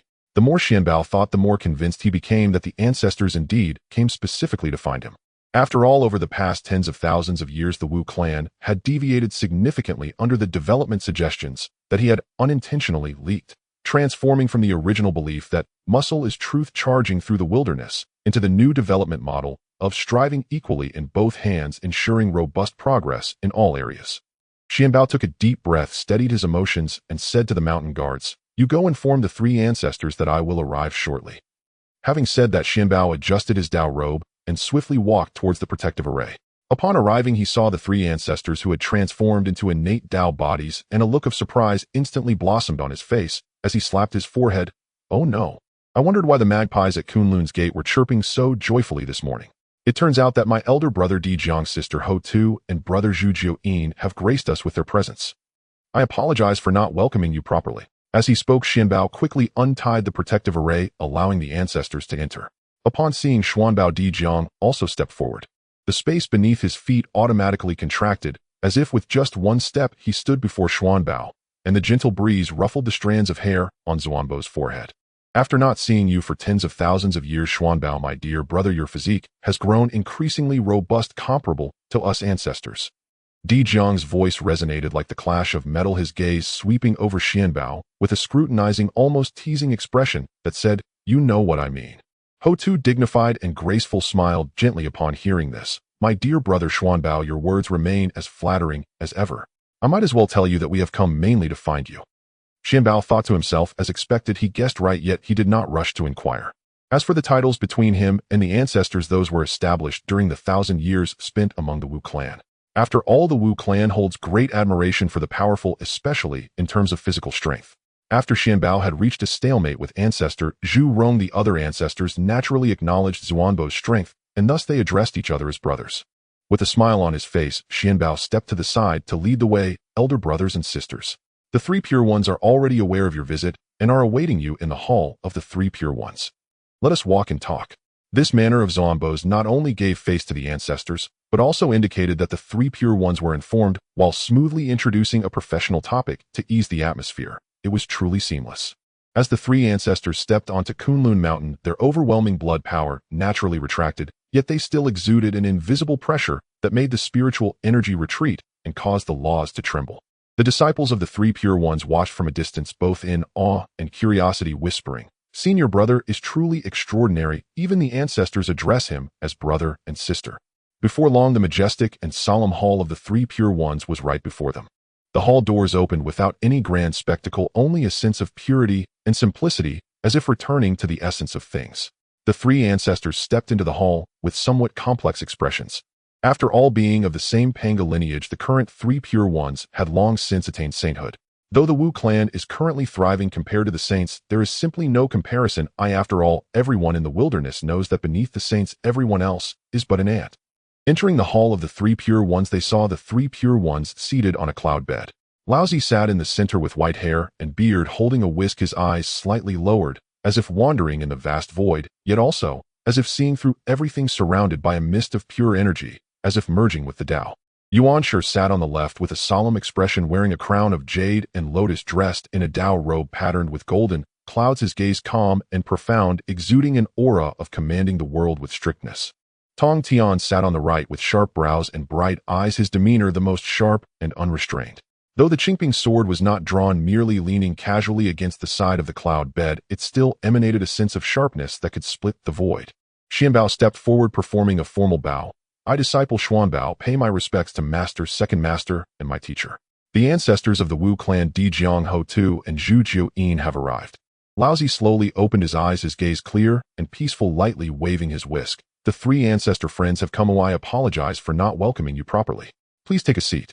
There were three large cushions brought in by Tao children, clearly made larger for the occasion, woven from the heart of a millennium-old iron, wood from Kunlun's back mountain, exceptionally sturdy to prevent any inadvertent release of blood energy from the ancestors from crushing them. Di Jiang and the others also clasped their hands in greeting. "We pay our respects to the three saints of Taiching, Yuqing, and Shangqing. We apologize for the intrusion." With proper etiquette, the atmosphere seemed harmonious, yet two vastly different, yet equally immense presences from Pangu subtly intertwined in the hall, creating an atmosphere that felt as if the air had solidified. On one side, pure energy ascended, evolving boundless Tao rhythms. On the other, blood energy coalesced, containing the great power of creation. Standing beside them, Xuanbao felt his Tao robe subtly trembling. Yuanshi Tianzun's gaze swept over the three ancestors, finally lingering on Xuanbao for a moment before slowly speaking in a steady and dignified tone. "Though originating from the same Panga lineage, we flow differently. Today, with the three friends visiting Kunlun, may I ask what teachings you bring?" Di Jiang, sitting steadily like a mountain, replied in a calm voice, "I dare not speak of teachings. We, along with the three pure saints, originate from Pangu. Though our paths are divergent, we still find common ground." He paused, glancing at Xuanbao, who was trying to stay in the background, and continued, "We also came to express our gratitude to you, dear brother Xuanbao, for your guidance to our Wu clan." "Oh, this little brother Xuanbao can offer guidance to the Wu clan. Could it be that you taught them how to fight more effectively?" This playful question from Tongtian lightened the atmosphere in the hall. Di Jiang's usually imposing face seemed to twitch slightly before reverting to its usual calmness. "Saint Tongtian, you jest. When it comes to combat, our Wu clan has its own traditions. We do not need to seek outside help. What Xuanbao, dear brother, guided us on was He seemed to carefully choose his words, his gaze unconsciously drifting towards Xuanbao, carrying a complicated mix of admiration and annoyance. Was how to cultivate the land so that the Wu clan no longer relies on hunting the myriad races for sustenance. After a lively discussion among the crowd, Xuanbao specially brewed some Hongpao tea, serving various spiritual fruits for everyone to taste. However, after trying the tea, the ancestral witches like Ho Tu felt that it couldn't compare to wine, and they eagerly suggested, Xuanbao, could you bring out more of that spiritual wine? This tea feels a bit lacking in flavor. Before Xuanbao could respond, Tongtian spoke up, first wine. What is wine? Xuanbao smiled and explained this wine is brewed from various spiritual fruits and grains. It has a spicy taste that brings comfort to the body, and after drinking one is left with an endless aftertaste. As he spoke, Xuanbao took out a jar of wine. To be honest, if it weren't for the ancestral witches asking for wine, Xuanbao would have completely forgotten about it. The reason being that he didn't particularly like drinking, especially since he was often dragged into drinking sessions by the ancestral witches, often ending up in a drunken stupor. Ever since returning from the witch clan, he had forgotten about wine altogether. Upon hearing there was wine, the ancestral witches like Ho Tu instantly became energized, their eyes lighting up. Tongtian also looked at Xuanbao with great interest, curious about what this wine tasted like. Xuanbao opened a jar, and immediately the rich aroma of the wine filled the entire room. Ho Tu couldn't wait to grab a wine bowl, pouring a full bowl and drinking it all in one go, then exclaimed loudly, "Good wine! Good wine!" The other ancestral witches followed suit, and soon the room was filled with the sounds of drinking. Since the spiritual wine brewed by Xuanbao was made from some innate and acquired spiritual roots and their fruits, even a Grand Luo Jingxian could hardly resist. However, given that the lowest cultivation level in the Sanqing Hall was at least a quasi saint, they could withstand it a bit.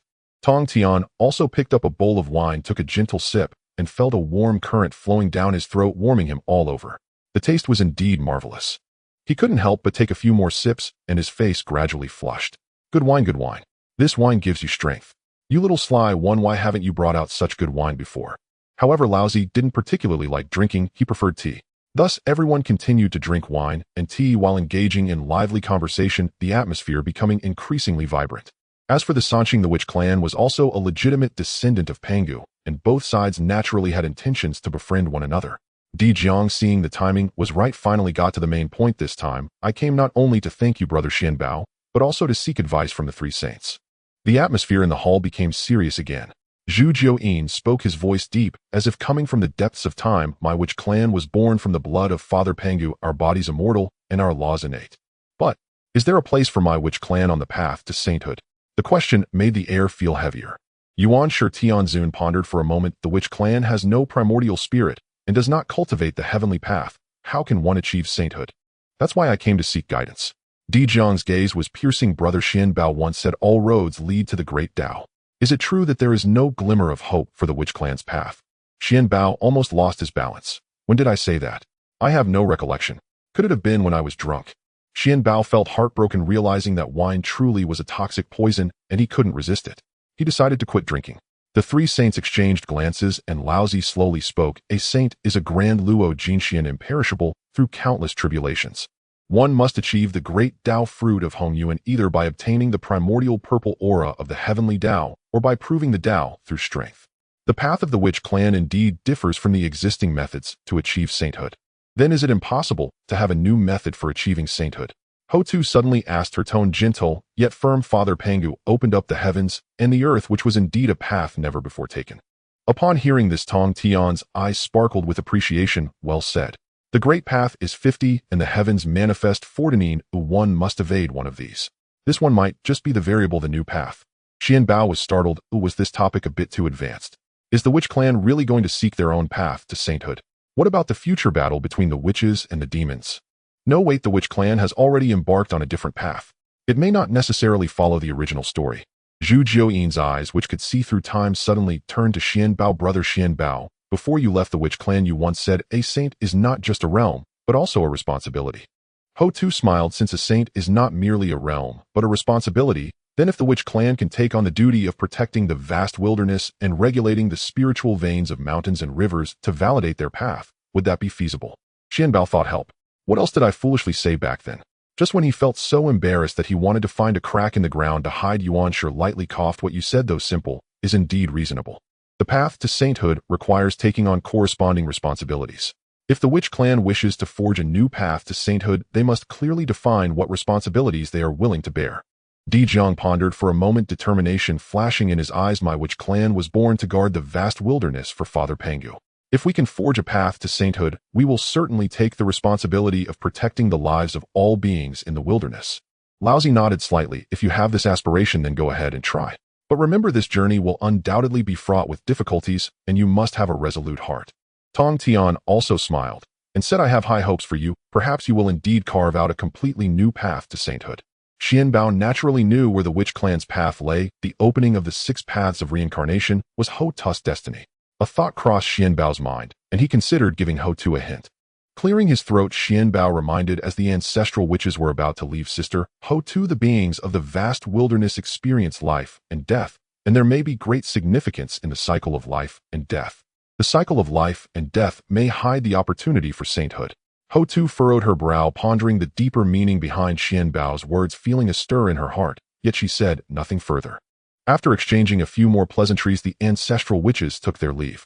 Once they departed, Yuan Shi looked at Xuanbao with a hint of depth in his expression and said, Disciple, did your earlier words indicate some thoughts? Xuanbao scratched his head and chuckled, I just have a faint feeling that the matter of life and death may hold great opportunities. Sister Ho Tu is wise, and if she explores this line of thought, she may indeed find a method for sainthood. Tongtian laughed. The vast wilderness should indeed have new variables. If the witch clan can truly find a different approach, that would be a wonderful thing. Laozi stroked his beard and said, Everything has its destined course. Oh, let's see how Ho Tu and the others proceed. Xuanbao nodded, also looking forward to Ho Tu comprehending the mysteries of the cycle of life and death. At that time, he would surely have a great deal of merit to account for, and of course, he would also prepare thoroughly to maximize that merit. After sending off the ancestor witch, Xuanbao sat in a daze in the Sanqing Hall. The fragrance of the big red robe tea still lingered in his nose, and the hearty laughter of the ancestor witches seemed to echo in his ears. He smacked his lips, feeling a bit restless. Though he had sworn off alcohol, perhaps it was time to take a stroll across the vast wilderness. Staying at home to refine pills, comprehend the Tao, and be cared for by his masters wasn't a viable option. The more Xuanbao thought about it, the more tempted he became. He quickly got up and tidied himself. After all, he had been in Kunlun Mountain for tens of thousands of years, and that was quite suffocating for someone of his disposition. He reported to his master, who didn't even raise an eyebrow, but simply grunted in acknowledgement, and continued studying his alchemical formula. When he spoke to his second master, Yuan Shi, the heavenly master stroked his long beard and advised, Travel if you wish, but do not stir up trouble, and do not make reckless connections. Well, you know your own limits. When it was the turn of his third master, Tongtian, he clapped Xuanbao on the shoulder and laughed heartily. Good. A man should travel the world. If you encounter any unsightly beings, just proclaim, My name Tongtian. Or perhaps it would be better to use the name of the Sanqing. As for whether Xuanbao would be in danger, Tongtian was not worried at all. After all, in the vast wilderness, there were very few who could contend with Xuanbao. It was impossible for anyone to subdue his disciple in such a short time. Now that he and his 2 brothers had already attained sainthood, they could appear beside Xuanbao with just a thought, so there was no need to worry about his safety. 100 years later, to the west of the Buzhou mountain in the wilderness, there was a place called Feishingzhe. This place was rich in moisture, with ancient trees reaching the sky.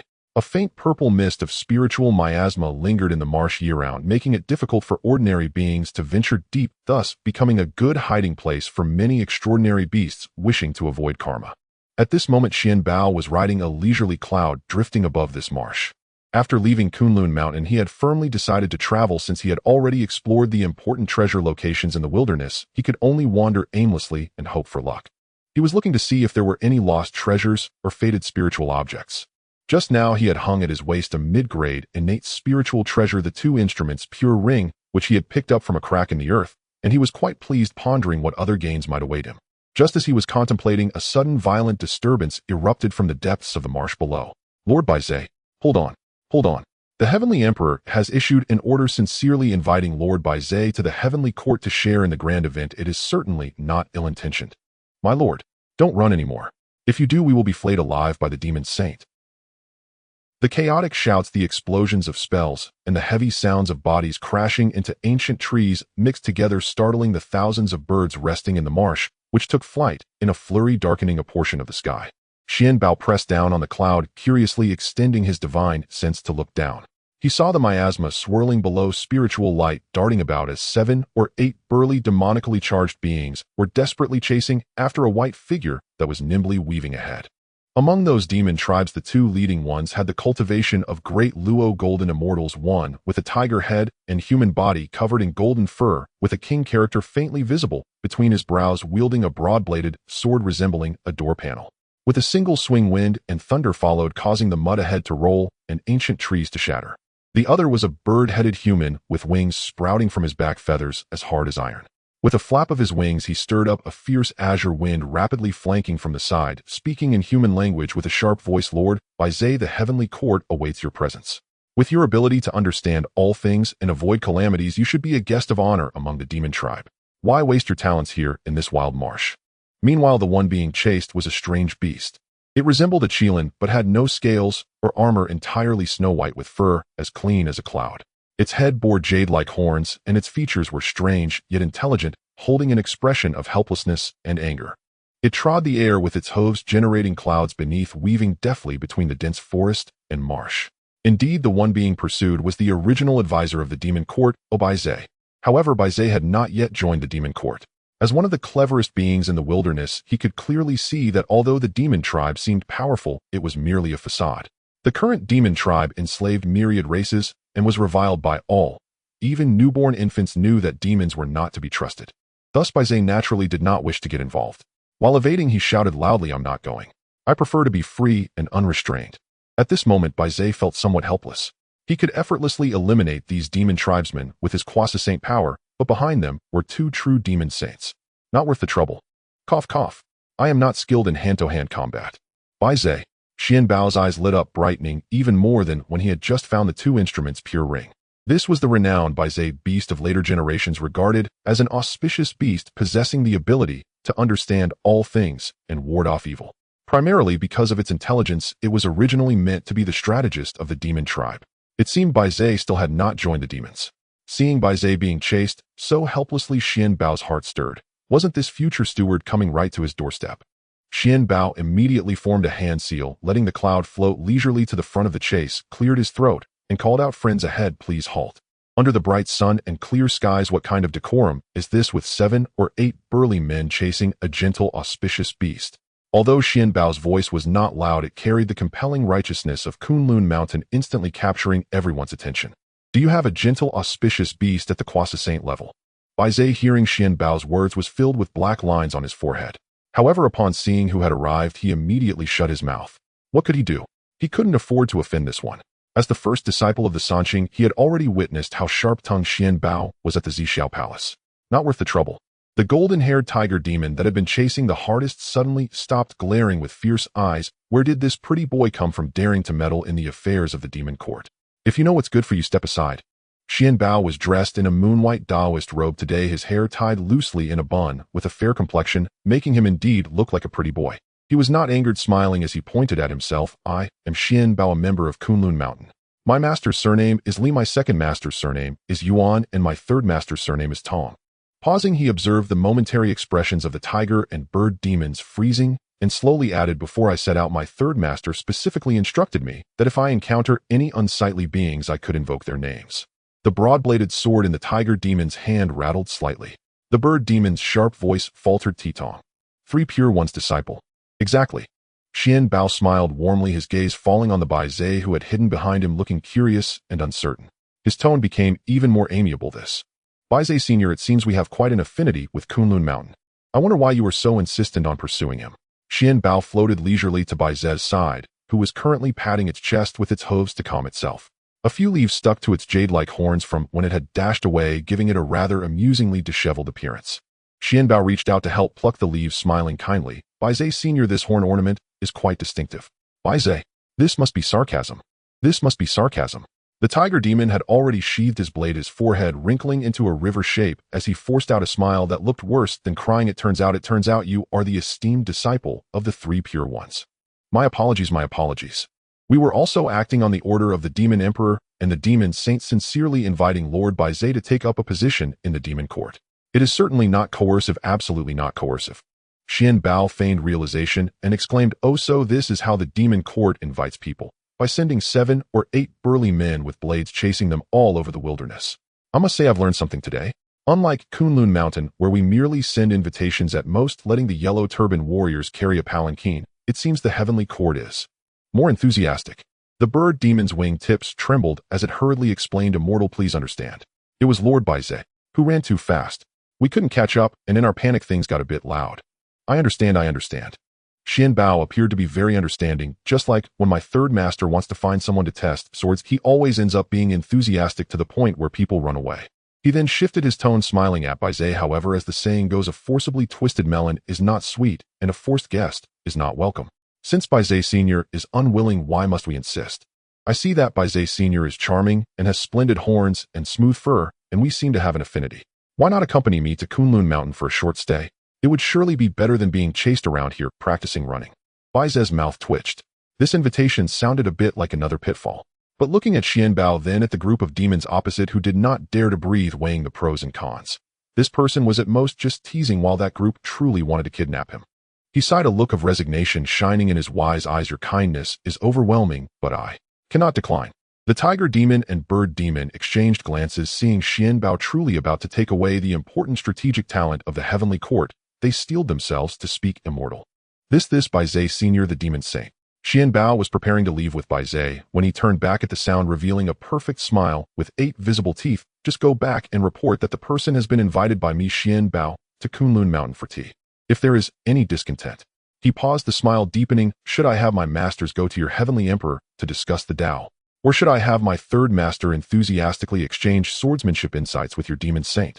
All the demons took 3 steps back in unison, cold sweat pouring down their backs. We dare not. Immortal, please travel safely. We wish you and Lord Baize a pleasant journey. Watching the two leave, the tiger demon wiped his sweat and mournfully said, this is it. The demon saint will definitely flay us alive to make cushions. The bird demon gazed at the distant black dot, muttering, at least we can keep our skins intact. If we had made a move earlier, we would probably have left no ashes behind. This gentleman is the one who nearly overturned the sea of blood back in the day. Xuanbao watched as the several demon generals departed with their heads hanging low, almost rolling away in despair, before turning around with satisfaction to pat the smooth satin-like back of Baize. You seem startled, senior, he said with a smile. As for Kunlun Mountain, at the very least, there's definitely no one chasing you for long-distance running. Regarding making Baize the chief steward of Kunlun Mountain, Xuanbao had a plan in mind.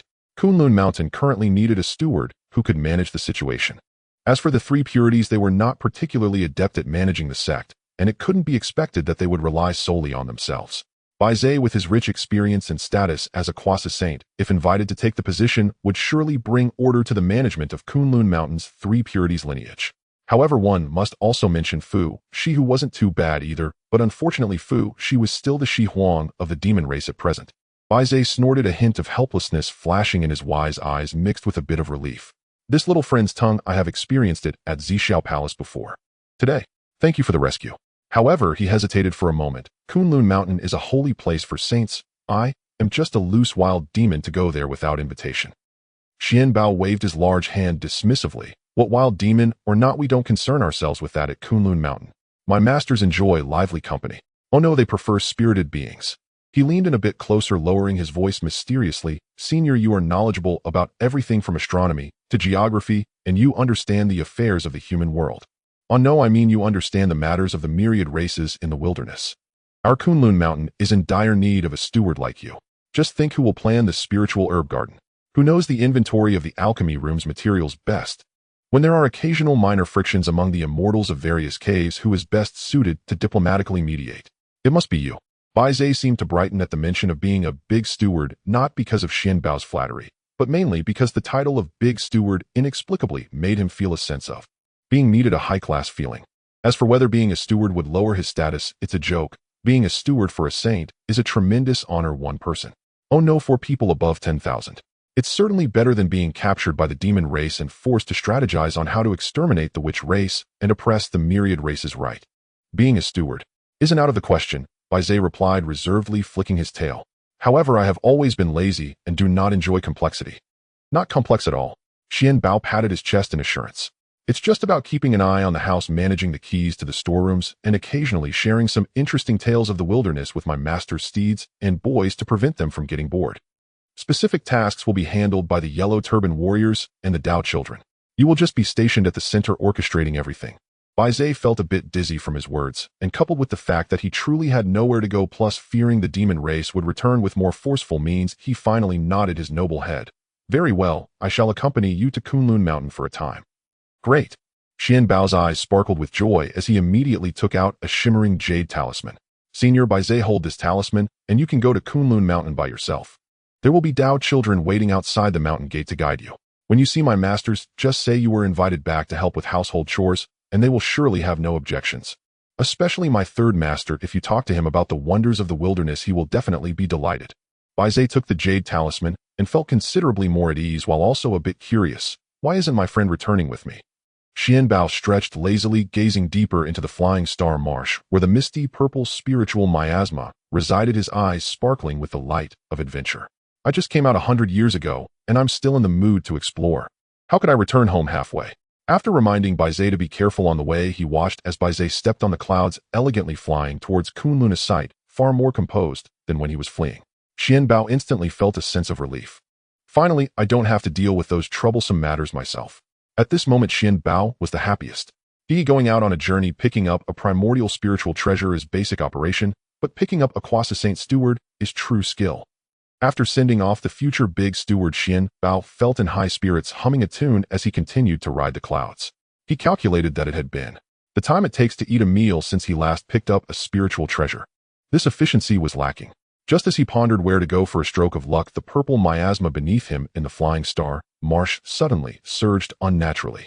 Xuanbao exclaimed in surprise, descending from his cloud, and saw a section of swamp that had just been affected by the fight among the demons, and Baizé bubbling up with bubbles the size of a bowl. Could it be that there are still treasures slipping through the net? Xuanbao's eyes lit up again as he leaned in closer to observe. The mud splashed apart with a pop, and out came a muddy-faced turtle. The turtle shell was about the size of a wash basin, covered in mysterious patterns, and even the mud couldn't hide its faint brilliance. The turtle cautiously poked its head out, its mung bean eyes meeting Xuanbao's curious gaze, and both were momentarily stunned. Xuanbao exclaimed, "Wow, what a mud turtle!" The turtle retorted, "You are the turtle. Your whole family is a turtle." The voice was crisp and surprisingly youthful. Xuanbao laughed, "You can talk. You don't seem like an ordinary creature. That pattern of yours seems a bit familiar." The turtle, not quite the creature with the shell, struggled to extricate itself from the mud while cursing, "What are you looking at? Haven't you ever seen a fallen divine beast? If it weren't for that group of madmen fighting just now shaking the earth, would I be stuck here? Ouch." Xuanbao squatted down, kindly asking, "Do you need help? I charge reasonable fees, and I'm honest. You could pay me with information, for example. Do you know if there are any treasure sites nearby? Or if any primordial spiritual roots are secretly bearing fruit?" The divine beast paused its movements, suspiciously sizing up Xuanbao with its mung bean eyes. "You tell me first who you are? You're not with that group of demons from earlier, are you?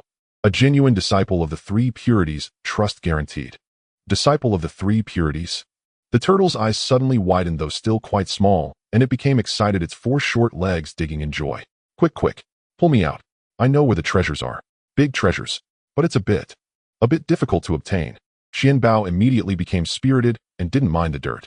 He reached out, grasping the edge of the turtle shell, and with a slight pull, pop, he pulled the mud and turtle out together. The creature shook off the mud as it landed, revealing its true form, a dragon, head, turtle body, snake, tail, surrounded by swirling vapor. "Bah, Bishi." Xuanbao raised an eyebrow. "What Bishi? Call me Bishi." The youthful voice protested, trying to raise its dragon head, attempting to display dignity. "I am one of the 9 sons of the dragon, bearing the steel to stabilize the sea. Do you understand?" Seeing this small Bishi at the Golden Immortal level, Xuanbao guessed it was probably a second-generation Bishi, but what amazed him even more was how the dragon race had no reproductive isolation whatsoever. Understood. Xuanbao nodded in agreement, his eyes brightening. "So where is the big treasure?" Bishi used its claws to brush away a patch of mud from the corner of its eye, speaking mysteriously and lowering its voice. 3,000 miles to the west, there is a sunken star abyss. Beneath it lies a piece of chaotic fragment. The fragment is wrapped in a wisp of Xianhuang primordial qi from the time of creation. Although it's just a tiny strand, it is absolutely a supreme treasure for refining weapons. But what? But that place is a bit special. Bix's mung bean eyes flickered. The sunken star abyss is a deep pool created by the ancient stars falling, and the water in the pool is incredibly heavy, causing even goose feathers to sink to the bottom. What's more troublesome is that there resides an old toad dragon at the bottom of the pool, guarding that fragment as a pillow for nearly a yuan hui. and has a terrible temper, hating others disturbing its sleep. Xuanbao stroked his chin. Toad dragon. What level of cultivation? Not sure about the specifics, but last time a peak Tai Golden Immortal Demon King tried to steal the fragment and was thrown out by it with a tail swipe, lying down for 500 years to recover. Bishi shrank its neck. I saw you scare off the demon race earlier, very impressive, but if you try to forcefully seize it, it might be tough. That old toad dragon has tough skin and flesh, and even its snoring can shatter me. Looking at Bix's expression, which seemed to say you may scare off the demon race, but you might not be able to handle the old toad dragon's tail swipe, Xuanbao was not angry, but rather amused. He flicked the mud spots on Bix's forehead that hadn't completely fallen off and smiled. Little guy, do you know what the first rule of survival in the wilderness is? Bix's mung bean eyes were blank. What? Strength is king. The name Deep Star Abyss is indeed fitting. Flying west for 30,000 miles, there was no need for the Bishi to guide him. Xuanbao could already sense that peculiar feeling of weightlessness within. The spiritual energy of the world seemed to thicken and become heavy here, collapsing involuntarily in a certain direction. Parting the perennial gray miasma, the scene before him suddenly became, or rather horrifyingly unveiled. Before him lay an enormous, nearly boundless, deep black water pool, its surface smooth as the finest jade, without a ripple, terrifyingly silent. Not only birds, but even the air seemed to fear approaching, creating a strange vacuum above the water. The bank showed no signs of the usual damp soil or moss. Instead, it was covered in countless oddly shaped stones, rounded by erosion, yet marked with deep claw marks densely spread until they reached the limits of his vision. Those claw marks were large enough for Xuanbao to lie flat within, and the smaller ones looked as if they had been carved by axes, exuding a savage and fierce aura. This is the spot. Weak water. Xuanbao raised an eyebrow, intrigued. He concentrated his gaze, a hint of clarity flashing in his eyes as he looked toward the pitch-black pool. Indeed, the water's depth was not truly pitch-black, but rather a void that swallowed all light and weighed down all things. Not a feather floated, even celestial beings found it hard to cross. It was indeed the rumored weak water. However, such vast weak water pooling here was truly rare. Isn't this weak water? The Bai's tail tip trembled. The bottom of this deep star abyss is said to connect to an ancient, damaged underworld rift from which weak water seeps and gathers here. That strand of mysterious yellow primordial energy wrapped around the chaotic fragments had just struck the rift above, blocking most of the weak water's leakage, and had become the eye of this pool. The old Tuo dragon relied on that fragment and the essence of weak water to cultivate this fearsome form. Oh no, it was a miraculous power that reached the heavens and the earth. This old Tuo dragon has a sinister background, the little Bishi whispered, its green bean eyes vigilantly darting around. Let me tell you, my father. My grandfather's generation passed down that it was a drop of the chaos demon god's blood that formed into weak water at the moment of separation between purity and turbidity, born to roll about in weak water. With tough skin and thick flesh, its armor cannot be pierced by ordinary innate spirit treasures. Its snoring carries the poison of weak water. Just a whiff can make even golden immortals faint for 3 days. Do we really have to provoke it? Xuanbao did not answer directly, instead stroking his chin, intrigued, and remarked, born from the fusion of the blood of the chaos demon god and weak water. Interesting. This background configuration. Tisk in future novels, it would undoubtedly be a mid-stage antagonist small boss that gives the protagonist headaches. What a pity, he lamented, shaking his head. Born in the wrong era, stuck here guarding a warehouse. The Bishi didn't quite understand terms like boss or guarding a warehouse, but it understood born in the wrong era and the tone of regret, immediately becoming anxious and scratching Xuanbao's shoulder with its claws. Master. Taoist. Grandfather. At a time like this, you are still critiquing others' backgrounds. If that thing wakes up, it won't recognize even its closest kin. It seems it doesn't have any relatives to recognize. In any case, it's very terrifying. We should consider our options. Consider what? Xuanbao grinned, revealing a set of white teeth. Now that we are here. Xuanbao walked directly to the edge of the pool, stopping about 10 zhong away from the weak water. He crouched down, picked up a river stone covered in claw marks, feeling its icy coldness and unusual weight. As his divine sense probed and he felt a slight dizziness, it was indeed weak water. However, for Xuanbao, who had already reached the realm of Honghuang Golden Immortal, this was a trivial matter. Xuanbao squinted again at the center of the pool and sensed that beneath the weak water there indeed existed precious energy, and not just a single piece of mysterious yellow primordial energy, as the little Bishi had said. Xuanbao sensed at least 3 treasures radiating precious energy beneath the weak water, indicating that there were at least 3 valuable items below. Just then, a sudden disturbance came from the depths of the weak water pool. Gurgle. Boom. A massive whirlpool erupted in the center of the pool, unfathomably deep. Following that, a shadow larger than a mountain enveloped in thick tar-like weak water slowly rose from the depths of the whirlpool. The first thing to emerge was a head covered in thick, menacing, ancient, scarred bony armor, as large as a moving palace. Its eyes had not yet opened, but the wrinkles around its eye sockets had already squeezed out the weak water, resembling two fissures in an abyss. From its nostrils it expelled not air, but two streams of gray-black weak water poison, which hissed through the air, causing it to emit a mournful sound, distorting space slightly. "Who dares disturb my peaceful slumber?" The voice was heavy, like millions of thunder rolling in the depths of the earth. Each word spat out accompanied the tremors of the weak water pool and the hum of the starry remnants on the shore.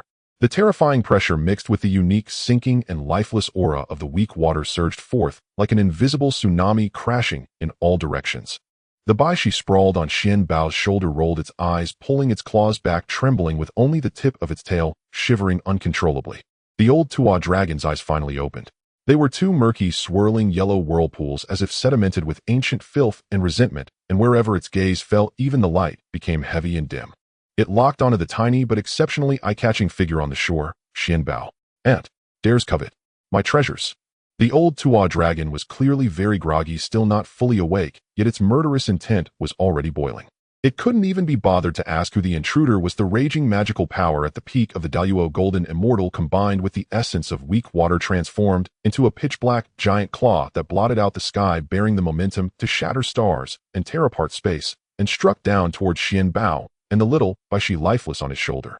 If that claw hit, an ordinary Daluo Golden Immortal would likely be reduced to a puddle of flesh in an instant. Xuanbao sighed, patting the unconscious little Baishi on his shoulder. "See, it's all your fault for saying it had no relatives and no manners, waking it up." He extended a finger and lightly pressed upward. Time seemed to freeze for a moment. The next instant, crack, boom. That claw, infused with the power of weak water and capable of shattering stars, struck what seemed like the hardest spiritual treasure since the creation of the world. Its claws shattered fragments of the armor mixed with black blood, which dripped onto the ground, corroding the rocks into deep pits scattered everywhere.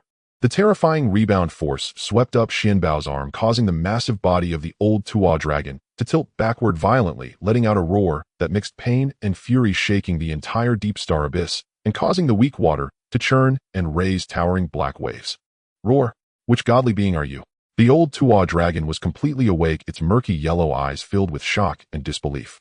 Having cultivated for endless years and relying on weak water, it prided itself on its body being as strong as top-tier innate spirit treasures unrivaled within the Daluo realm, yet today it was shattered by a mere finger. Xuanbao then leisurely stood up, brushed off non-existent dust, and wore a regretful expression that seemed to say, "I told you not to act rashly. I mean, we are all dignified beings. Well, even if you lack a face, at least you have a shell. Why act so aggressively right from the start? It's so uncivilized." The old Tuo dragon was both astonished and furious, but more so the savagery deeply rooted in its chaotic bloodline was completely ignited. "You hurt my body and disturbed my sleep, die." It no longer held back, its entire body fully rising from the weak water pool, revealing a true moving mountain covered in menacing bone spurs and ancient runes. It opened its massive mouth not merely to bite, but to unleash a torrent of the condensed essence of weak water. Wherever this torrent passed, space collapsed, all things sank, carrying the terrifying power to dissolve magical energy, corrupt primordial spirits, and drown true souls, rushing straight towards Xuanbao. "Sai, I told you so." Xuanbao shook his head, this time too lazy to even lift a finger. With a thought, a shimmering shadow of a ruler, incomprehensibly colored and seemingly containing the endless cycles of life and death, materialized above his head. The shadow of the Qian Kuan ruler. The ruler lightly swiped at the torrent of weak water. There was no earth-shattering explosion. That torrent of weak water, which had been enough to send Daluo Golden Immortals fleeing, dissipated quietly, as if it had never appeared, like pencil marks erased by an eraser. The old Tuo dragon's yellow eyes nearly popped out of its sockets. Xuanbao, however, had already taken a step forward, his figure appearing like a ghost in front of the old Tuo dragon's massive head, delivering an unremarkable punch. Bang! A muffled sound rang out like the chime of a primordial chaotic bell echoing through millions of years. The old Tuo dragon felt an irresistible, unfathomable force penetrate its seemingly indestructible bony armor, reaching deep into its soul. A woo! A painfully constricted howl escaped the old Tuo dragon as its mountain-like head slammed heavily against its own forelimbs, stars spinning in its eyes, its mind buzzing. Before it could react, Xuanbao's figure appeared beside it, as if teleporting, and with a smack, he slapped its hard armor on the cheek, causing its head to tilt to the side. Another kick struck the connection point of its shoulder blade, causing its massive body to stumble. Next, Xuanbao fully demonstrated what was called the straightforward education of a Honghuang Golden Immortal: fists, feet, elbows, knees. And even in the heat of the moment, Xuanbao took out the heavenly hammer, a top-tier innate spirit treasure, and started hitting it repeatedly. Let me show you who's fierce. Let me show you what it means to wake up angrily. Let me show you how uncivilized you are. Guarding treasures without knowing how to utilize them, just sleeping, huh? You have completely disgraced the Chaos Demon God's blood. Each blow was not fatal, but every strike precisely evaded the hardest armor, landing on joints, acupoints, and connections to the soul, causing the old Tuo dragon to scream in pain, yet it was entirely unable to resist. Unbeknownst to Xuanbao, she had already woken up, desperately covering its eyes with its front paws, but unable to resist peeking through its claws. So the master is this fierce. Why didn't you say so earlier? You almost scared me into wetting my pants. The Baishi muttered softly, its dragon whiskers twitching. After educating the old Tuo dragon for several dozen days, Xuanbao finally ceased, standing casually before the old Tuo dragon's snout. Looking at the old Tuo dragon, now its previously fierce and menacing murky yellow eyes were filled with confusion, grievance, and deep fear. Its eye sockets seemed a bit swollen, though obscured by the thick armor, and its gaze was as innocent as a newly hatched crocodile. Have you surrendered? Xuanbao asked. The old Tuo dragon's massive head nodded slightly, almost imperceptibly, producing a sound like a muffled thunder filled with grievance. I have surrendered. Please spare my life. Xuanbao nodded with satisfaction, circling around the old Tuo dragon's head with his hands behind his back, inspecting him from top to bottom. Not to mention, upon closer inspection, you look quite imposing. This armor, these bones, spurs, this physique. Take you out as a facade, quite intimidating. The old Tuo dragon. It had a bad premonition. As for your strength, it's passable at the peak of Daluo, should be sufficient for guarding a door or a courtyard. Xuanbao rubbed his chin, continuing to evaluate, but your temper is a bit poor, your manners are lacking, and need some serious reformation. Esteemed immortal. What do you mean? The old Tuo dragon asked cautiously, fearing a wrong answer would lead to another beating. My dojo is in Kunlun Mountain, and I happen to need a guardian for the mountain gate. I'm a mountain deity. Xuanbao smiled brightly at it. I see your roots are special, able to control weak water, so you could be considered a talent. Following me, you'll enjoy good food and drink. At the very least, you won't have to sleep in this dark water pool every day. What do you think? The old Tuo dragon was confused. It had ruled over this deep star abyss for countless years. Though it was a bit lonely, it was free. Now it was suddenly being asked to guard a gate. It instinctively wanted to shake its head, but upon lifting its gaze, it met Xuanbao's teasing gaze and the shadow of the massive hammer nearby that made its soul tremble, recalling the earlier beating. Dignity, pride, what are those? Do they hurt more than getting beaten? The old Tuo dragon's massive head drooped even lower, its voice as soft as a mosquito's buzz. Little Tuo is willing. I pay my respects to you, my lord. For the sake of no longer getting beaten, and for the possible delicious food and drink, let it guard the gate. As for Kunlun Mountain, it seemed like it had heard of it somewhere. Understanding. Xuanbao patted its massive head approvingly. From now on, your name shall be Emojia. Emojia, thanks my lord for the bestowed name. After Xuanbao subdued the Tuolong, now known as Emojia, he prepared to enter the depths of the weak water pool to retrieve treasures. He glanced at the still somewhat dazed Emojia and asked, are you aware of the origins of the treasures at the bottom of the weak water pool? Emojia's massive head swayed slightly, his voice deep like thunder. In response to the master, there are 3 treasures at the bottom of the pool. The first is the chaos fragment wrapped in Xianhuang materia, which is what I relied on to achieve my current cultivation level. Xuanbao showed great interest, saying, oh, what about the other 2? The second is a weak water banner formed innately capable of commanding all waters, especially having absolute control over weak water. It can also lay down a weak water grand formation, which is immensely powerful. However, since I am not skilled in formations, I don't use it much and have kept it at the bottom of the pool. As for the third item, Emojia hesitated for a moment. I can only sense its existence, but I have never truly seen it.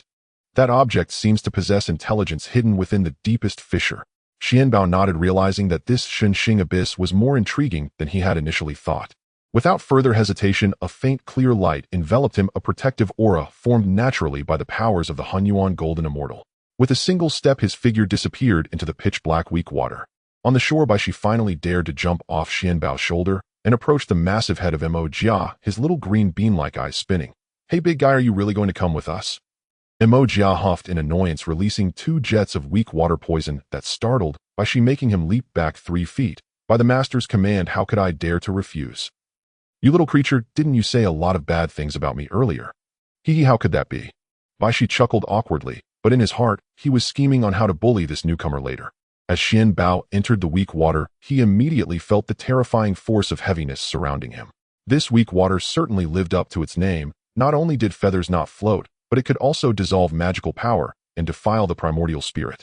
If an ordinary Deluo Golden Immortal went deep inside, they would turn to pus within half a day. However, Xuanbao had already attained the level of Honghuang Golden Immortal, and this slight force of heaviness felt like a gentle breeze on his face. Moreover, Xuanbao had already mastered the laws of water. With just a thought, his magical power naturally flowed, parting the weak water by 3 feet, creating a vacuum zone as he leisurely strolled toward the bottom of the pool. The deeper he went, the greater the pressure became, and the light completely vanished. Even his divine sense was restricted to within 100 zhang. If it weren't for Xuanbao's powerful physique, even Quasi-Saints would feel uncomfortable here. After diving about 10,000 miles, an unusual scene suddenly appeared before him. The bottom of the pool was not completely dark. Instead, it was illuminated by a faint Xianhuang light. He saw a piece of chaos fragment the size of a mountain suspended in the water, its surface covered in mysterious Dao patterns surrounded by wisps of Xianhuang materia. Though small, that fragment seemed to contain a world exuding an aura that was ancient, primal, and profound. Indeed, it is a chaos fragment. Xuanbao's eyes lit up as he reached out. The fragment seemed to respond, trembling slightly, but did not resist, obediently flying into the palm of Xuanbao. As soon as he grasped it, he felt its weight like that of a mountain. Had it not been for Xuanbao's profound cultivation, he might have been crushed. What a treasure! Adding a bit of this in the future when refining spiritual treasures would greatly enhance their quality. He then shifted his gaze to a short distance away. There floated a flag entirely black, like ink, subtly reflecting the phantom of rushing waters. Xuanbao extended his divine sense, and actually saw within it the scenes of seas boiling, rivers reversing, and weak water surging. A mid-grade innate spiritual treasure, the weak water banner. Xuanbao smiled. This trip was not in vain. The weak water banner sensed the pure Dao rhythm on Xuanbao's body and actively flew to him, spinning joyfully and emitting a pleasant hum. As Xuanbao took it, he immediately formed a strange connection with the weak water pool, as if he could manipulate the entire weak water of the Shunxing abyss with a mere thought. Not bad, not bad. Xuanbao put away the weak water banner. Finally, he followed the sensation to the deepest part of the pool, where a dark and deep fissure lay. The fissure was merely 3 feet wide, unfathomably deep, from which streams of weak water seeped out, being the source of the Shunxing abyss. At the edge of the fissure, a faint dark golden light flickered, appearing and disappearing.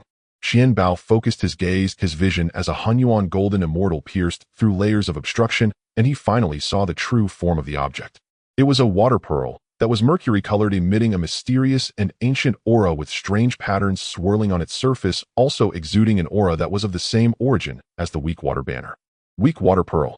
After investigating, Xuanbao's eyes brightened. The weak water pearl is a top-grade, innate spiritual treasure containing endless weak water and is a spiritual treasure of the same origin as the weak water banner. Together, they can lay down a weak water grand formation that even ordinary Quasi-Saints could be trapped and killed by. After putting away the spiritual treasures, Xuanbao searched around the bottom of the pool and obtained quite a bit more, including weak water cold jade and deep water essence gold, among other innate treasures. Returning to the water's surface, Xuanbao waved his sleeve, and the weak water automatically parted to create a passage, allowing him to exit with ease. After confirming that there was nothing else, Xuanbao did not linger. On the shore, Jia and Bai Shi had long waited impatiently. Seeing Xuanbao emerge, they hurried forward. Congratulations, master, on obtaining treasures, both beasts said in unison, though wondering why. Bai Shi also started calling him master naturally, because when Xuanbao subdued the two all along, this little guy had shamelessly insisted on calling him master. What could Xuanbao do? With someone eager to be his loyal servant, he naturally accepted it.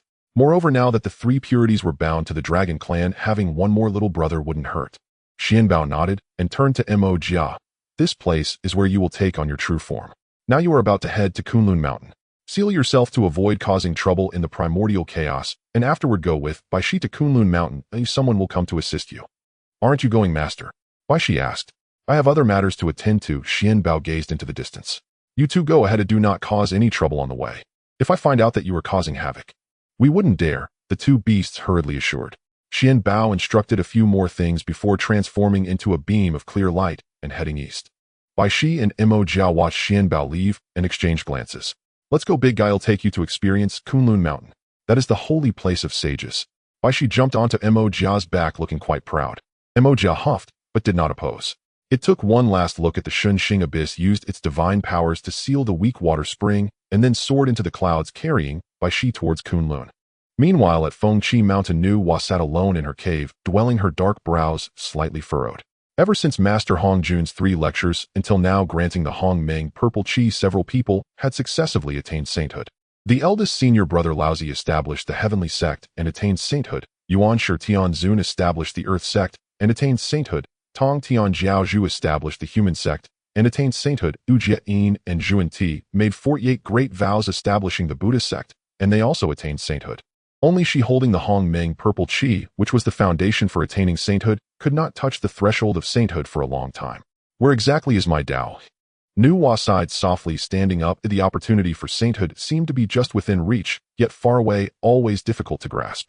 Fu Shi had comforted her many times, but the anxiety and self-doubt in her heart grew like wild grass. Staying in seclusion all day is not a good strategy. Nu Hua sighed again. Perhaps I should go for a walk in the primordial chaos. Maybe I can encounter an opportunity. What if she visited the 3 Purities dojo? Now that all 3 Purities had attained sainthood, Kunlun Mountain could be considered the first blessed land of the primordial chaos. Being in the same purple cloud palace to listen to the Tao could be seen as a bond of fellow disciples. If visiting them for discussion could yield some gains. At this moment, Nu Hua indeed felt a bit pressured. The situation of the demon race was somewhat frantic. She worried that if she did not attain sainthood soon, she might be forced by Dijun and Tai Yi to surrender the Hongmeng Purple Qi. After all, the demon race could no longer be said to have enemies on all sides. It was more like everyone was calling for their heads. It is said that when a person is pushed to the limit, they can do anything. At this moment, within the Zixiao Palace, Hongjun's figure suddenly appeared, seated atop the cloud platform. As he beheld the current state of the primordial world, his face was clouded with worry. The situation had changed to a point he could hardly comprehend. How could it have come to this? Is the current state of the primordial world still manageable? The Tao of Heaven responded. At this moment, the Tao of Heaven also felt somewhat uneasy, wondering how it had developed to this point. The shadow of the battle between the witches and the demons had completely vanished, leaving the entire primordial world in chaos. This damned Hongjun was still being cryptic. If it weren't for the fact that the Tao of Heaven couldn't act against him right now, he would have wanted to strike him down. But all he could do was think this to himself, muttering quietly. Currently, countless sects are rising in the primordial world, with various forces entangled in complexity. Although the situation is generally under control, the variables are increasing. Some powerful sects have even united, becoming stronger than the Eastern Prince's celestial court. If this continues, there will be great chaos. A chance must be sought to reorganize the order of the primordial world. The Tao of Heaven pondered. Currently, all forces are endowed with fortune. Forcibly intervening may trigger karmic consequences, especially since there are still those watching from above. Hongjun's gaze pierced through the dome of the Zixiao Palace, as if he could see the unspeakable existence in the depths of chaos. His fingertips lightly tapped on the cloud platform, creating ripples of profound mystery, each circle reflecting the fortunes and chaos of a part of the primordial land. Forcing it would naturally be a poor strategy. Hongjun slowly spoke, his tone carrying an eternal indifference. Yet under the Tao of Heaven, there must be a constant order. Fortune is like fire, it can nurture life, but it can also burn mountains and rivers. A reasonable consumption is necessary. The light of the Tao of Heaven slightly trembled. Do you mean? Hongjun's gaze deepened as he continued to accelerate the cycle of calamity, allowing various forces to mutually exhaust each other in calamity, and fortune will naturally be reshuffled. In this way, it follows the operation of the Tao of Heaven while avoiding the karmic consequences of forced intervention. The Tao of Heaven contemplated for a moment, and slowly said, this plan is feasible, but a suitable pretext must be found to draw all forces into the game. Hongjun's lips curled into a mysterious smile. Since it is a matter of fate, let us find a thread among the stars in the sky. Before his voice faded, his figure had already vanished from the Zixiao Palace, appearing silently in the magnificent divine palace of the demon race. Dijun was troubled about the future development of the demon race when he suddenly felt a jolt. He saw Hongjun standing in the hall, his presence harmonizing with the Tao, as if he were one with the entire world. Dijun instantly realized the identity of the visitor and bowed deeply, saying, I did not know the ancestor had arrived. Dijun has failed to welcome you properly. Hongjun slightly raised his hand, a gentle yet irresistible force lifting Dijun. Hongjun's gaze fell upon Dijun as if he could penetrate the river of time and see the intricate connections between Dijun's fate and the celestial stars. To be honest, if it weren't for the Eastern Prince being utterly useless, unable to even handle a dragon clan, Hongjun would not have placed all his bets on the demon race. Dijun was undoubtedly far more challenging to control than the Eastern Prince. However, given the current circumstances, there was truly no one else available, and Dijun was already the most outstanding among those who could be used. Dijun Hongjun spoke, his voice resonating deep within Dijun's primordial spirit. You are the master of the sun star, born with the fate to command the stars. However, now that the heavenly mechanisms are in disarray and myriad paths are clamoring even with heavenly destiny, it requires great power and wisdom to seize it. Dijun's heart trembled violently as he listened intently, though he felt somewhat confused as to why Hongjun had suddenly arrived and spoke of things that seemed irrelevant to him. Didn't he already know why the primordial world was in chaos? Wasn't it because of the actions of his own demon race? I see your heart is resolute, and you also harbor thoughts of shaping the primordial world. Hongjun continued, today, I wish to accept you as my direct disciple and impart to you the method of the great formation of the celestial stars, to help you organize the stars, establish a foundation in the sky, and restore an order in this chaotic world. Upon hearing this, Dijun felt his primordial spirit sway. Being a direct disciple of the Tao ancestor was an unparalleled opportunity. Previously, during the teachings in the Zhixiao Palace, Hongjun had accepted 6 disciples, 5 of whom had already become saints. Although on the surface the demon race had one future Saint Nuwa status within the demon race was well understood by themselves, it was merely a nominal title. Furthermore, due to the demon race's subjugation of countless clans, Fuxi had already fled, and Nuwa would certainly not regard the demon race highly. Now that the opportunity to become a saint lay before him, Dijun was overwhelmed with joy and hurriedly knelt, bowing his head. Dijun is willing to enter the Tao Ancestors sect and will diligently follow your teachings. As for why Hongjun chose to take him as a disciple, Dijun had no time to ponder. Even if he were being used, he had already reached a dead end. The demon race was currently under siege by countless clans, and their development was severely restricted. Hongjun nodded, and with a flick of his finger, a vast ocean of profound information surged into Dijun's sea of consciousness. This was not a simple array diagram, but the fundamental laws governing the movement of the stars based on the He2 and Luo Shu, integrating the supreme formation of 365 main stars and 14,800 auxiliary stars. If the formation were to be completed, it could harness the power of the celestial stars to evolve the primordial starry sky, combining offense and defense with power sufficient to change the heavens and the earth. Dijun was immersed in this supreme inheritance. His spirit stirred as he seemed to envision the demon race standing atop the primordial world based on the celestial stars. Once Dijun had initially digested the inheritance, Hongjun spoke again. The formation is the foundation, and the momentum is the wings. To stabilize the demon race's fortune and establish its dominance in the primordial world, a heavenly marriage is still needed to set the yin and yang in order, align with the Tao of heaven and humanity, and gather boundless fortune. Heavenly marriage. Dijun felt a bit puzzled. You are a pure yang body by nature. If you can unite with a pure yin woman, it would complete the first marriage in the world, the heavenly marriage, and gain a great deal of merit.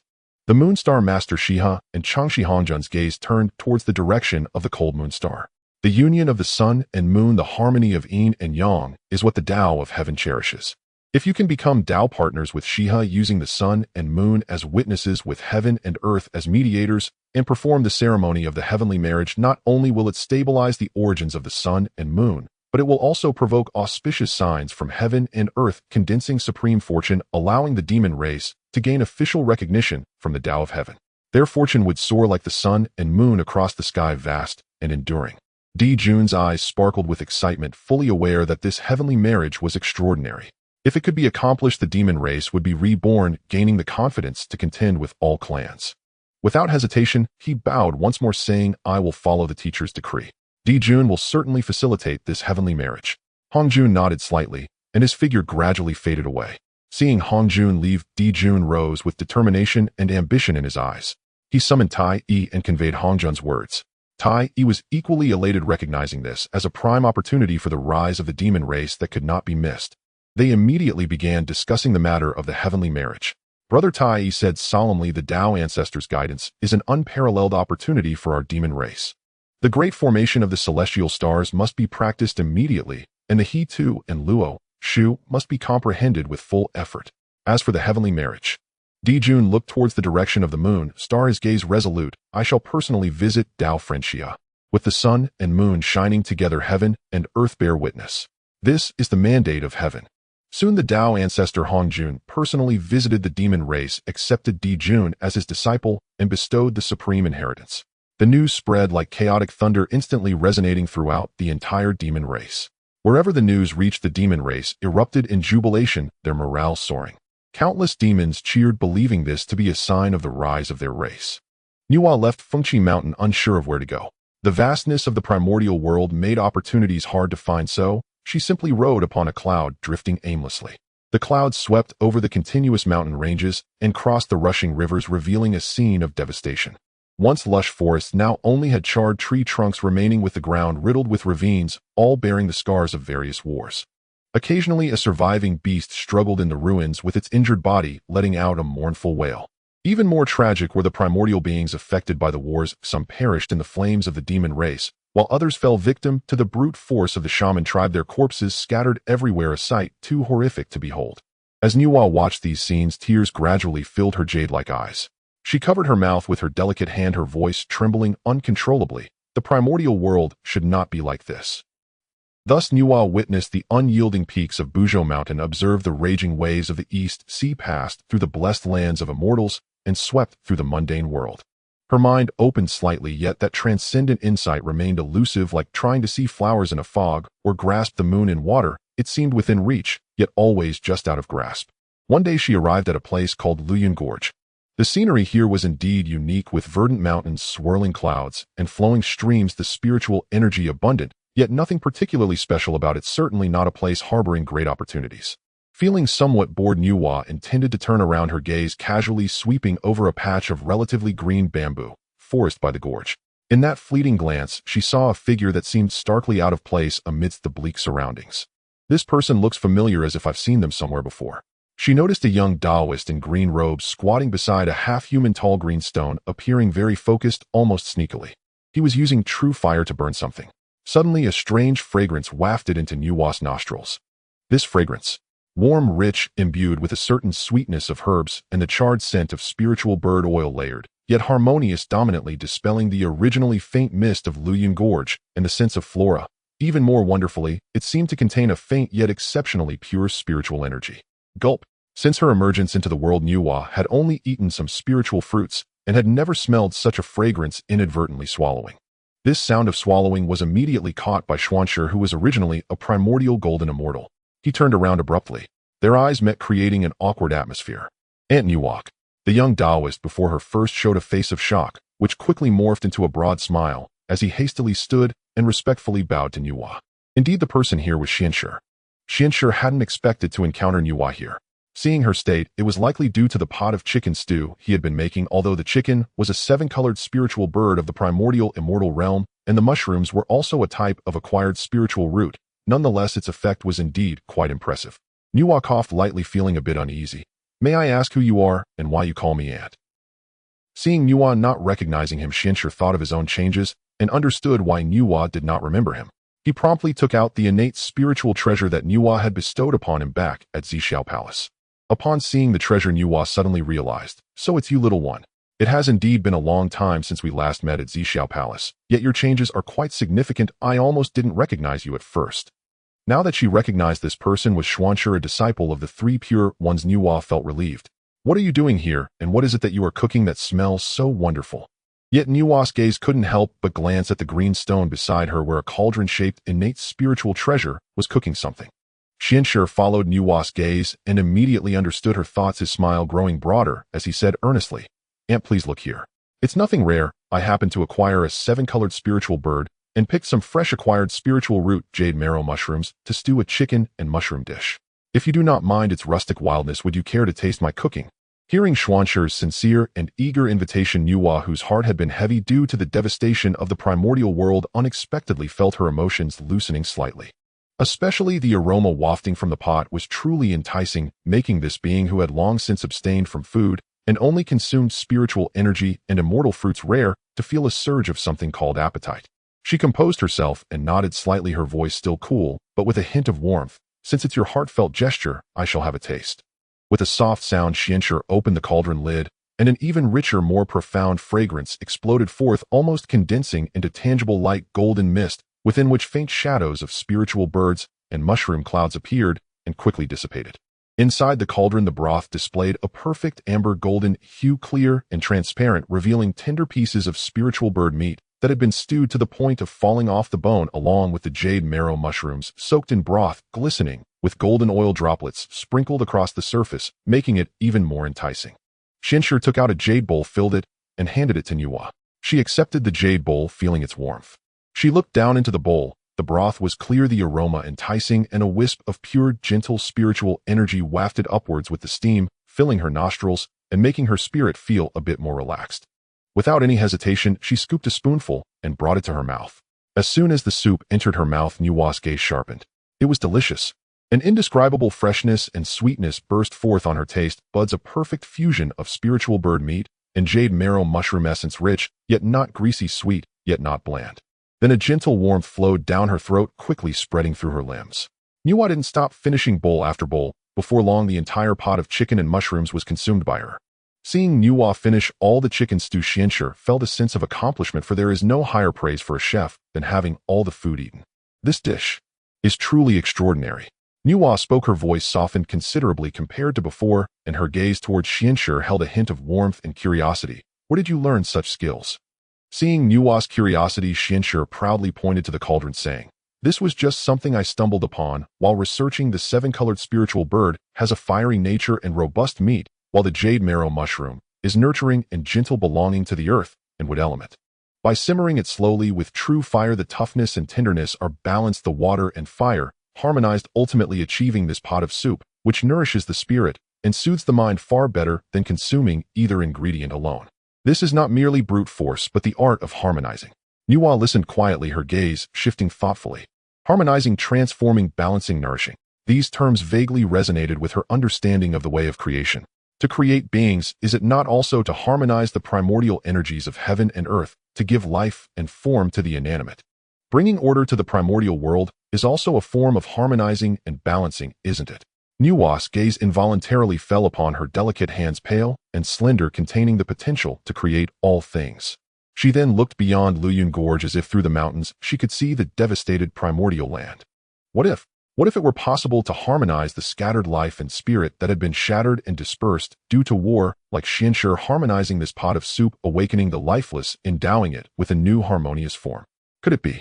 A clear and shocking thought, like the first ray of light breaking through chaos, suddenly illuminated her heart. Creation.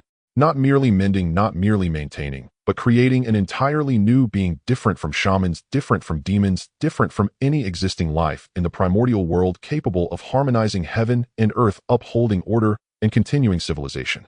Clatter. Nuwa's jade chopsticks fell onto the green stone with a crisp sound.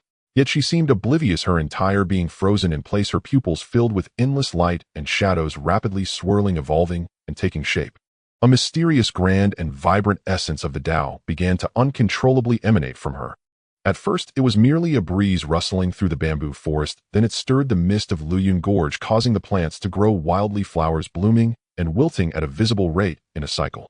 Clouds gathered spontaneously in the sky, faint sounds of celestial music and chanting echoed. The red embroidered ball at her waist suddenly erupted with an unprecedented, brilliant red light, buzzing, seemingly resonating with her moment of enlightenment. Xianxue was startled and quickly took a few steps back, waving his hand to set up a barrier to isolate the extraordinary phenomenon to avoid attracting unnecessary attention. He widened his eyes, watching Nuwa, who was lost in her moment of enlightenment, her aura boiling with Tao rhythm, thinking to himself, "My goodness, Nuwa's comprehension. Did she really gain enlightenment just from a bowl of chicken soup? Did I really hit the nail on the head with my casual remarks? Hey." As time passed, Nuwa awakened from her epiphany, her eyes sparkling like stars enveloped in a warm, luminous aura. Looking at Xuanbao, a rare flicker of excitement appeared on her face, completely devoid of her usual dignified and aloof demeanor. "Xuanbao, my dear disciple," Nuwa spoke, her voice tinged with uncontainable excitement. "What you just said holds great truth. Harmonizing, nurturing, and granting new life. I wish to emulate this principle and create a new race." Xuanbao gazed at the fervent light in Nuwa's eyes, and his heart sank. Could it be that she intends to create humanity directly? "Master, what kind of beings do you plan to create?" Nuwa waved her jade hand, and spiritual energy automatically gathered, outlining several vague shapes. "I have thought it over. The beings of the primordial chaos are often flawed. Although the demon race possesses intelligence, they are often wild and difficult to tame, taking on countless forms. The witch race has a strong physique, but neglects the cultivation of their primordial spirit, making them somewhat impulsive." Nuwa paused, pointing at the first outline of spiritual energy. "Look, I will create a being with the horns of a dragon, clad in the armor of a Qilin, stepping on the flames of a phoenix, with wings to soar through the 9 heavens, and able to breathe forth the true waters of the abyss to nourish the earth." Combining the strengths of all races, it will surely be perfect. Xuanbao looked at the strange design outlined by the spiritual energy reminiscent of a bizarre assembly of beasts from the primordial chaos and twitched the corner of his mouth softly, reminding Master. Isn't this design a bit too complex? In a fight, should it use its horns first or spray water? When flapping its wings, will the Qilin armor get in the way? Nuwa was taken aback, carefully examining her envisioned perfect being. The combination of dragon horns, Qilin armor, and phoenix wings did indeed seem a bit crowded. She cleared her throat lightly and waved her hand to disperse that mass of spiritual energy. You speak wisely, the Tao is in simplicity. Let's try another design. Nuwa waved her hand again, and a new outline of spiritual energy emerged. This time I will make them as elegant as cranes, endowed with the longevity of turtles, possessing the wisdom of foxes, and capable of moving through the forests as nimbly as snakes. Xuanbao looked at this design, which fused multiple traits, feeling dizzy. Master, the long beak of the crane and the turtle shell probably don't match, and the agility of the fox with the serpentine movements is also hard to coordinate. Nuwa frowned slightly, closely examining the outline of spiritual energy, unable to deny the truth in Xuanbao's words. Seeing Nuwa's whimsical combinations, Xuanbao sighed inwardly and hurriedly advised Master, perhaps a simpler design would be better. Do not strive for perfection beyond measure. Xuanbao hesitated for a few seconds before finally reminding Master, Nuwa, have you considered that the beings created would belong to the postnatal race? They will not be like the current primordial beings born with the bodies of immortals, able to breathe in primordial spiritual energy. For postnatal beings, strength is not as crucial, they just need to possess the means to survive. Postnatal beings are even more complex. They must not only move, but also hunt, sleep, and possess a complete set of survival mechanisms. Hearing Xuanbao's words, the fervent light in Nuwa's eyes slightly settled into focused contemplation. She nodded slightly and softly said, postnatal beings. Means of survival. Survival mechanisms. Quite reasonable. She waved her jade hand again, and the spiritual energy began to gather and take shape like flowing water. This time her movements were noticeably more cautious, no longer pursuing exaggerated fusions, but instead carrying a sense of almost experimental exploration. The spiritual energy first outlined a long, winding, and smooth entity. It wriggled a couple of times, proving quite agile. Xuanbao exclaimed, this is a snake. Nuwa replied earnestly, since it is a being, it must first have the most basic form. I will create it based on my own shape. As she spoke, she lightly tapped her fingertips, solidifying the long strand of spiritual energy, which even flicked out a tongue. One seems a bit lonely. Nuwa murmured, creating another similar one, allowing the two spiritual snakes to coil and play together. In pairs, fitting the principles of yin and yang. She nodded in satisfaction, as if she had accomplished a significant breakthrough. Xuanbao looked at the two spiritual snakes that only twisted around without any other abilities, suppressing the urge to facepalm. Master, didn't you say they need means of survival? What will they live on? Oh right, Nuwa exclaimed, suddenly deep in thought again. Hunting. Sleeping. Her gaze swept across the distant mountains and forests, and suddenly a light bulb went off in her mind. In the next instant, Xuanbao witnessed the spiritual energy before Nuwa beginning to dance chaotically. She conjured a strange little beast with rabbit ears and a squirrel tail, reasoning sharp hearing is beneficial for vigilance, and a fluffy tail can serve as a blanket for warmth while sleeping. She then formed a round, spiky ball-like creature, explaining this creature curls into a ball when threatened, using its spikes for defense, and rolls forward in everyday life, conserving energy and moving swiftly. That spiritual ball rolled far away, but then got stuck in a crevice of a rock, unable to move. She also attempted to create a bird, giving it long legs like a crane, but with the short wings of a hen and the flat beak of a duck. Long legs are advantageous for wading, and foraging. A flat beak is suitable for filtering food, and short wings. If it can't fly high, it won't fall too hard. Nuwa felt she had considered everything thoroughly. The bird attempted to flap its wings, but ended up diving into a nearby pool of spiritual energy, its long legs flailing, while its flat beak bubbled. Xuanbao, witnessing what increasingly resembled a failed invention exhibition of the primordial chaos, could no longer hold back. Master, the Tao is in simplicity. The Tao is in simplicity. Look at these. While their functions are stacked, they live in discomfort. What if that snake gets its rabbit ears stuck while burrowing? That round ball, while rolling, discovered the slope too steep to ascend. Oh, wouldn't it keep rolling back? And that three-unknown bird, I fear it can't swim fast in water, run steadily on land and in the sky. It can't even take off. Nuwa was left somewhat dazed by Xuanbao's barrage of questions. Looking at her bizarre creations, the stuck ball, the drowning bird, and the snake with exaggerated ears unsure of where to burrow. The excitement on her face was finally replaced by a touch of embarrassment. This? She cleared her throat and dispersed most of the spiritual creations, leaving only the two smooth, playful snakes that were playfully hitting each other with their tails. It seems that having more traits is not necessarily better. Inclusion and harmony must also be unified. Xuanbao quickly seized the opportunity. Master, you are wise. Consider this: the simplest often possesses the most versatility and potential. Why not base it on the most fundamental balanced form, granting it the essential spirit, learning, and creative ability? Let them adapt to their surroundings and evolve their own means of survival. This perhaps is the true essence of creation and new life. Nuwa, upon hearing this, had her eyes light up again, this time not in fervor, but in a clear understanding. She looked down at the two silly spiritual snakes, and then up at Xuanbao, suddenly breaking into a smile, as if the clouds had parted, revealing an unprecedented vibrancy amidst her usual cool demeanor. I understand now, dear disciple Xuanbao, she said softly. I was too fixated on bestowing and forgot the beauty of leaving blank spaces. True perfection may indeed begin with simplicity, granting possibility, and then allowing time and life itself to write the narrative. Nuwa gently raised her hand, and two strands of transformative energy flew toward the two little snakes. The two entwined spiritual snakes dissolved into light points and instantly transformed into two real snakes, having been the first beings she created through her research. Nuwa naturally felt a pang of compassion. Xuanbao secretly breathed a sigh of relief, finally pulling Nuwa back from the design path of the Frankenstein of the primordial chaos. As for the two snakes that served as enlightening tools, well, let's just consider them a unique species of the primordial chaos. However, just after the two small snakes had fully formed, a thunderclap resonated through the primordial chaos. An endless stream of merit descended, with 70% falling upon Nuwa, 10% entering Xuanbao's body, and the remaining 20% drilling into the bodies of the two snakes. In an instant, they transformed dramatically, becoming two children, a boy and a girl.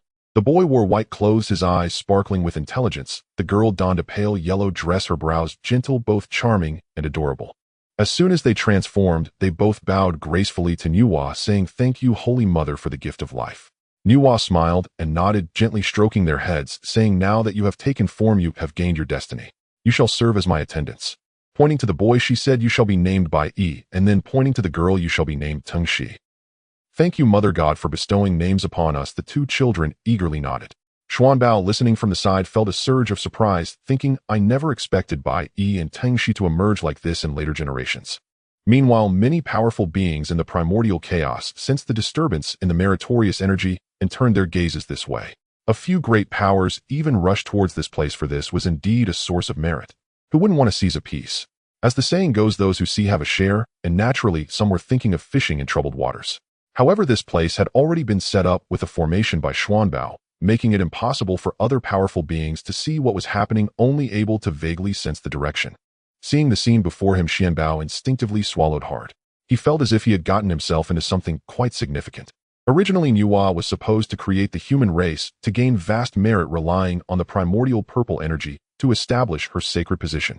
But this time, Nuwa only created two postnatal small snakes. Yet she still garnered a considerable amount of merit, for it was the first time in the primordial chaos that postnatal beings had been born.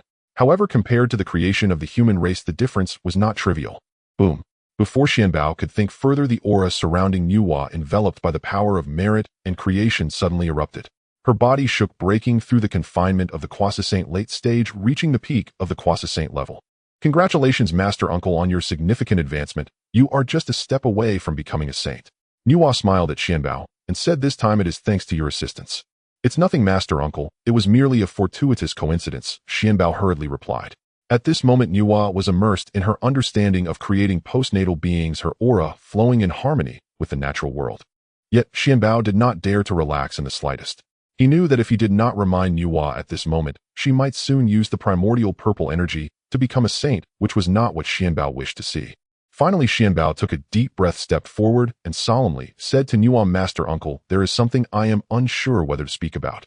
Nuwa, returning from her contemplation, saw Xuanbao's serious expression, which did not seem to be a joke, and thus retracted her smile, nodding, "You may speak freely, Junior."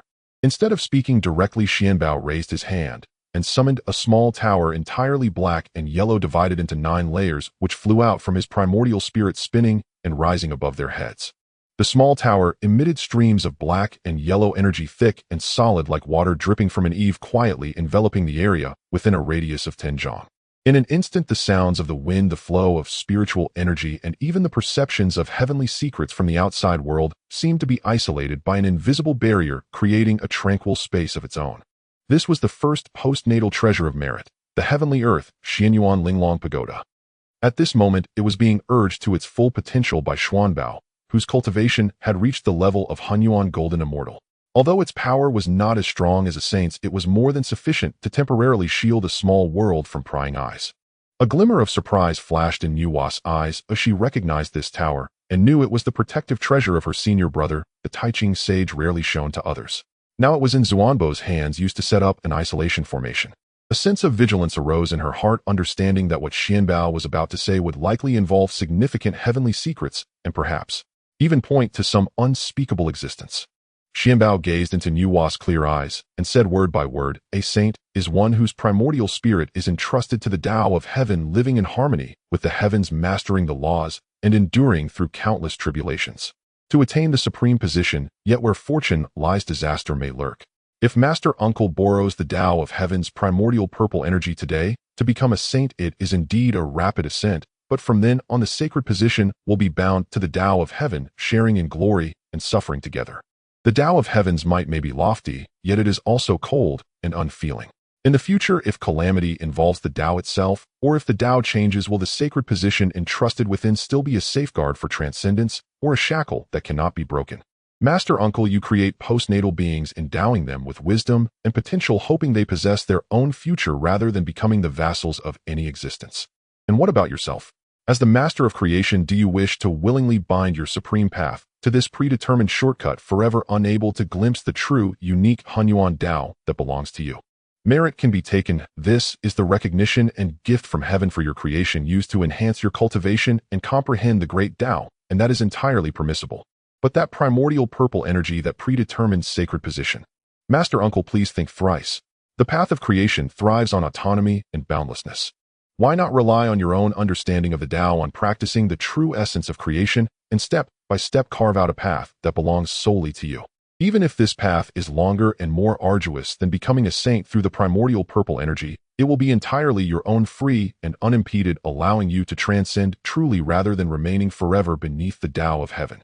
As Xuanbao spoke, the merit coalescing above the 9 heavens grew heavier. The tremor of that strand of primordial purple energy became increasingly evident, and the pulling force from the Tao of heaven had descended, encircling Yuwa with an air of inescapability, urging her to hasten and create beings, completing the final step of accepting the purple energy and achieving the sacred position. In fact, what Xuanbao said was somewhat excessive, but now there was no other way out. Time was too short, and for both public and private reasons, Xuanbao did not want to see Yuwa become a puppet of the Tao of heaven. Yuwa listened quietly, her initial surprise gradually transforming into deep contemplation.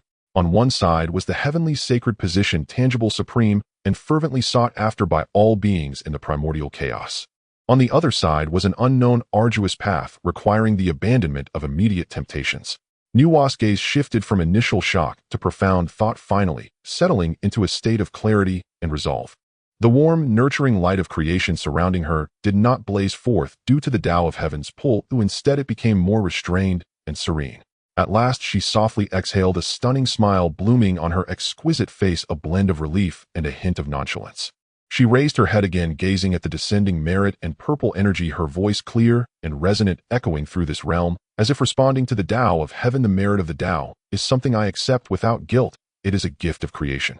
Yet, she turned the tide of her words, her gaze suddenly sharp and resolute, her aura now no longer gentle, but rising with a grand spirit of defiance against fate and the constraints of external forces. Primordial purple energy, the predetermined sacred position, is not the path I seek. My path is creation, is Genesis, is the endowment of possibility, not to be shackled by a predetermined position. Today, I, Yuwa, will use the merit of creating all beings as the foundation, guided by my understanding of the Tao, to walk a path that belongs to me. As for that sacred position, it is better to do without. Bai and Tung Shi blinked their big eyes, although they didn't quite understand what the Holy Mother and this senior were discussing about sacred positions and purple energy. They clearly understood the 4 words, "it is better to do," without feeling that the Mother God was incredibly imposing. Their gaze towards Yuwa grew more reverent, standing straight with their small bodies. Xuanbao breathed a long sigh of relief, feeling his back slightly damp with sweat. What he had just said was akin to undermining the Tao of Heaven's foundation, and the risks were indeed significant. Thankfully, Master Uncle had taken it to heart and made a choice. Xuanbao, my nephew Nuwa, began, her voice still gentle, but laced with a hint of playful interest. What do you wish to command? Xuanbao hurriedly replied, feeling anxious. Surely Master Uncle doesn't think I disrupted her path to becoming a saint and will seek retribution later. Although she didn't seem like it. This time not only did you assist me in creation and gain profound merit, but you also awakened me with a single word. Nuwa spoke slowly, gracefully, circling Xuanbao, her gaze appraising him as if examining a rare treasure. This level of insight, this level of courage, this level of consideration for me. Tisk tisk, my 3 senior brothers probably could not teach out a disciple like you. Xuanbao felt somewhat uncomfortable under her gaze, awkwardly chuckling. Master Uncle is overpraising me. I merely. Merely what? Nuwa suddenly leaned in closer, her beautiful face magnified in Xuanbao's view, her smile growing more pronounced. Merely afraid that I would become a puppet of the Tao of Heaven, losing my freedom in the future. Or do you think I should have a broader world and not be bound by a shortcut? Yes, somewhat. Xuanbao honestly admitted. Very good. Nuwa straightened up, clapping her hands, appearing quite satisfied. For such thoughtful consideration from a junior, it is indeed rare. The more I look, the more I feel that you and I are quite fated. Xuanbao felt a familiar sensation rising in his heart. The taste of being coddled. What does Master Uncle mean? Nuwa smiled, reaching out to pat Xuanbao's shoulder. Her strength, not light, causing Xuanbao to stagger. You see, you call me Master Uncle based on the hierarchy for my senior brother, but today's matter is a matter of creation between you and me, and it is actually not much related to my senior brother. You assist me in creation, and I gain great merit and clarity on the path ahead. You awaken me, helping me break free from my confinement, and my mind becomes clear and enlightened. This kindness and sentiment cannot be covered by the ordinary relationship of master and disciple. Xuanbao's forehead began to sweat. Then what does Master Uncle think should be covered? Nuwa's eyes lit up as if she had been waiting for his words, flicking her hand with enthusiasm. Simple. From today onward, you shall no longer call me Master Uncle. Oh, then what should I call you? Xuanbao was taken aback. We shall become siblings. Nuwa declared decisively, her smile radiant. I Nuwa will recognize you as my brother today. From now on, you shall be my brother Nuwa. The 2 little children were clever, although they didn't quite understand why the mother god suddenly wanted to bind with this senior. As siblings, the mother's words were the highest directive. They immediately stepped forward, bowing to Xuanbao, crisply calling out, by Yitung, she greets Lord Xuanbao. Nuwa, upon hearing this, clapped her hands and laughed. Lord Xuanbao. That's not bad. It sounds warm and respectful. Let's go with that. Lord, how old am I? Although I have already reached the cultivation level of Honghuang Golden Immortal in the Primordial Chaos, I am not considered an ancient relic, right? Why have I been placed in the position of Lord? Can't I just be called brother? Xuanbao tried to struggle a bit. This isn't proper etiquette, right? The 3 pure ones. I will handle things with them. Nuwa waved her hand, exuding dominance. Would I Nuwa need to look at their faces to acknowledge a brother? Rest assured they will have nothing to say. They might even praise my good eye for picking up such a good brother. But Xuanbao still felt somewhat uneasy as Nuwa held a rather special place in his heart. Calling her mother would not be an exaggeration, and now suddenly becoming his sister was still quite a leap. All right, it is settled. Nuwa declared firmly, leaving no room for doubt. From now on, you are my brother Nuwa. In the vast primordial world, if you encounter any troubles, invoke your sister's name. If there are any treasures, remember to share a portion with your sister. Of course, if your sister has good things, you won't miss out either. At this moment, Xuanbao still felt a bit dazed. This feeling of being forced to cling to someone powerful was quite strange. Nuwa noticed Xuanbao still blinking in a daze and couldn't help but pat his shoulder again, this time with a lighter touch, teasingly saying, "What's wrong? Did having me as your sister make you feel wronged?" Xuanbao regained his senses and quickly waved his hand, saying, "I'm not wronged, not at all, it's just too sudden." "Brother," Nuwa called out naturally, her fingertip lightly tapping her chin as she pondered, "why do you say there's a problem with the Hongmeng purple chi?" Xuanbao organized his thoughts and recounted to Nuwa what Jean had said to the 3 purities once more. Nuwa listened quietly, her beautiful eyes narrowing slightly as she pondered. "What you say does hold some truth. The Hongmeng purple chi has always been regarded as the foundation for becoming a saint, but if there is indeed something hidden within it, it is not something we can bear." Nuwa looked at Xuanbao with admiration in her eyes, saying, "Brother, your thoughts are so meticulous. Being able to sense the anomaly within is truly remarkable." Xuanbao felt a bit embarrassed by the praise and scratched his head, saying, "I'm just guessing, there's no solid evidence." Nuwa gently shook her head. "A guess is not without basis. This matter should not be underestimated." Now in the primordial chaos, various forces are stirring, all eyeing the Hongmeng purple chi. If there is indeed a problem, who knows how much chaos it will incite. But what should I do to prove the Tao and become a saint now, eh? Nuwa asked, somewhat confused. Xuanbao had already thought it through. Nuwa was now considered one of his own, and naturally the stronger she was the better. Therefore he decided not to hide anything and explained the concept of simultaneous cultivation of the three methods to her. Nuwa exclaimed, "Is it really possible to do it this way?" As she listened to Xuanbao's analysis, her brows raised slightly, revealing a hint of surprise and deeper curiosity. "Oh, simultaneous cultivation of the three methods. This is the first time I've heard such a comprehensive plan." Her gaze shifted to Xuanbao, filled with inquiry and anticipation. "Sister, the method of severing the three corpses was passed down by Hongjuan, aimed at achieving personal perfection. By severing the good, evil, and self-corpses, one can unite the three corpses to attain the saint position, but the premise is that one must use a same origin spiritual treasure to sever the corpses to achieve unity." Xuanbao paused briefly, seeing Nuwa nod slightly, and continued, "To become a saint through the laws is to align with the heavenly Tao. Under the heavenly Tao, laws are like a net encompassing all things. One must choose a law that resonates most deeply with oneself, continuously comprehend and master it until it merges with the law, allowing one's words to manifest the law. This method can greatly mobilize the power of heaven and earth with limitless divine abilities. Like the Tao of creation that you preside over, sister, if it can reach its peak, with a single thought all things are born, and with a single thought mountains and rivers change. That is the saintly might of the laws." Nuwa appeared to be deep in thought, her fingertip unconsciously tracing her sleeve, as if she was deducing the infinite mysteries of the Tao of creation. "As for achieving saintly merit, that goes without saying." Xuanbao's tone became serious. "However, the most crucial point now is that your corpse-severing spiritual treasure is not a same-origin spiritual treasure. You still need to use a same-origin spiritual treasure to sever the corpses again." As he spoke, Xuanbao took out 3 12th-grade pure world white lotuses and placed them in front of Nuwa. The implication was clear: use these 12th-grade pure world white lotuses to sever the corpses again.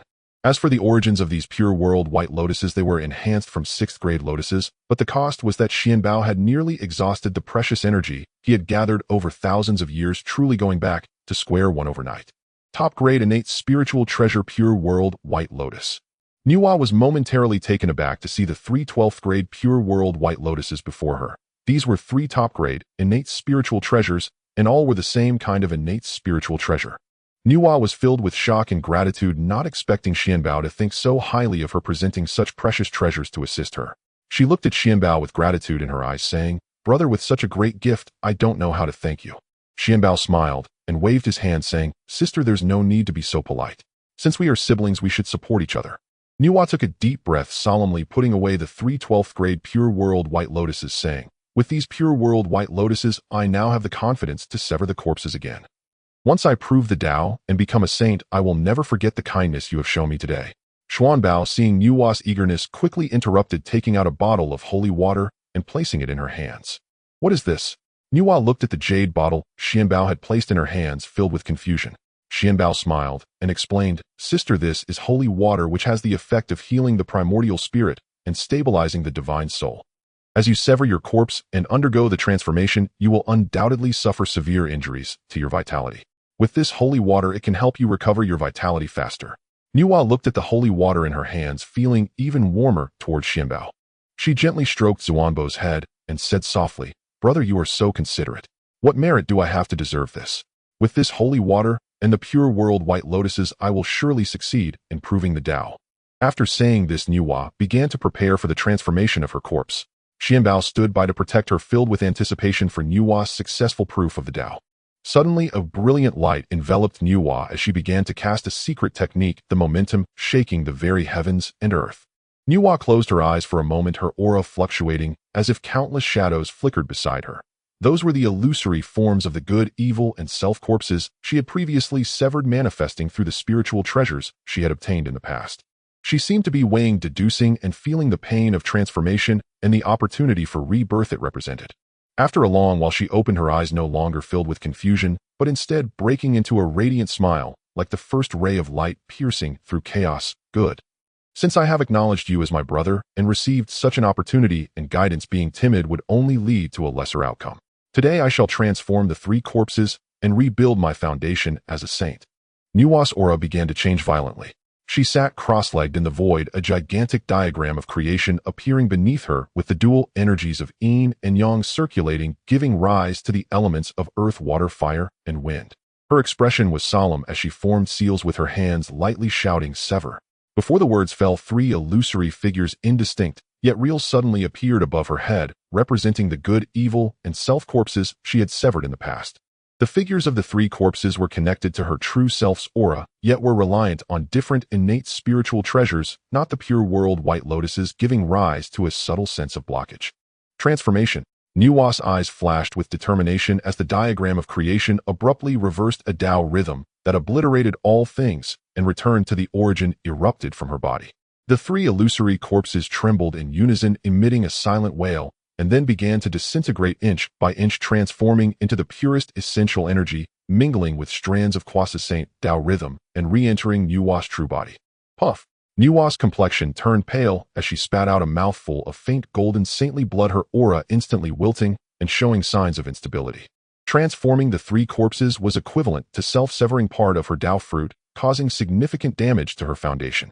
At that moment, the jade bottle Xuanbao had given her flew up on its own. The cork opened, and a drop of crystal clear, holy water radiating endless vitality and harmonious Tao rhythm fell into Nuwa's brow. Buzz! The holy water entered her body like a gentle rain falling on parched earth. Nuwa's wilting aura stabilized immediately, and her damaged foundation was rapidly nurtured and restored by an overwhelming soothing power, even becoming more solid and promising than before. Her depleted vitality was also recovering at an astonishing speed. Nuwa was shaken by the miraculous effect of this holy water, but at that moment she had no time to think further. Seizing this fleeting best state, she waved her jade hand, and the three 12th grade pure world white lotuses spun out, hovering above her head in a formation representing heaven, earth, and humanity. With the lotus as a pledge, sever the three corpses again. Good corpse, sever.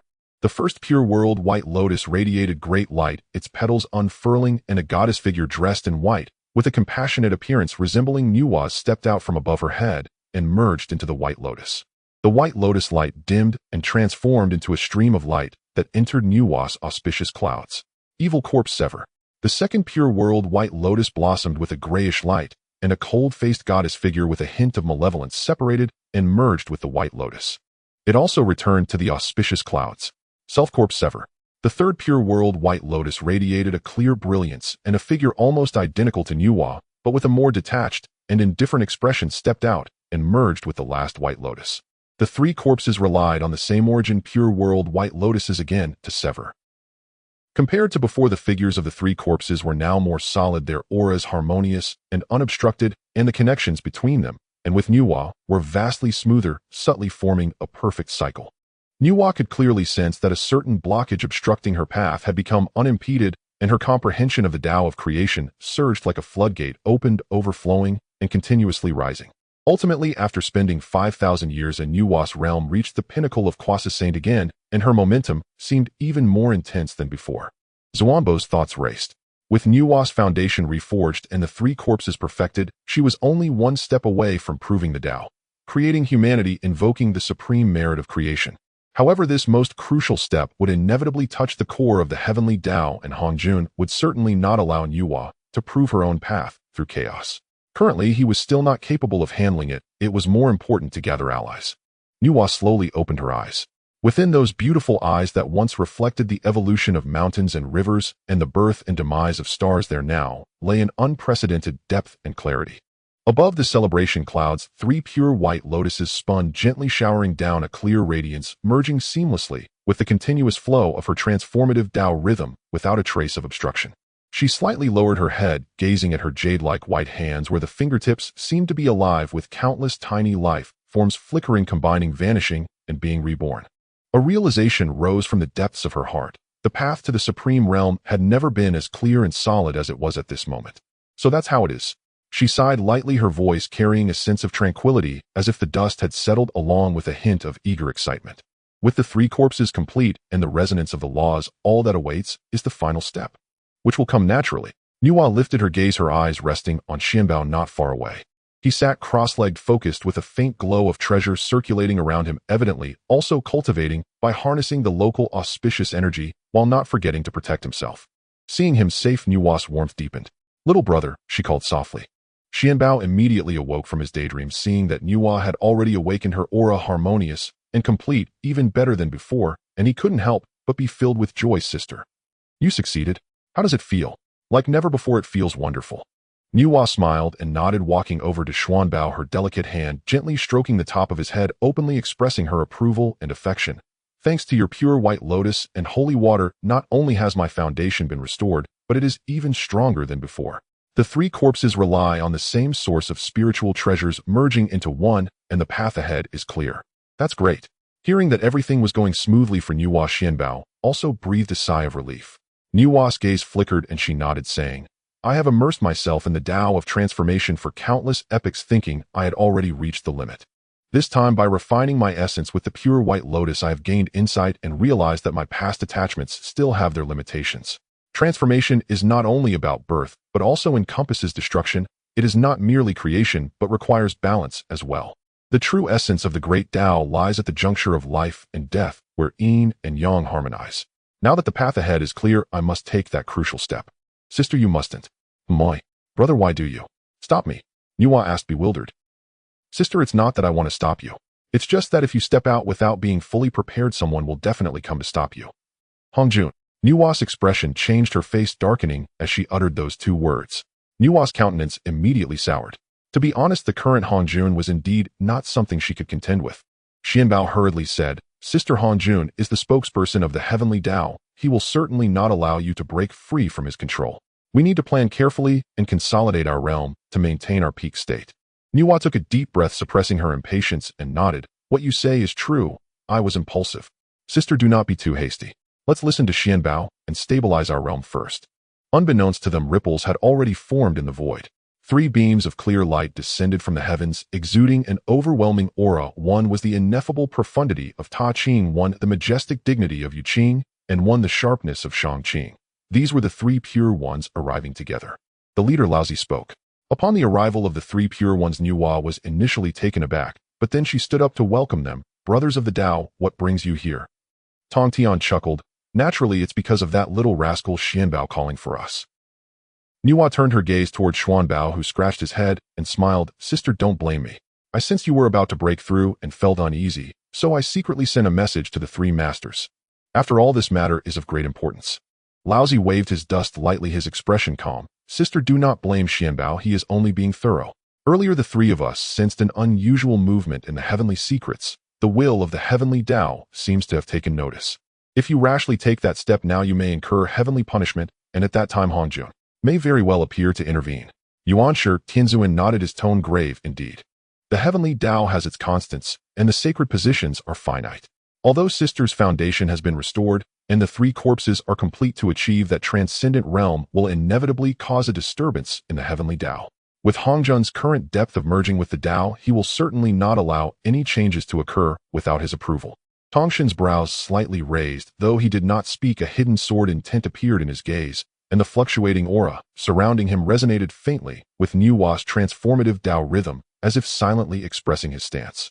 Nuwa remained silent for a moment, looking at the 3 pure ones, and then at Xuanbao, her eyes reflecting complex emotions. She naturally understood the stakes. If she were to force a breakthrough at this moment, it would be akin to challenging the existing structure of the heavenly Tao, and Hongjun would undoubtedly intervene to stop her or even suppress her. Then, according to your opinions, what should I do? Nuwa asked slowly, her voice regaining its calmness. Laozi's gaze was distant as he looked towards the chaos outside the heavens. Under the heavenly Tao there remains a sliver of hope. What you lack, sister, is not strength or Tao, but opportunity and recognition. Opportunity, recognition. Nuwa repeated the words. Tongtian laughed heartily, and the sword energy around him surged with his words. The ways of the heavens have their constants, yet they are not immovable. Although Hongjun holds the authority of the heavenly Tao, the great Tao is 50, and the heavenly changes are 14. One of them has slipped away. That sliver of hope is the key to breaking the deadlock, and moreover, isn't that which has slipped away far in the heavens, yet close at hand. As he spoke, the 3 pure ones turned their gazes toward Xuanbao, who was quietly observing. Xuanbao was so engrossed in listening that he was suddenly startled by the collective gaze directed at him, pointing at himself in disbelief. Me, the one who slipped away. I didn't, don't say such things. Xuanbao would never admit that he was the one who slipped away. Oh, he just wanted to be a simple and straightforward second-generation powerhouse of the primordial era.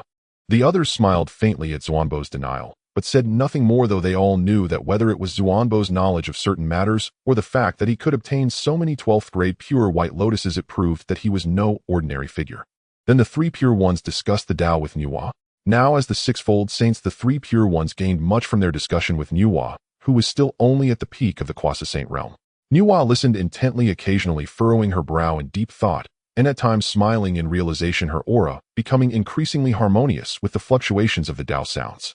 The clear radiance of the pure white lotuses fell, illuminating her calm and focused face, resembling a statue of a deity in enlightenment. After a long while, the Tao sounds gradually ceased. Nuwa slowly opened her eyes, her gaze sparkling, her aura even more solid than before.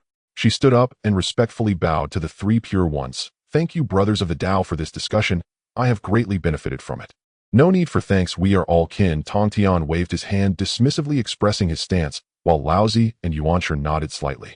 Meanwhile, Xuanbao, who had been dozing off a bit, saw that the others had returned to their senses from the discussion. He quickly and deftly prepared a clean jade table, placing several translucent jade plates on it. The plates contained dozens of innate spiritual fruits, and the Tao tea brewed with 3 light divine water sent out curling wisps of steam, the fragrance of fruit crisp and clear mingling with the profound Tao rhythm that lingered from their earlier discussion, creating a uniquely pleasant tranquility. Master's sister, discussing the Tao must have been tiring. Xuanbao smiled as he presented the jade plates and teacups. "You little rascal, you sure know how to enjoy life.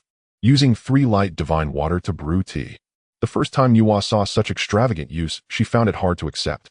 If this cup of 3 light divine water were to be taken to the outside world, she didn't know how many powerful beings would fight over it. Yet now it was being used by Xuanbao to brew tea. The Tao tea in the jade cup exuded a faint golden mist, intertwining the pure vitality of the 3 light divine water with the Tao rhythm of the innate spiritual fruits. Nuwa held the cup and took a delicate sip. A stream of indescribable clarity flowed directly to her heart, resonating quietly with her recently stabilized and harmonious realm.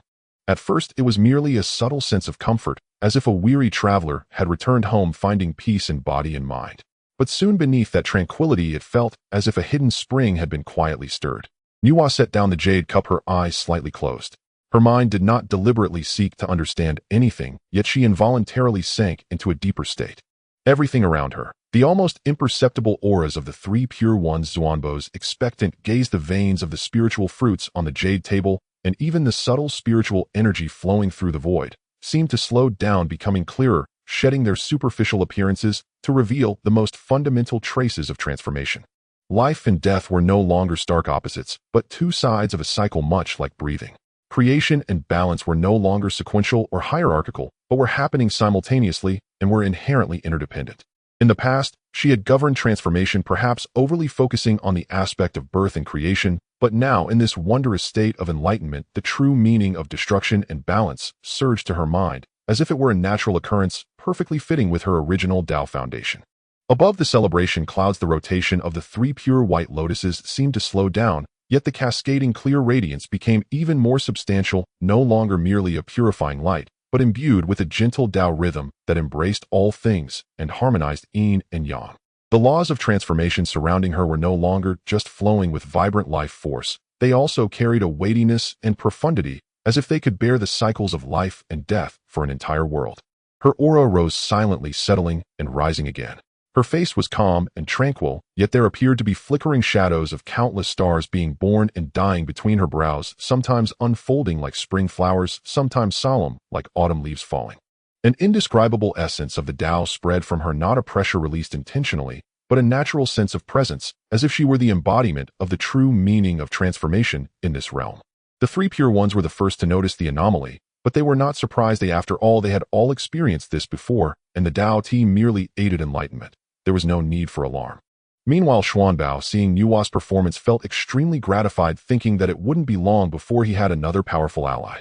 However, while others sought to improve themselves in the primordial era, he needed to nurture his own ally. Yet every effort would yield returns, and as long as Nuwa became a saint, he could also be considered one of the strongest second-generation beings in the primordial era.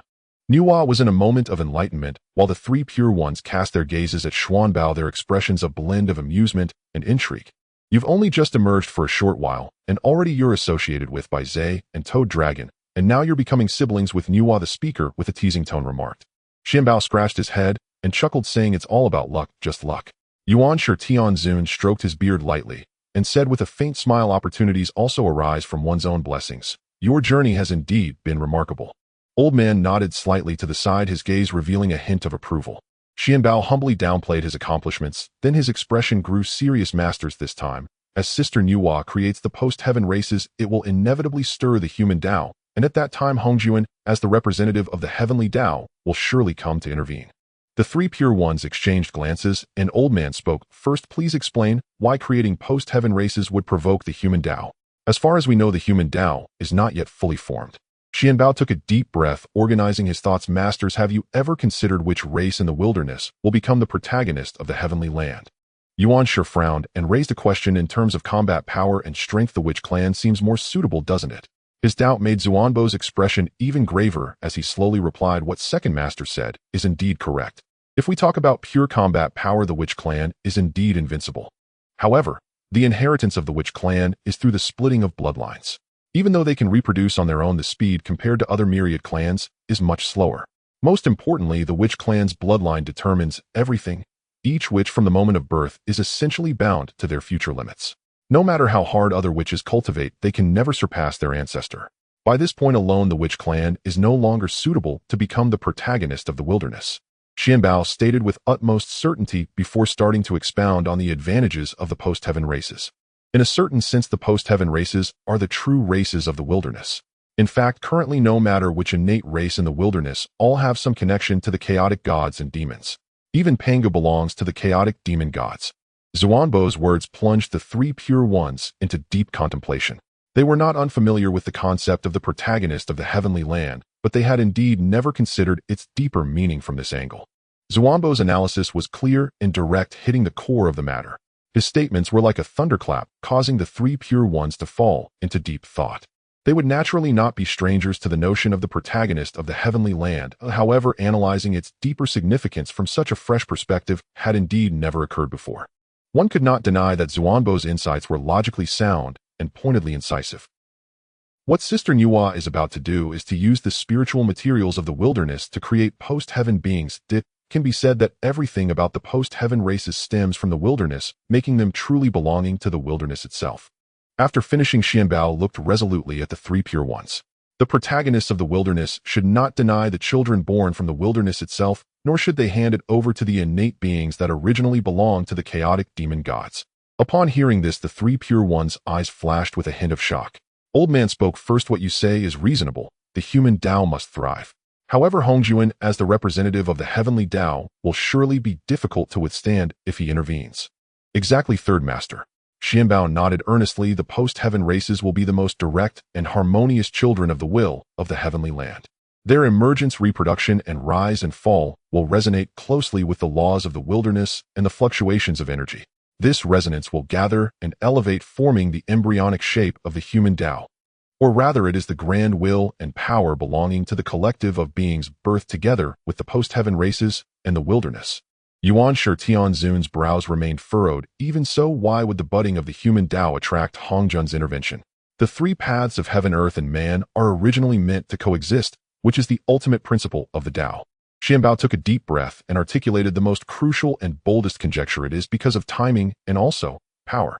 Masters, please consider under Hongjuan's control, the heavenly Tao is nearly perfect, operating in order and wielding great authority. But what about the earth Tao and the human Tao? The three paths should complement each other, mutually supporting the wilderness like the three legs of a cauldron, indispensable. Currently, the heavenly Tao dominates alone. Will it allow the earth Tao and the human Tao to stand in opposition? Once the human Tao rises, the earth Tao will awaken as well, and at that time the three paths will balance each other, inevitably dispersing Hongjuan's authority. He would certainly not allow such a situation to occur. Thus, he will come to prevent Sister Nuwa from creating the post-heaven races. Even if he does not intervene, he will ensure that Nuwa remains under his control, perhaps by utilizing the primordial purple energy. Xuanbao's words made the expressions of the three pure ones grow serious, and the surrounding air seemed to freeze. Are you saying? Yuan Shi Tianzun's eyes flashed with understanding, but was quickly replaced by shock. Hongjuan is not promoting the perfection of the heavenly Tao, but rather suppressing the other two paths. Old Man slowly opened his eyes, his usually calm face revealing a rare sharpness. What you say is not without reason. The trends of heaven and earth are interconnected.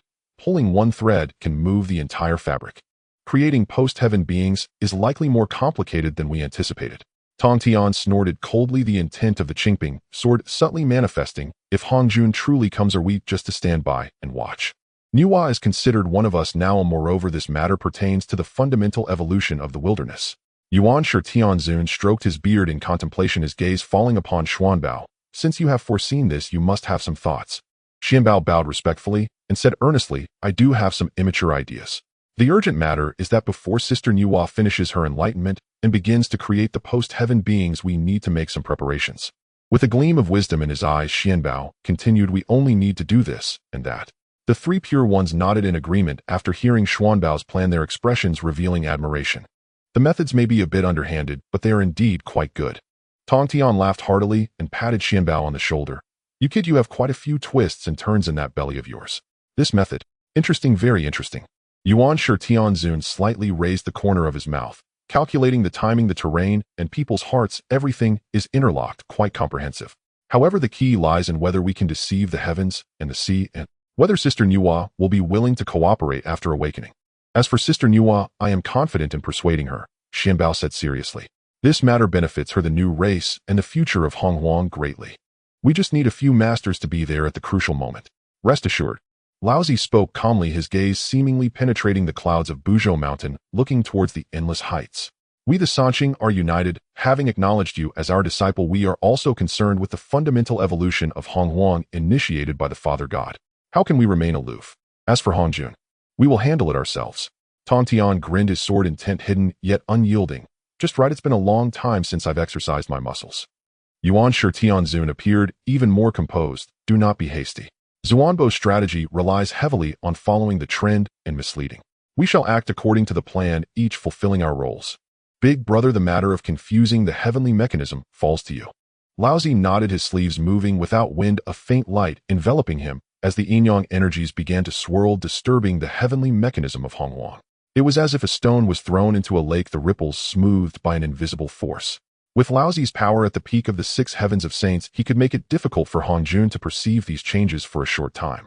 The heavenly mechanism here is already chaotic. Even the thoughts of saints cannot easily uncover the truth, Laozi said lightly.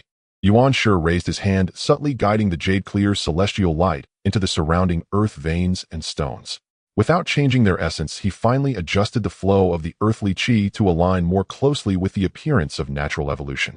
Even if someone were to investigate, they would only perceive it as a natural change triggered by Nuwa's enlightenment. Tongtian was the most direct, pointing like a sword, making several swift gestures in the air. Several sharp yet extremely subtle sword intents quietly merged into the void, forming a simple yet exquisite warning and interference sword formation. If any external divine intent tries to pry too deeply, they must first experience my swords will, Tongtian said, satisfied as he withdrew his hand. Xuanbao looked at the layers of barriers laid down effortlessly by the three masters, feeling a great sense of assurance in his heart. He walked to Nuwa's side, quietly guarding her, while also repeatedly rehearsing every detail of the plan in his heart. After an unknown amount of time, the rich Tao rhythm and creation divine light around Nuwa gradually retracted. Her eyelashes trembled slightly as she opened her eyes. A flash of light intermingling chaos and clarity crossed her gaze, which then became clear and profound, adding a touch of majesty and compassion. She looked at Xuanbao guarding her, and then towards the Sanqing not far away, bowing gracefully. Thank you, brothers, for protecting me. Sister, are you awake? Xuanbao hurriedly stepped forward, concerned, and asked, did you gain anything? Nuwa nodded, her face unable to contain the excitement and sanctity. I have comprehended my opportunity for enlightenment. As Nuwa suddenly frowned, slightly sensing the disturbed heavenly mechanism and the layers of protection surrounding her. Xuanbao quickly stepped forward, lowering his voice to inform Nuwa concisely of the previous analysis with the Sanqing regarding the postnatal races, the budding of the human path, and Hongjun's possible interventions, as well as their discussed strategies to respond. Nuwa showed astonishment upon hearing this, especially when she learned that Hongjun might suppress the human path due to the overwhelming dominance of the heavenly Tao. Her expression changed significantly. However, after carefully considering what Xuanbao said, along with her own understanding of the Tao of creation and her sense of the heavenly Tao, she gradually fell silent, a grave and resolute expression appearing on her stunning face. So what you mean is you want me to deliberately appear weak and even make mistakes a few times when creating living beings, making it seem like I am exploring and experimenting, and that it is a huge consumption with low chances of success. At the same time, you want to select a location for creation at Buzhou Mountain, a place that can greatly interfere with the heavenly mechanism. Nuwa summarized. Exactly. Xuanbao nodded. Sister, your creation of this race is a great merit and a grand act of creation, but in the initial stage it is unwise to be overly prominent and attract too much attention, especially from the heavenly Tao and Hongjun's excessive scrutiny. Buzhou Mountain is transformed from the spine of Pangu, supporting the heavens and the earth with immeasurable merit. Furthermore, this place is the area with the strongest presence of Pangus aura. Even Hongjun would not dare to act against Buzhou Mountain. If it were damaged, the endless karma would be unbearable. Thinking of this, Xuanbao felt it was somewhat miraculous. He joked that a grand ancestor at most at the Quasi Saint level could knock down Buzhou Mountain. If it were that easy, Buzhou Mountain would have collapsed countless times by now. There are at least 100 Quasi Saints in the entire Honghuang. Would everyone be able to destroy Buzhou Mountain? Even if an ancestor possesses the bloodline of Pangu, it would still be impossible to achieve. Sister Nuwa, rest assured. Laozi's calm voice came. With the heavenly mechanism confused, the earthly chi concealed, and the sword intent as a warning under these 3 layers of protection. Unless Hongjun personally arrives on the scene and deliberately investigates, it will be difficult to grasp the full picture. As Hongjun is currently the spokesperson for the heavenly Tao, he would not easily descend in his true form unless there were great changes in heaven and earth. Your creation of living beings is a natural response to creation. Even if he senses something at first, he would only think it is a common evolution. Once the living beings come into being, the energy of the human path will be drawn and the course will have been set. It will be hard to reverse it. Tongtian supplemented. Even if Hongjun's true form or divine sense descends, we will be here to handle it. You only need to focus on creation. Yuan Shitianzun also said, Sister, as a future saint of the human path, it is only right and proper for you to engage in this act of creation. Even if Hongjun has some doubts, he will also need to consider the heavenly numbers and your reputation. With the support and assurance from the Sanqing, the last trace of concern in Nuwa's heart dissipated. Taking a deep breath, she once again solemnly bowed to the Sanqing and Xuanbao. Thank you, brothers, and thank you, little brother, for your great assistance. I know how to proceed now. Meanwhile, while the few were discussing, the entire situation in Honghuang changed dramatically. Led by the Witch Clan, the Li Hua sect, the Sihai sect, the Xianming sect, the Baihu sect, and the Lin Jia sect joined forces to launch a fierce attack on the Yao clan. In an instant, the land of Honghuang was engulfed in war, and the sounds of fighting echoed through the clouds. The Yao clan was caught off guard and suffered heavy losses. Due to the widespread influence of the Yao clan throughout Honghuang, the drawbacks began to show. Although the Yao clan grew at a snowballing rate, their strength was too dispersed. Now the myriad tribes of Honghuang were united in attacking the Yao clan, instantly breaking them into countless small factions unable to support one another. The entire Honghuang was thrown into chaos, resembling a pot of mixed porridge. The instigator of all this was naturally Xuanbao. The innate 5 spirits were all subordinates of the Sanqing, and Xuanbao's prestige among the Dragon Phoenix, Qilin White Tiger, and Xuanwu surpassed that of the Sanqing. In preparation for Nuwa's ascension, Xuanbao directly ordered the clans to declare war on the Yao clan in alliance with the Witch clan. As for whether the Witch clan would agree, Xuanbao had no worries about that. After all, he still had some standing among the Witch clan, and fighting the Yao clan was exactly what they wanted, so why not? Moreover, due to the Yao clan's notorious behavior of enslaving others, the myriad tribes of Honghuang had long since reached their breaking point. Now, with several leaders taking action together, the myriad tribes of Honghuang would surely lend a hand, instantly turning it into a scene of the myriad tribes ganging up on the Yao clan. Meanwhile, the immortal court, which was watching from the sidelines, did not dare to act at all this time. Although they were all subordinates of Hongjuan, in the face of such a scene, they were quite perceptive and withdrew their forces, not getting involved at all.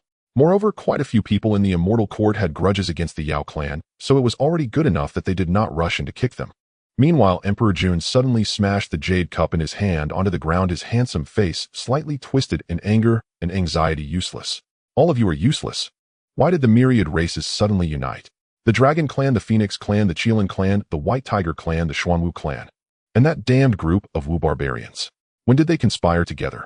Report. A blood-soaked demon general staggered into the hall, hissing, Your Majesty.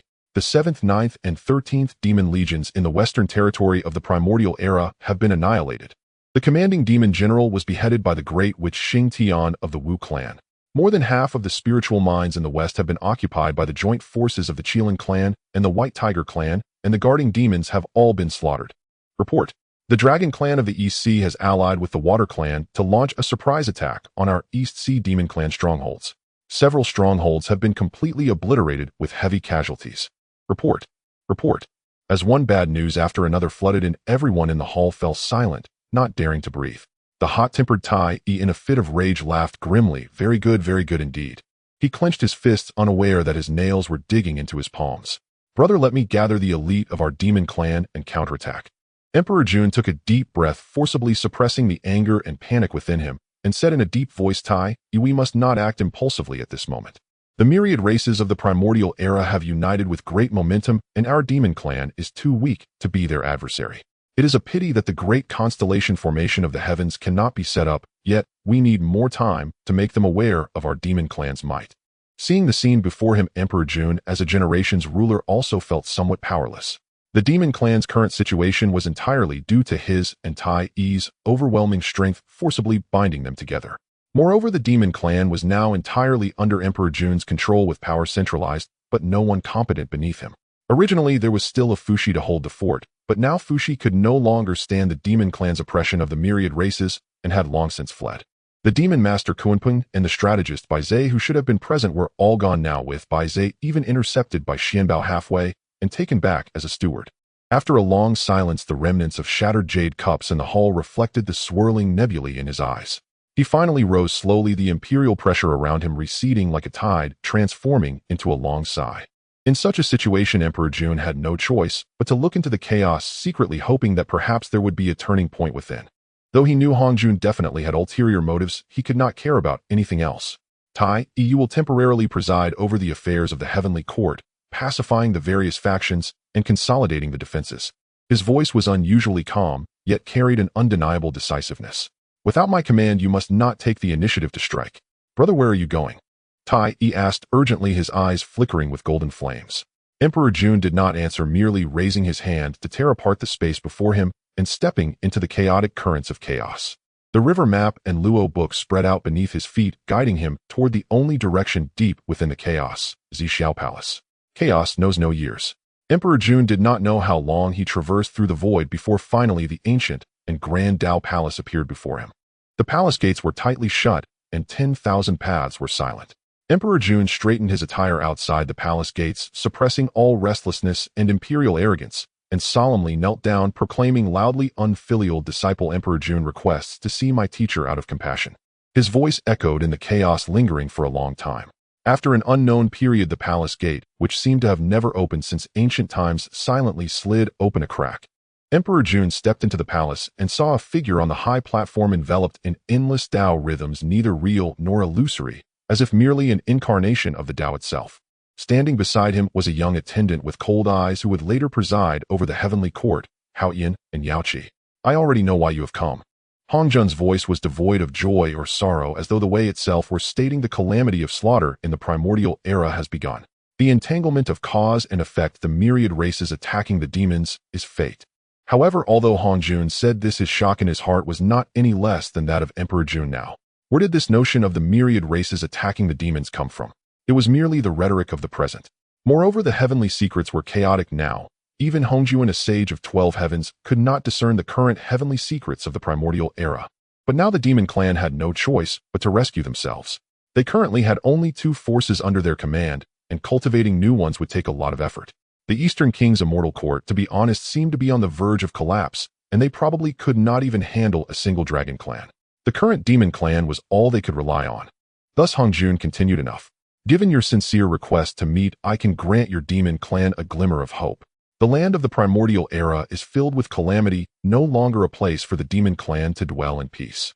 Hongjun finally spoke. The 33 heavens outside the heavens were formed when Pangu separated the chaos with the pure energy, rising to become a barrier of the way, serene and free from strife. As he spoke, a point of clear light flew out from Hongjun's sleeve, transforming into a scroll that was neither silk nor jade, unfurling before Emperor Jun. The images within the scroll shifted and flowed, manifesting a vast and majestic realm with 33 layers surrounded by clouds and mist. Each layer held boundless expanses with stars orbiting around them. The spiritual essence, although different from that of the earth, possessed its own profound mysteries. "This place may temporarily serve as a dwelling for the demon clan," Hongjun said. "However, beneath the way there are gains and losses. Although the 33 heavens can evade the blades of war on the earth, you must use the fate of the demon clan as a guide to set up the great constellation formation, guarding the 33 heavens and ensuring their stability. In doing so, the demon clan and these 33 heavens will share a destiny. Should the formation falter, the demon clan's fate will suffer greatly." Emperor Jun's heart trembled. to use the fate of the demon clan as a guide to set up the great constellation formation. This carried significant risk. But now the demon clan was in a perilous situation. If they did not proceed this way, they might never have a chance to survive again. He gritted his teeth and prostrated heavily, saying, "Disciple is willing to use the fate of the demon clan as a guide to establish the great constellation formation and guard the 33 heavens." As for the 33 heavens that Hongjun provided to Emperor Jun, they were indeed the 33 heavens at the peak of Buzhou Mountain, which had been thoroughly ransacked by Xuanbao, and then reforged by Hongjun with the power of the Wei. Now expecting the demon clan to find the 33 heavens atop Buzhou Mountain was utterly impossible. Reluctantly, Hongjun could only use the power of the Wei to relocate the entrance to the 33 heavens. "Thank you for your compassion, teacher." Emperor Jun's voice echoed in the empty Dao Palace, filled with uncontainable excitement and bitterness. "Disciple understands." Emperor Jun bowed once more. "The demon clan will not disappoint your trust. We will guard the heavenly realm with the great constellation formation and maintain the order of the Wei." Hongjun said nothing more, his figure gradually fading in the Dao rhythms. The gates of Zixiao Palace closed silently, sending Emperor Jun out into the chaos. After Emperor Jun returned to the demon tribe at the demon court, he exclaimed in shock, "What? Retreat to the 33 heavens?" His eyes blazed with golden flames. "Brother, when has our demon tribe ever shown such cowardice? What of the united forces of all races? Once my Eastern Emperor bell rings, I will ensure their souls scatter." He continued, "Calm down, Tai," Emperor Jun said, sitting on the imperial throne, his expression eerily calm. "Look at this battle report." A scroll of jade floated before and upon unfolding it, the densely packed casualty figures were shocking. In just 1,000 years, nearly 40 of our demon tribe's strongholds in the primordial land have been eradicated, with thousands of demon generals and leaders perishing and countless ordinary demons suffering casualties. This, Tai clenched his fists, his knuckles turning white. "The united forces are well prepared this time," Emperor Jun said slowly. "They caught our demon tribe off guard. Though our demon tribe numbers in the billions, we fight separately and lack unified coordination. Now, as brothers, we must face the assault of all races while also managing internal affairs, leaving us in a precarious situation." Upon hearing this, the other demon saints in the hall exchanged silent glances. Every word Emperor Jun spoke was true. The demon tribe appeared vast, but was in fact fragmented, relying solely on the supreme power of Emperor Jun and Tai to force a semblance of unity. With strong enemies surrounding us, internal conflicts began to surface. The vast majority of demon saints were already contemplating fleeing. Although they could gain many benefits in the demon tribe, their lives were ultimately more important. While most of the demon tribe is controlled by the gathering demon flag, the demon saints do not all stand in line. After all, the demon saints belong to the upper echelons of the tribe. If even the demon saints are controlled, the foundation of the demon tribe's rule will be lost. As for the lower demons, they are expendable. Their deaths mean little in the vast primordial land, which has plenty of demons to spare. Of course, there is an exception: the demon Saint Jiuyin, who had once betrayed and been forcibly stripped of his divine sense, now held his life and death in the hands of Emperor Jun. Retreating to the heavenly realm is truly a strategy of retreating to advance. Emperor Jun stood up, his gaze sweeping over the ministers in the hall. The 33 heavens is still merely a non-land. If we, the demon tribe, use our fortune as a guide to set up the grand array of celestial stars, we will not only defend the heavenly realm, but also harness the power of the stars for cultivation. Given time, we will surely rise again. But brother, the grand array of celestial stars is still not perfected. Tai frowned. Precisely because of this, we must retreat to the heavenly realm to buy time. A glint flashed in Emperor Jun's eyes. The heavenly realm and the primordial land are separated by chaotic winds. Even if the united forces are strong, it will be difficult for them to invade. During this time, we can perfect the array, reorganize internally, and train elite forces. He paused, his voice turning cold. As for those who secretly conspire to betray us, this is an opportunity to cleanse them one by one. Upon hearing this, the demon saints felt a chill run down their spines. Though Emperor Jun was usually imposing, he rarely revealed such murderous intent so openly. Clearly, this assault by the united forces had truly enraged this demon emperor. 3,000 years passed, and the demon tribe began a large-scale migration. This was an extremely grand endeavor, with billions of demons taking their elderly and young, riding various demon clouds and magical treasures, heading toward the edge of chaos. Emperor Jun used the chart of creation as a guide, opening a relatively safe passage in the chaos that led directly to the southern heaven gate. The united forces would not sit idly by. The dragon tribe stirred up enormous waves, trying to cut off the path. The phoenix tribe spat out unquenchable heavenly fire, burning the demon clouds. The witch tribe condensed their blood energy into fists, striking towards the demon army. However, Emperor Jun had prepared for this. He personally commanded the central army, deploying the river diagram and Luo book, creating an illusion of celestial stars. Though it was not as complete as the grand array of celestial stars, it was sufficient to withstand most attacks. Tai Yi led the Eastern Emperor bell, clearing the way ahead. As the bell rang, chaotic currents calmed and the attacks of the united forces were scattered. The fiercest battle occurred at the edge of chaos. The 12 ancestors of sorcery joined forces to combat Emperor Jun and Tai Yi along with a simplified version of the grand array of celestial stars. Although the ancestors had not yet mastered the 12 heavens divine array, their formidable physical strength was on par with the buffs bestowed upon Emperor Jun and Tai Yi. Emperor Jun and Tai Yi joined forces to confront them as the true fire of the sun merged with the true fire of the sun, transforming into a blazing sun that collided fiercely with the 12 ancestors.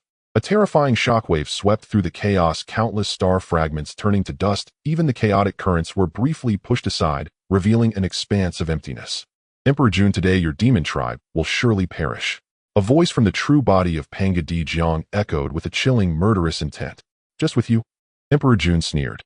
Behind him, the river diagram and Luo book spun wildly, countless star shadows merging into him, causing his aura to rise steadily, hinting at a breakthrough to the peak of the Quasi-Saint realm. Tai Yi transformed directly into the three-legged golden crow with the Eastern Emperor bell suspended above his head.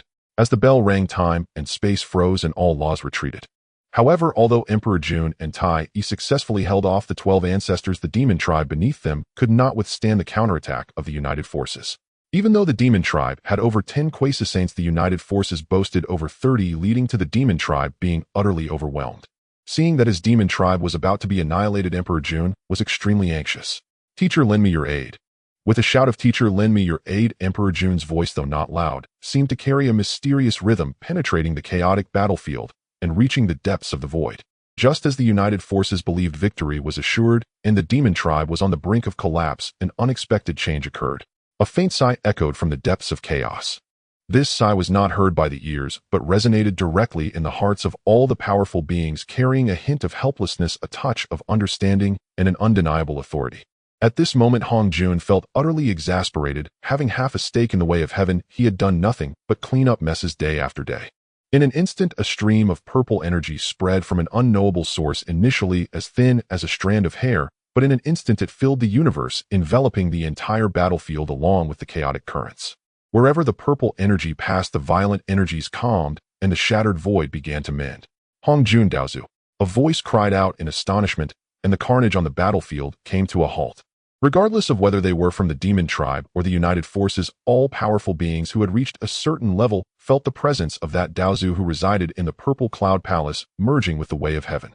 The purple energy did not attack anyone, it merely spread, embraced, and suppressed. Under this all-encompassing purple energy, all killing divine abilities and techniques lost their potency. Hong Jun did not say much, he slowly spoke. From today onward, demons shall govern the heavens, and witches shall govern the earth. Within the One Yuan assembly, no further conflicts are permitted. Emperor Jun's pupils constricted as he instantly grasped Hong Jun's profound intent, both a limitation and a means of preservation. Given the current internal and external troubles of the demon tribe, continuing the fight would likely lead to mutual destruction, even shaking the foundations of the primordial land. This One Yuan assembly agreement serves as a buffer and allows both parties time to reorganize internally and solidify their authority. He was the first to bow, saying, I will faithfully obey the decree of Daozu. Tai Yi and the other demon saints followed suit, responding in unison. Though the 12 ancestors felt reluctant, especially the hot-tempered Zhu Rong and Gong Gong, they remained silent under Di Jiang's stern gaze. However, this situation was also being considered by Xuanbao, as it presented the best opportunity for Nu Hua to attain sanctity. At the foot of Mount Buzhou, the winds calmed, and a mysterious aura flowed quietly in this place. The three pure ones and Xuanbao surrounded the area, their gazes fixed on Nu Hua, who stood in the center, wearing a plain white dress, cradling a ball of hazy source of creation in her palm. Her gaze drifted toward the depths of the sky, where the remnants of that traversing purple energy still reflected a hint of enlightenment in her eyes. Realizing Hong Jun had appeared on the battlefield, Xuanbao shouted, Sister, now is the time. As the crowd arrived at Buzhou Mountain, based on the previous plan, Hong Jun would mediate, and if he couldn't find the time to intervene, it would be the best moment for Nu Hua to attain her Tao. Rest assured, I have long been prepared. With that, Nu Hua took out the 9 heaven soil and began mixing it with the 3 light divine water. With Nuwa's extensive experience in molding clay, boundless laws of creation surrounded the 9 heaven soil and 3 light divine water. The originally ordinary innate spirit materials glowed with extraordinary brilliance under her influence. Nuwa skillfully shaped clay with her hands, giving birth to various strange creatures, though at this moment they were still mostly clay figures. Using various life forms from the primordial era as models, Nuwa created myriad beings including chickens, ducks, geese, dogs, tigers, snakes, cows, and pigs, over 10,000 kinds in total. Later, by combining the features of various animals, she created thousands of different beings such as winged horses, horned fish, and flying mice, among many others. Indeed, Nuwa's craftsmanship was remarkable. These clay figures were lifelike enough to rival the finest figurines of later generations. As she wielded the power of creation, she infused a vast amount of creative energy into the numerous clay figures below. Under the infusion of creation power, various beings made their voices heard for the first time in this primordial world. Roar, howl, woof. Instantly, the foot of Buzhou Mountain became a gathering of animals with all sorts of creatures frolicking around. However, just as the joyous scene unfolded, a strange light suddenly flashed across the sky. Boom! A golden light descended from the heavens, splitting into two. Half of it landed on Nuwa, while the other half fell upon the newly created postnatal beings. Countless postnatal beings were illuminated by this divine light, instantly multiplying from 1 into 129600, spreading across the vast primordial world. Having received a tremendous amount of heavenly merit, Nuwa felt as if her figure was infinitely rising, merging with the entire universe. In her eyes, the profound scenes of star rivers being born and the cycles of the universe flickered and vanished. The primordial purple energy trembled, as if saying that merging with it would lead her to become a saint. Seeing Nuwa seemingly lost in thought and standing still, Xuanbao had no choice but to remind her, for time was of the essence, and Hongjun might arrive at any moment. Sister, don't stop. Continue. Attaining the Tao. Yes, I should attain the Tao.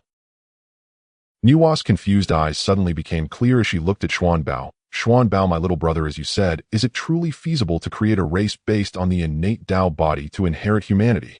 Hearing Nuwa's inquiry, Xuanbao couldn't be too certain, as the changes in the primordial world were indeed vast. Moreover, Nuwa had not only created the human race, still, as he was also human in his past life, he felt the need to give his ancestors some background. The innate Tao body is in the form of Pangu, which is the most suitable physique for cultivation in the primordial world. Naturally, it possesses exceptional qualities. After hearing Xuanbao's words, Nuwa pondered for a moment, and her eyes brightened. I understand now. The innate Tao body is indeed the most suitable physique for cultivation in the primordial world.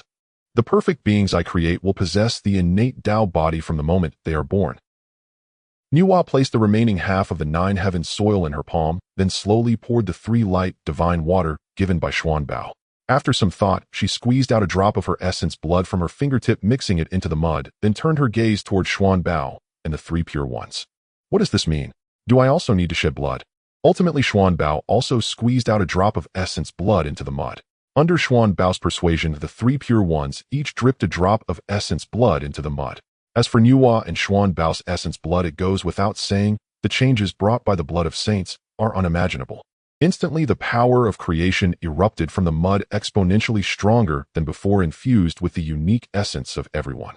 Nuwa's hands danced swiftly, surrounded by endless laws of creation, and soon a clay figure resembling Pangu's innate Tao body was formed.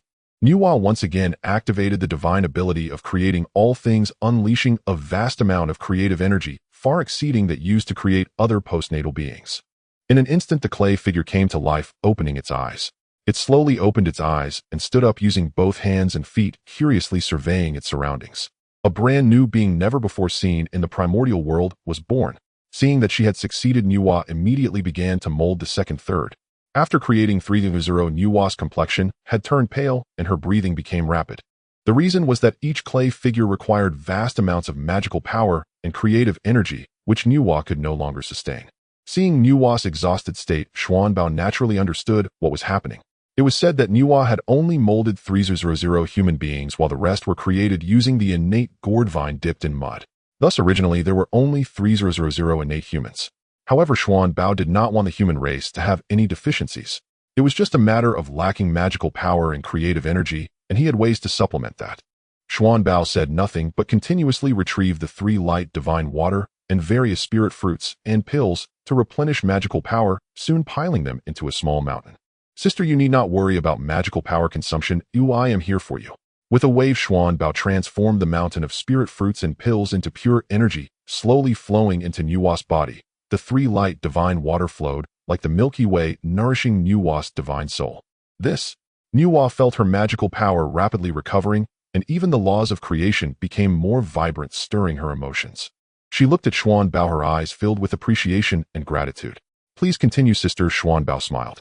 Nuwa nodded firmly, took a deep breath, and picked up the 9 heaven soil once more. This time her hands moved even more nimbly, each clay figure imbued with greater focus. The laws of creation transformed into tangible streams of light around her, resonating with the endless resources provided by Xuanbao. The 3001st, 3002nd. Nuwa tirelessly molded clay figures. With each clay figure born, opening its clear eyes and learning to stand and walk, Nuwa's heart gained a deeper understanding. These beings, based on the innate Tao body, not only embodied Pangus form, but also integrated the essence, blood, and Tao rhythm of herself, Xuanbao, and the three pure ones. They were born with spirituality, their eyes gleaming with the light of curiosity and exploration, vastly different from the myriad beings created before. When the 12960th clay figure, the last and the most perfect one, was born from Nuwa's hands, the entire Buzhou mountain seemed to still for a moment.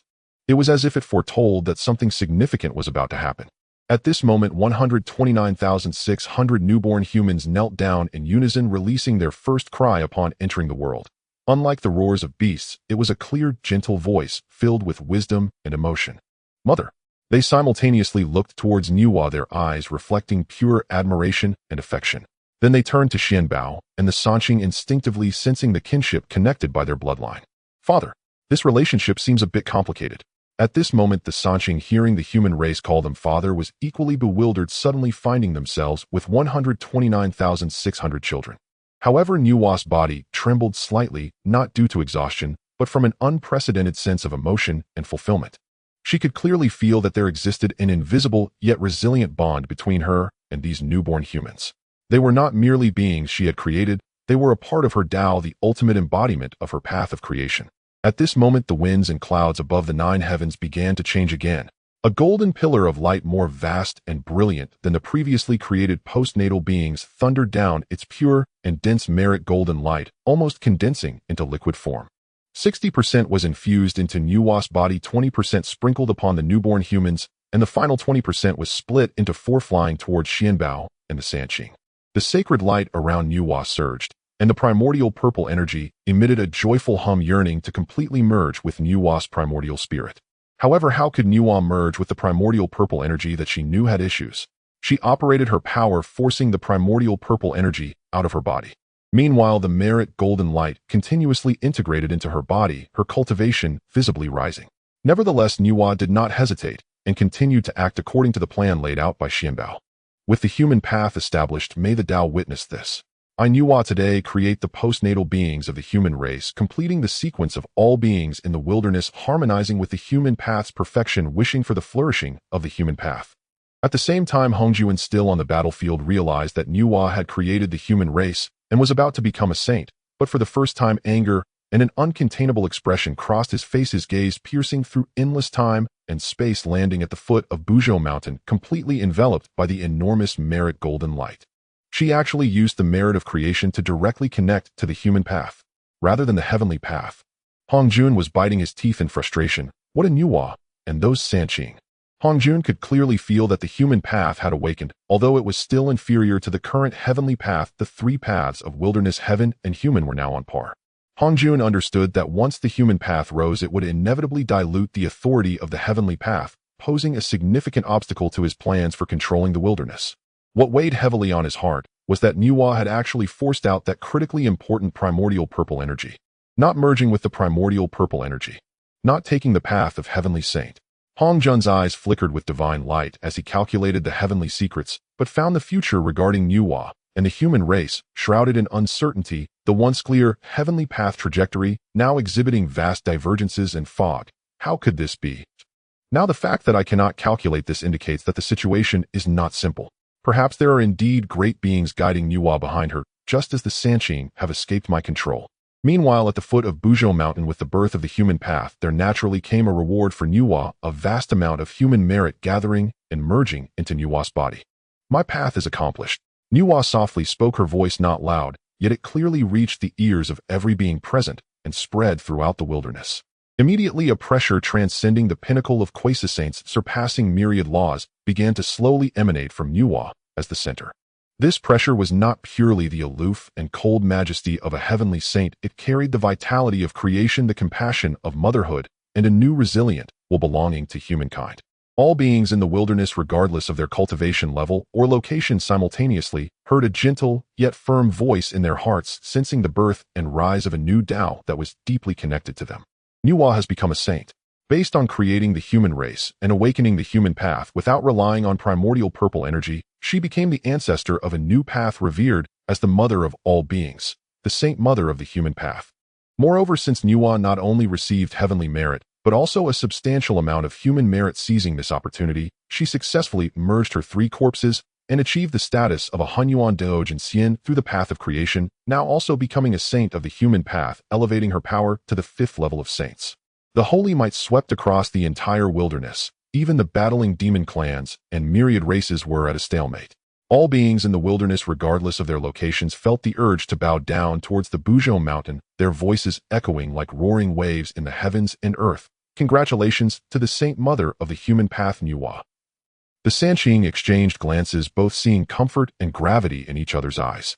Laozi stroked his beard and pondered. With the human path established, the 3 talents of heaven, earth, and humanity will ultimately reach fulfillment. However, this action, he gazed towards the 9 heavens, where it seemed that a pair of eyes was coldly surveying. The heavenly Tao is flawed, hence the human path must compensate for it. Nuwa's actions align with the great Tao. Even if Hongjun is displeased, he cannot act too recklessly. That 129,600 fathers made me anxious, but now that the human path has emerged, the situation in the wilderness is likely to change. However, at this moment, Hongjun, who had already returned to the Zixiao Palace, wore a remarkably grim expression.